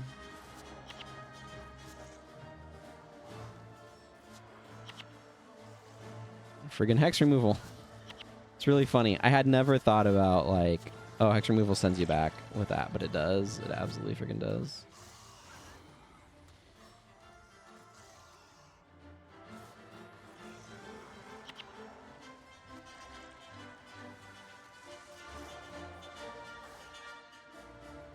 I mean, I knew killing the foe would send you back. I just wasn't thinking about Hex removal doing it. If you leave them bleeding, then when this ends and they get a deep wound, it can potentially just be lethal as well, which is neat, but...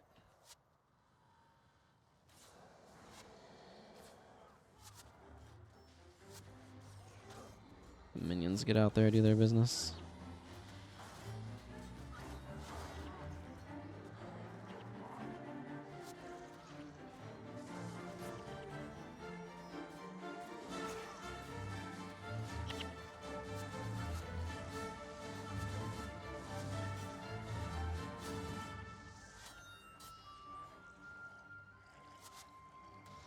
Oh, I'm gonna...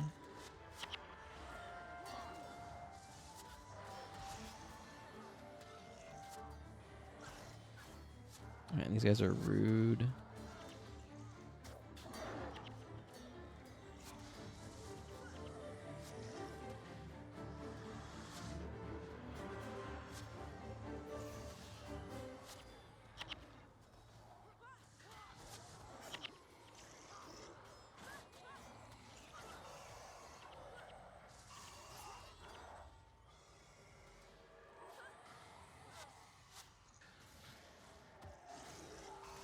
This is mostly an exercise in not wiping yourself more than anything else.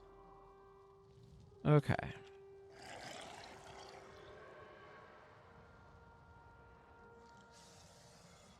After this, I'll probably head off to Olafstead, I think. I'm not going to be playing for much longer today. I've been going for about 4 hours now. That's usually somewhere between 4 and 5 hours is how long I go, but I do want to go a little bit longer than that. I'm going to back up a little bit.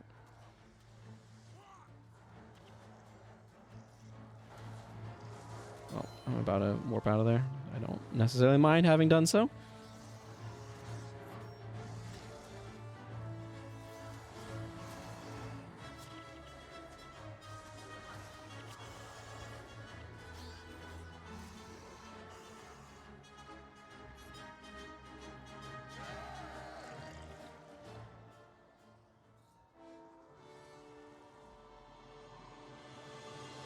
I can do slash rank, it won't do anything. Just the cheer emote, basically. I am happy to get this particular skill, but You honor me. yeah, Ebonist Escape. Potentially useful. I think this is my first character to get that skill. It doesn't really matter because those skills don't unlock, so they aren't part of my quest to unlock all skills, but they are nice to have. Minor Vigor. Well, I'm keeping that. Do I have Power Stones of Courage anywhere in here? Survey says no. You get to hang out over here.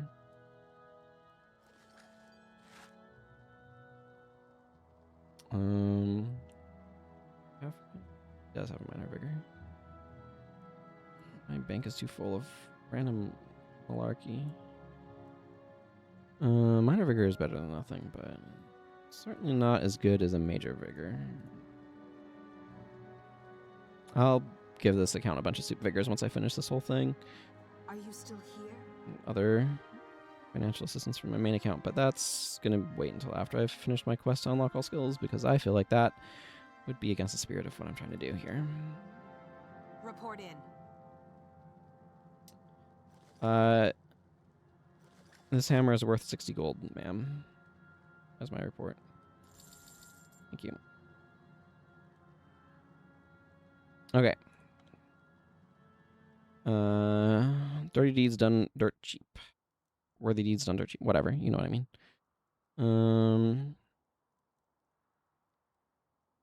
This one.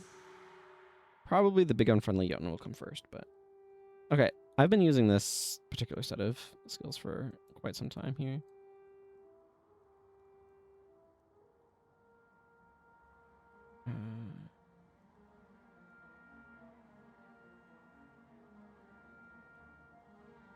Let's see. Trampling Ox, Falling Lotus,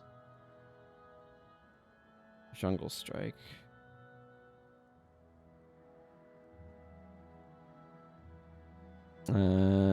Critical Strikes, Impale, that's all fine. I could bring like Siphon Strength, honestly. It's just as an alternate hex. What I'd ideally like is the elite version of Shadow Prison, I think. Just to give me another Shadow Step hex to work with, but I could do Sleeping Wounds, which doesn't...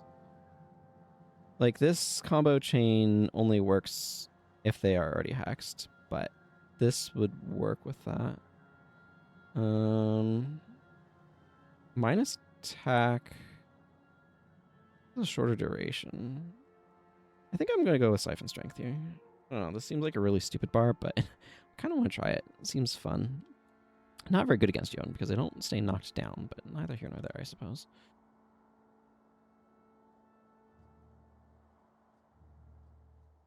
Where am I going? This way.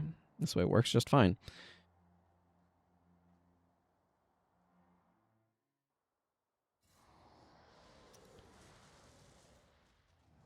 Yeah, this whole endeavor is not great against Jotun, but it's okay.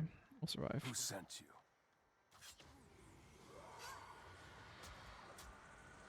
Also, I can use my teammates' hexes, so it's not like this bard is reliant on me hexing my foes. Hello. Where are you going? Well, that was just rude. Don't you think? And then I shadow step weirdly. This guy now has minus a bajillion damage where I crit him like crazy. Seems good. I do need to get some other stuff. But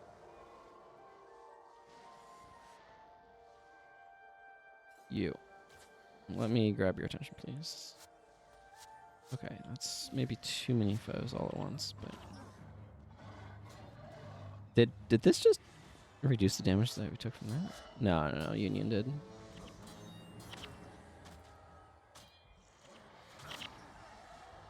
I would like to go over to there where the enemy is, thank you. Oh my goodness. Well, I just got smashed. This group of Jotun, like, Jotun are dangerous. They are very dangerous, and this particular group is no exception. So if we wipe here, we wipe here, and that's fine. I don't know how I feel about not being dead. Honestly, it's not necessarily advantageous right now.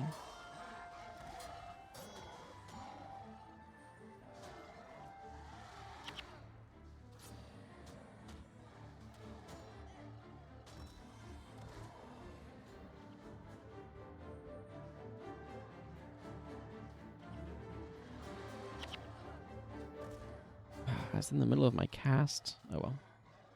Yeah, unfortunately I was resurrected for too long and I took more death penalty, which is not ideal. Like I said, this spot is pretty rough. There are things that would help against it, but it's not, like, blind, for example. Part of it, too, though, is there's a couple of groups that are kind of, like, gathered together, so separating them out is quite helpful.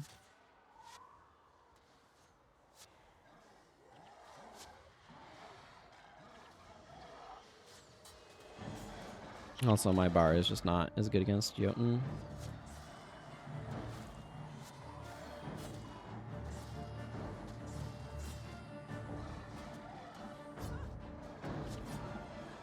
Because, like, part of what I'm trying to do here is knock foes down, and...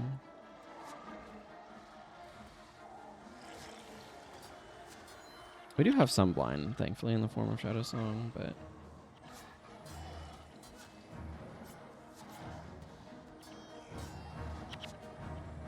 okay, that guy went down. Shadow Song, save me! Okay, Shadow Song is, in fact, going to save me.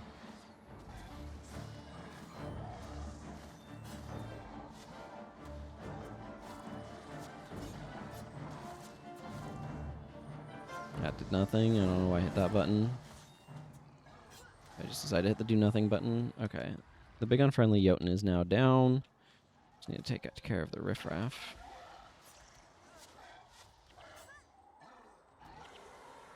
Ow.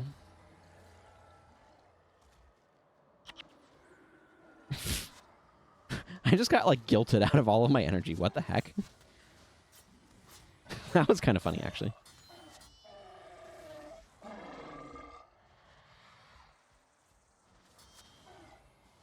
I will say, Siphon Strength does feel like the right choice when dealing with these guys.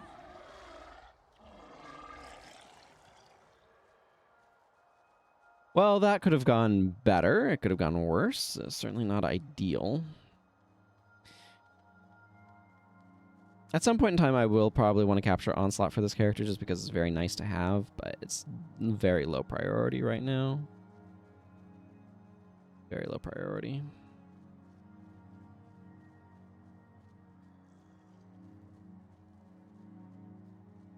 It does nice stuff, things that you like having done, but...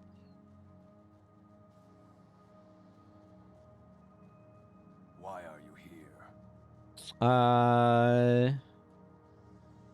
Because this is the direction of travel? I don't know. How am I supposed to answer that question? You seen Corin?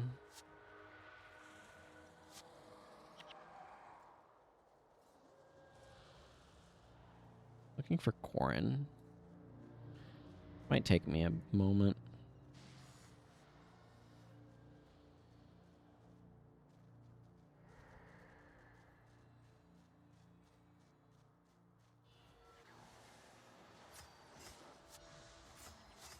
See, this I can actually execute my combo against. And as you can see, it killed it, which is very nice. I maybe, strictly speaking, could have gone with a different dual attack over critical strike because I get energy back from that. But it doesn't hurt to have that be my dual attack there.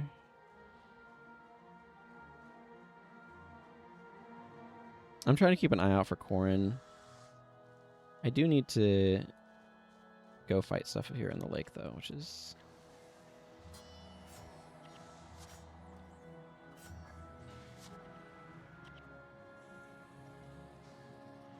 I will admit, it's pretty fun to have that work. Oh, I'm blinded. Great.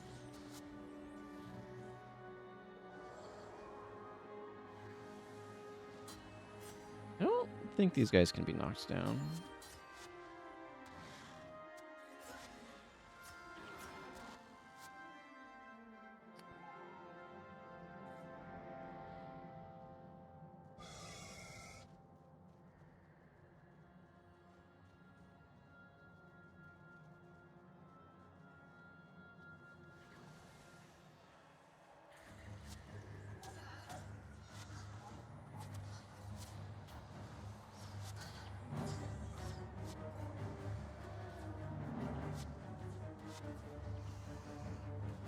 Now I must slowly walk over to this enemy. We're going to park here for a bit.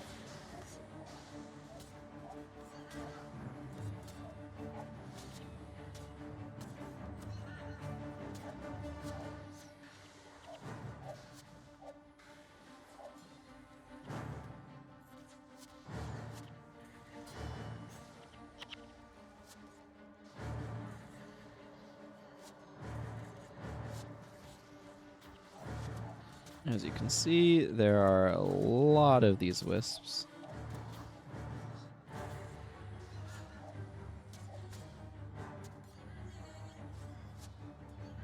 Ooh, yay, purple dye. I don't get nearly enough of those. I was thinking that earlier when I got the yellow dye of like, why do I have to get yellow dye and not like purple or something else I'd prefer?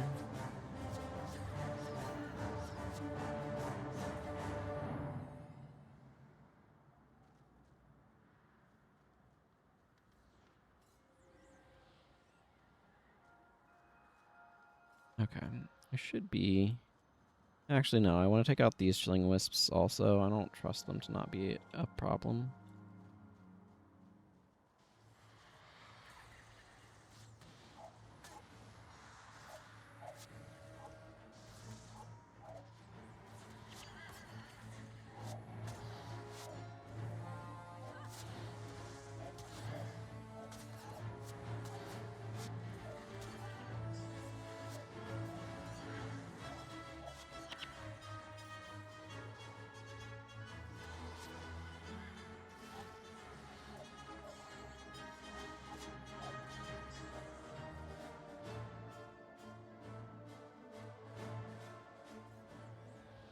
Okay. The big thing is I don't want my fight with Miesh, Lady of the Lake, to be interrupted by enemies attacking me and thus killing my face.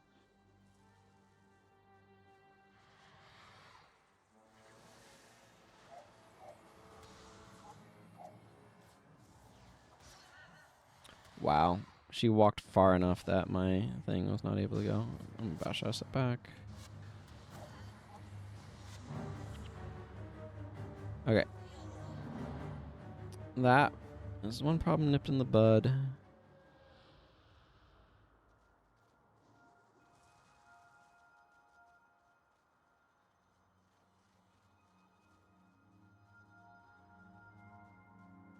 Spirit of Symbiosis is not going to attack me, thankfully. That'd be wild.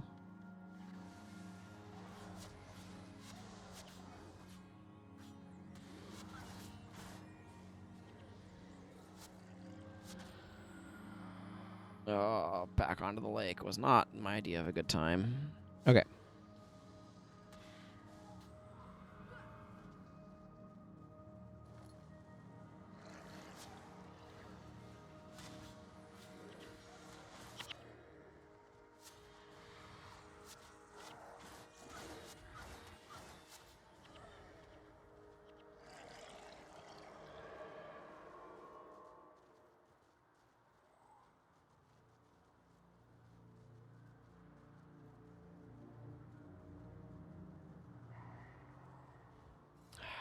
My dear.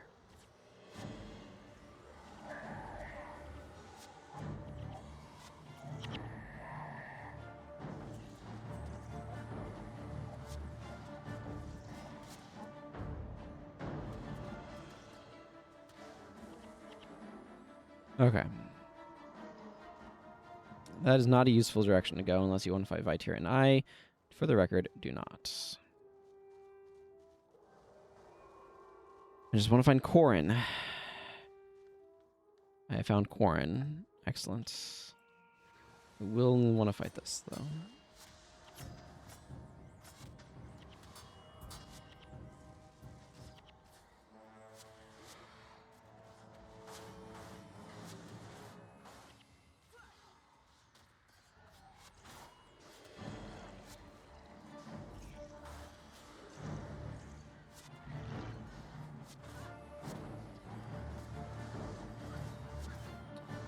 Really happy to have him waltz into my space out of nowhere.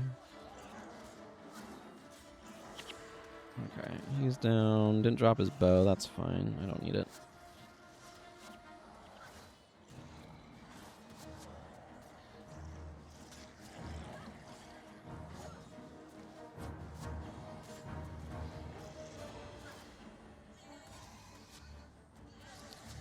This skill is cool. Shadowfang is really cool. You do want to build around it a little bit, I think. Okay, that Lesser Guardian Spear is way more out of the way than I feel like traveling right now, so we're going to ignore its existence and instead travel this direction. Need to go hit up the bunny lair of illusions, which I mean infinite Vityr. I guess I've erased most of my death penalty at this point, which is good. I don't need to like do worthy deeds done dirt cheap all in one run, but like it's good too. But yeah, I'm gonna do this, and then I'm gonna like head over to Olafstead, and then call that a stream.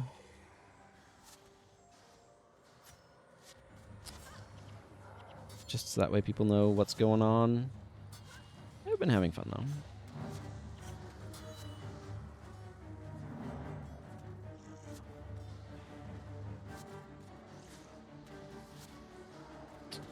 Jerk.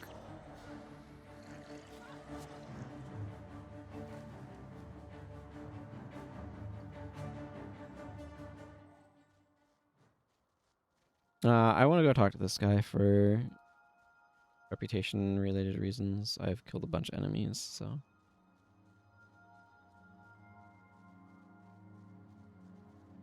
Is that a command? I forget.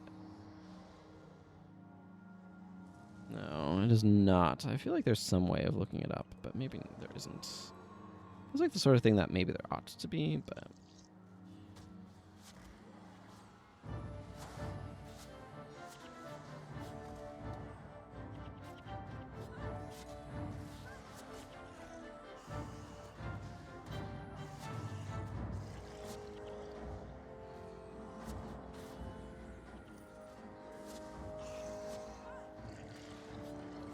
Protectors whatever. The protectors thing that keeps them from...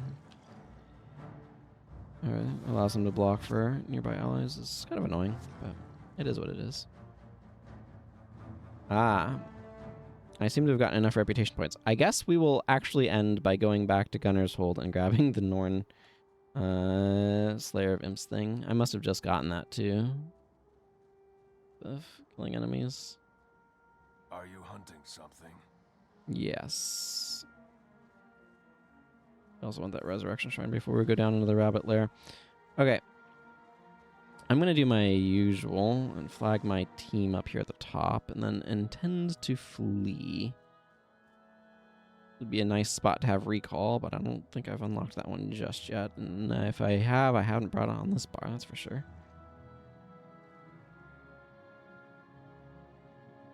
Thankfully, it takes a while, like once you trigger the spawn, for the enemies to actually appear up here.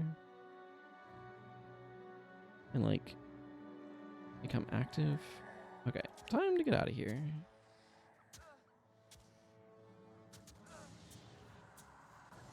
Oh, I am body blocked. Okay, well, that is unfortunate, but that's reality sometimes. Let these guys clear these out. They should be able to handle this without too much difficulty.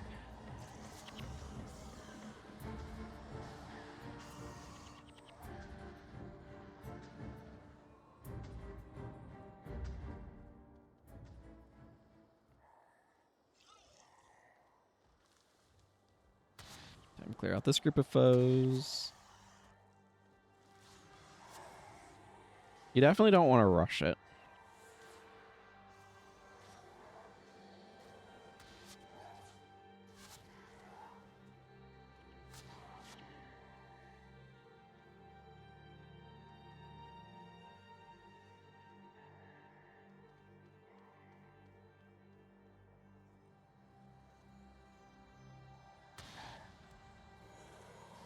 I feel like I'm playing an RTS now.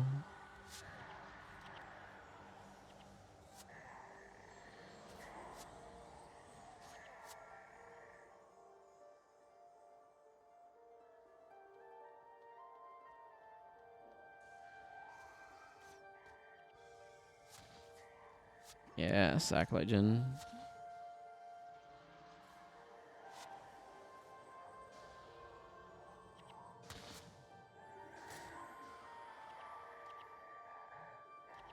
She should be prioritizing Barrage, in my opinion.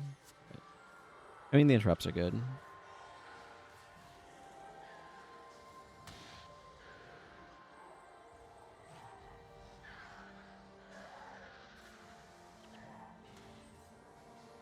But still.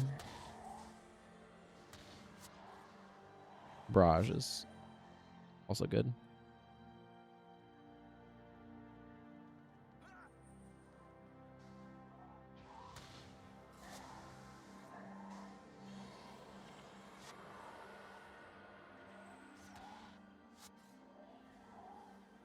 Okay. Getting closer. How bad is it down here? It's pretty bad. But as long as I'm not rushing too much. So rabbits are also hostile? Interesting.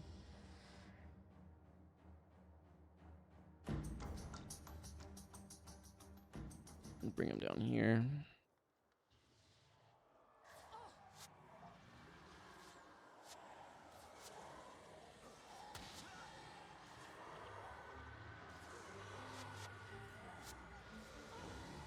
Would like them to spread out a little bit more, but they'll probably do that over time.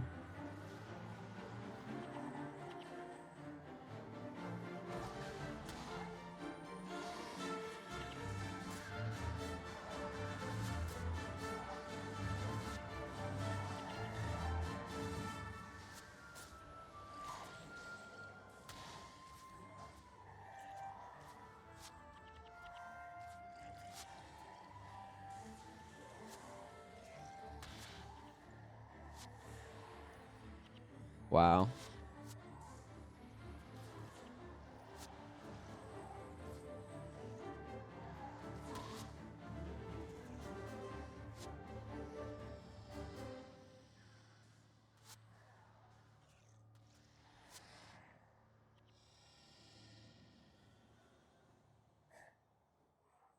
Yeah, I pulled a couple of more, so I should take those out.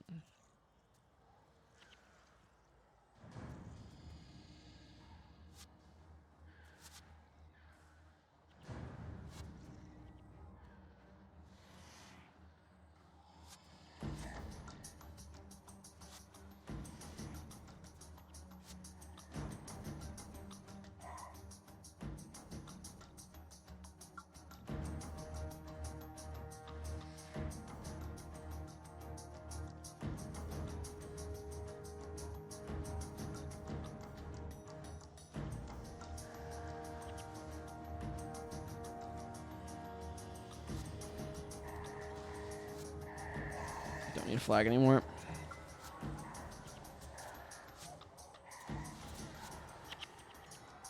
Ow.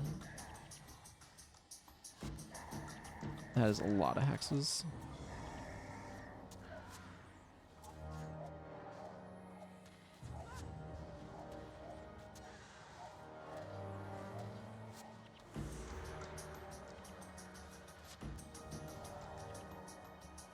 Alright, time to go looting.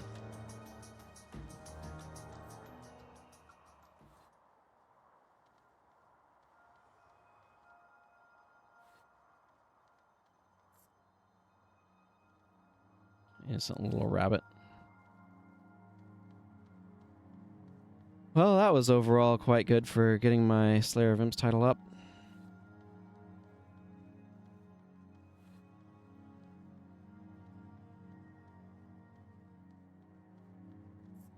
Alright then. Time to make my way over to here and down to Olafstad. Maybe a little bit more of a hike, but then we can go turn this into Safala, and we can go ignore those Vitier over there, maybe. Apparently not.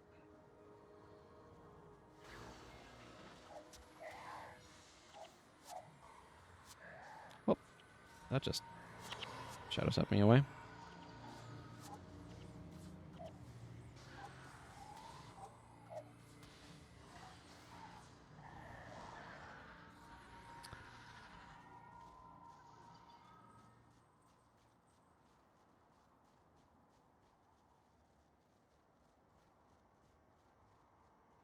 Who goes there? Bring it.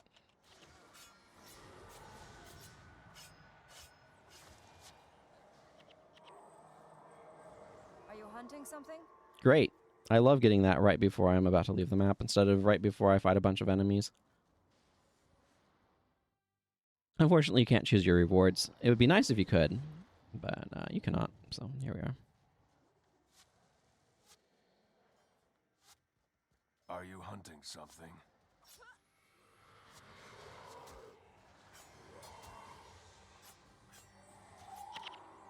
Are you hunting something?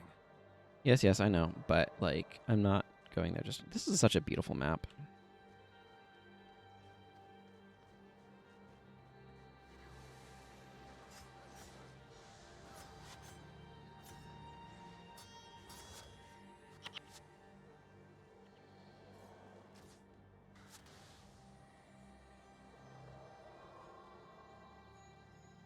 I'm enjoying this bar.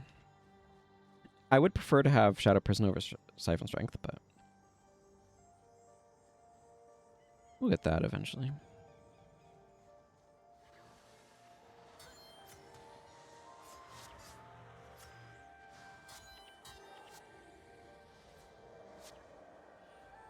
It just gave me an option for going in and staying in, as it were.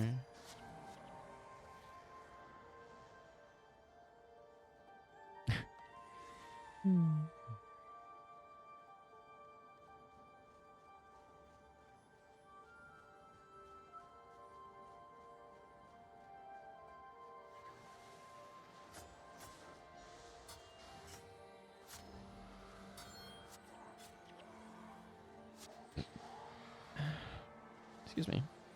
I have a burp.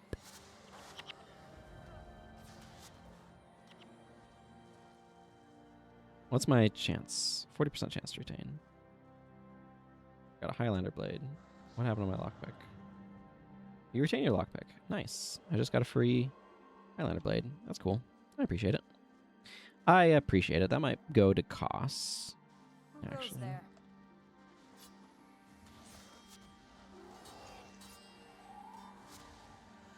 Are you hunting something? Nope. I'm just traveling. Oh, traveler and all that. Yeah, not amazing, but I can go to costs. It's better than not having a max weapon, at any rate. Let's see. It was broken while getting this Earth Staff. That's fine. Bound to happen.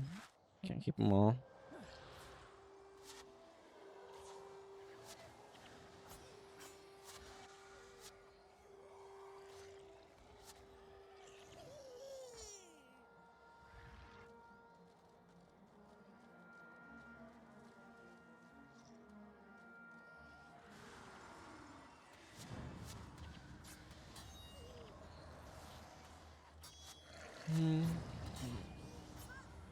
It would be nice to have a few more entry points into my combo. But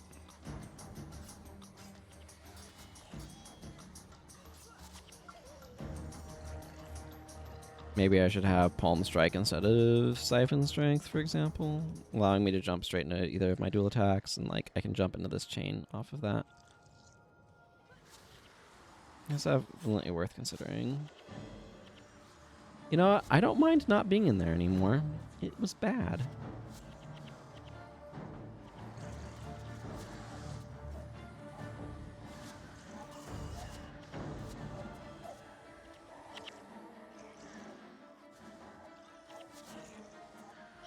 How's the recharge on that? 15. It's not bad.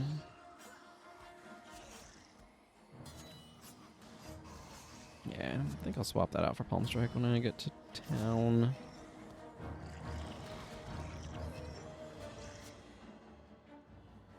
Let's get Vex back up here.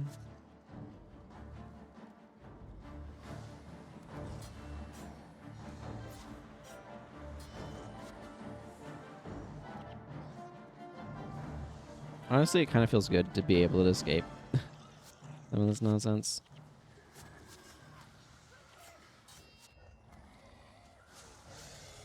Ooh, I need these map pieces. These are important to accumulate. I don't know the best way of getting them either.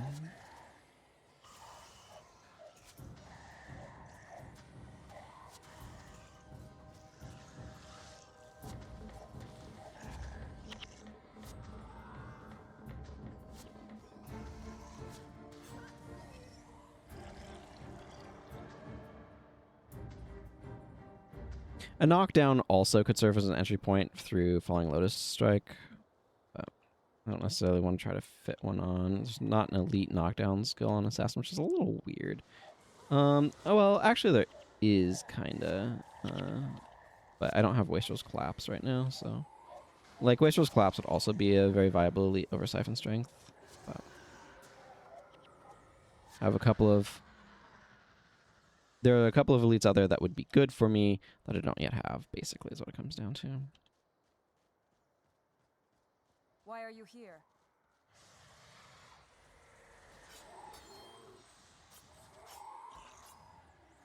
Why are you here?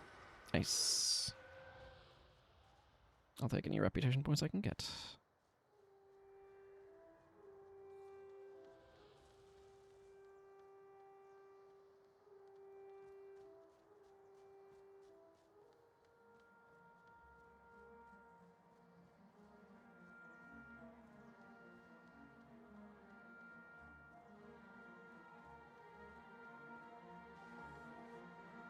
Hello, Olafstad. Okay, time for a little bit of bookkeeping. Step 1. Sifhala, turn in worthy deeds under cheap. Who sent you? That is a good skill. Why are you here? Grab anything you can do. I also want to put on Palm Strike instead of that. My party has enough X's that I don't actually need other things doing them.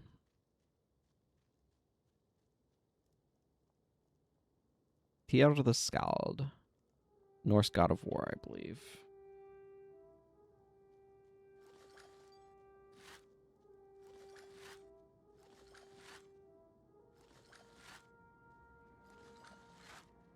Are you hunting something? I'm gonna move that over there.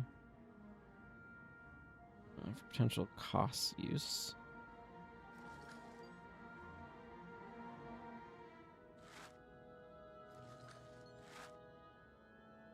A lot of these do not have a whole lot of value, unfortunately. Wow. Really? That's the best strength and honor inscription I've gotten on this count so far?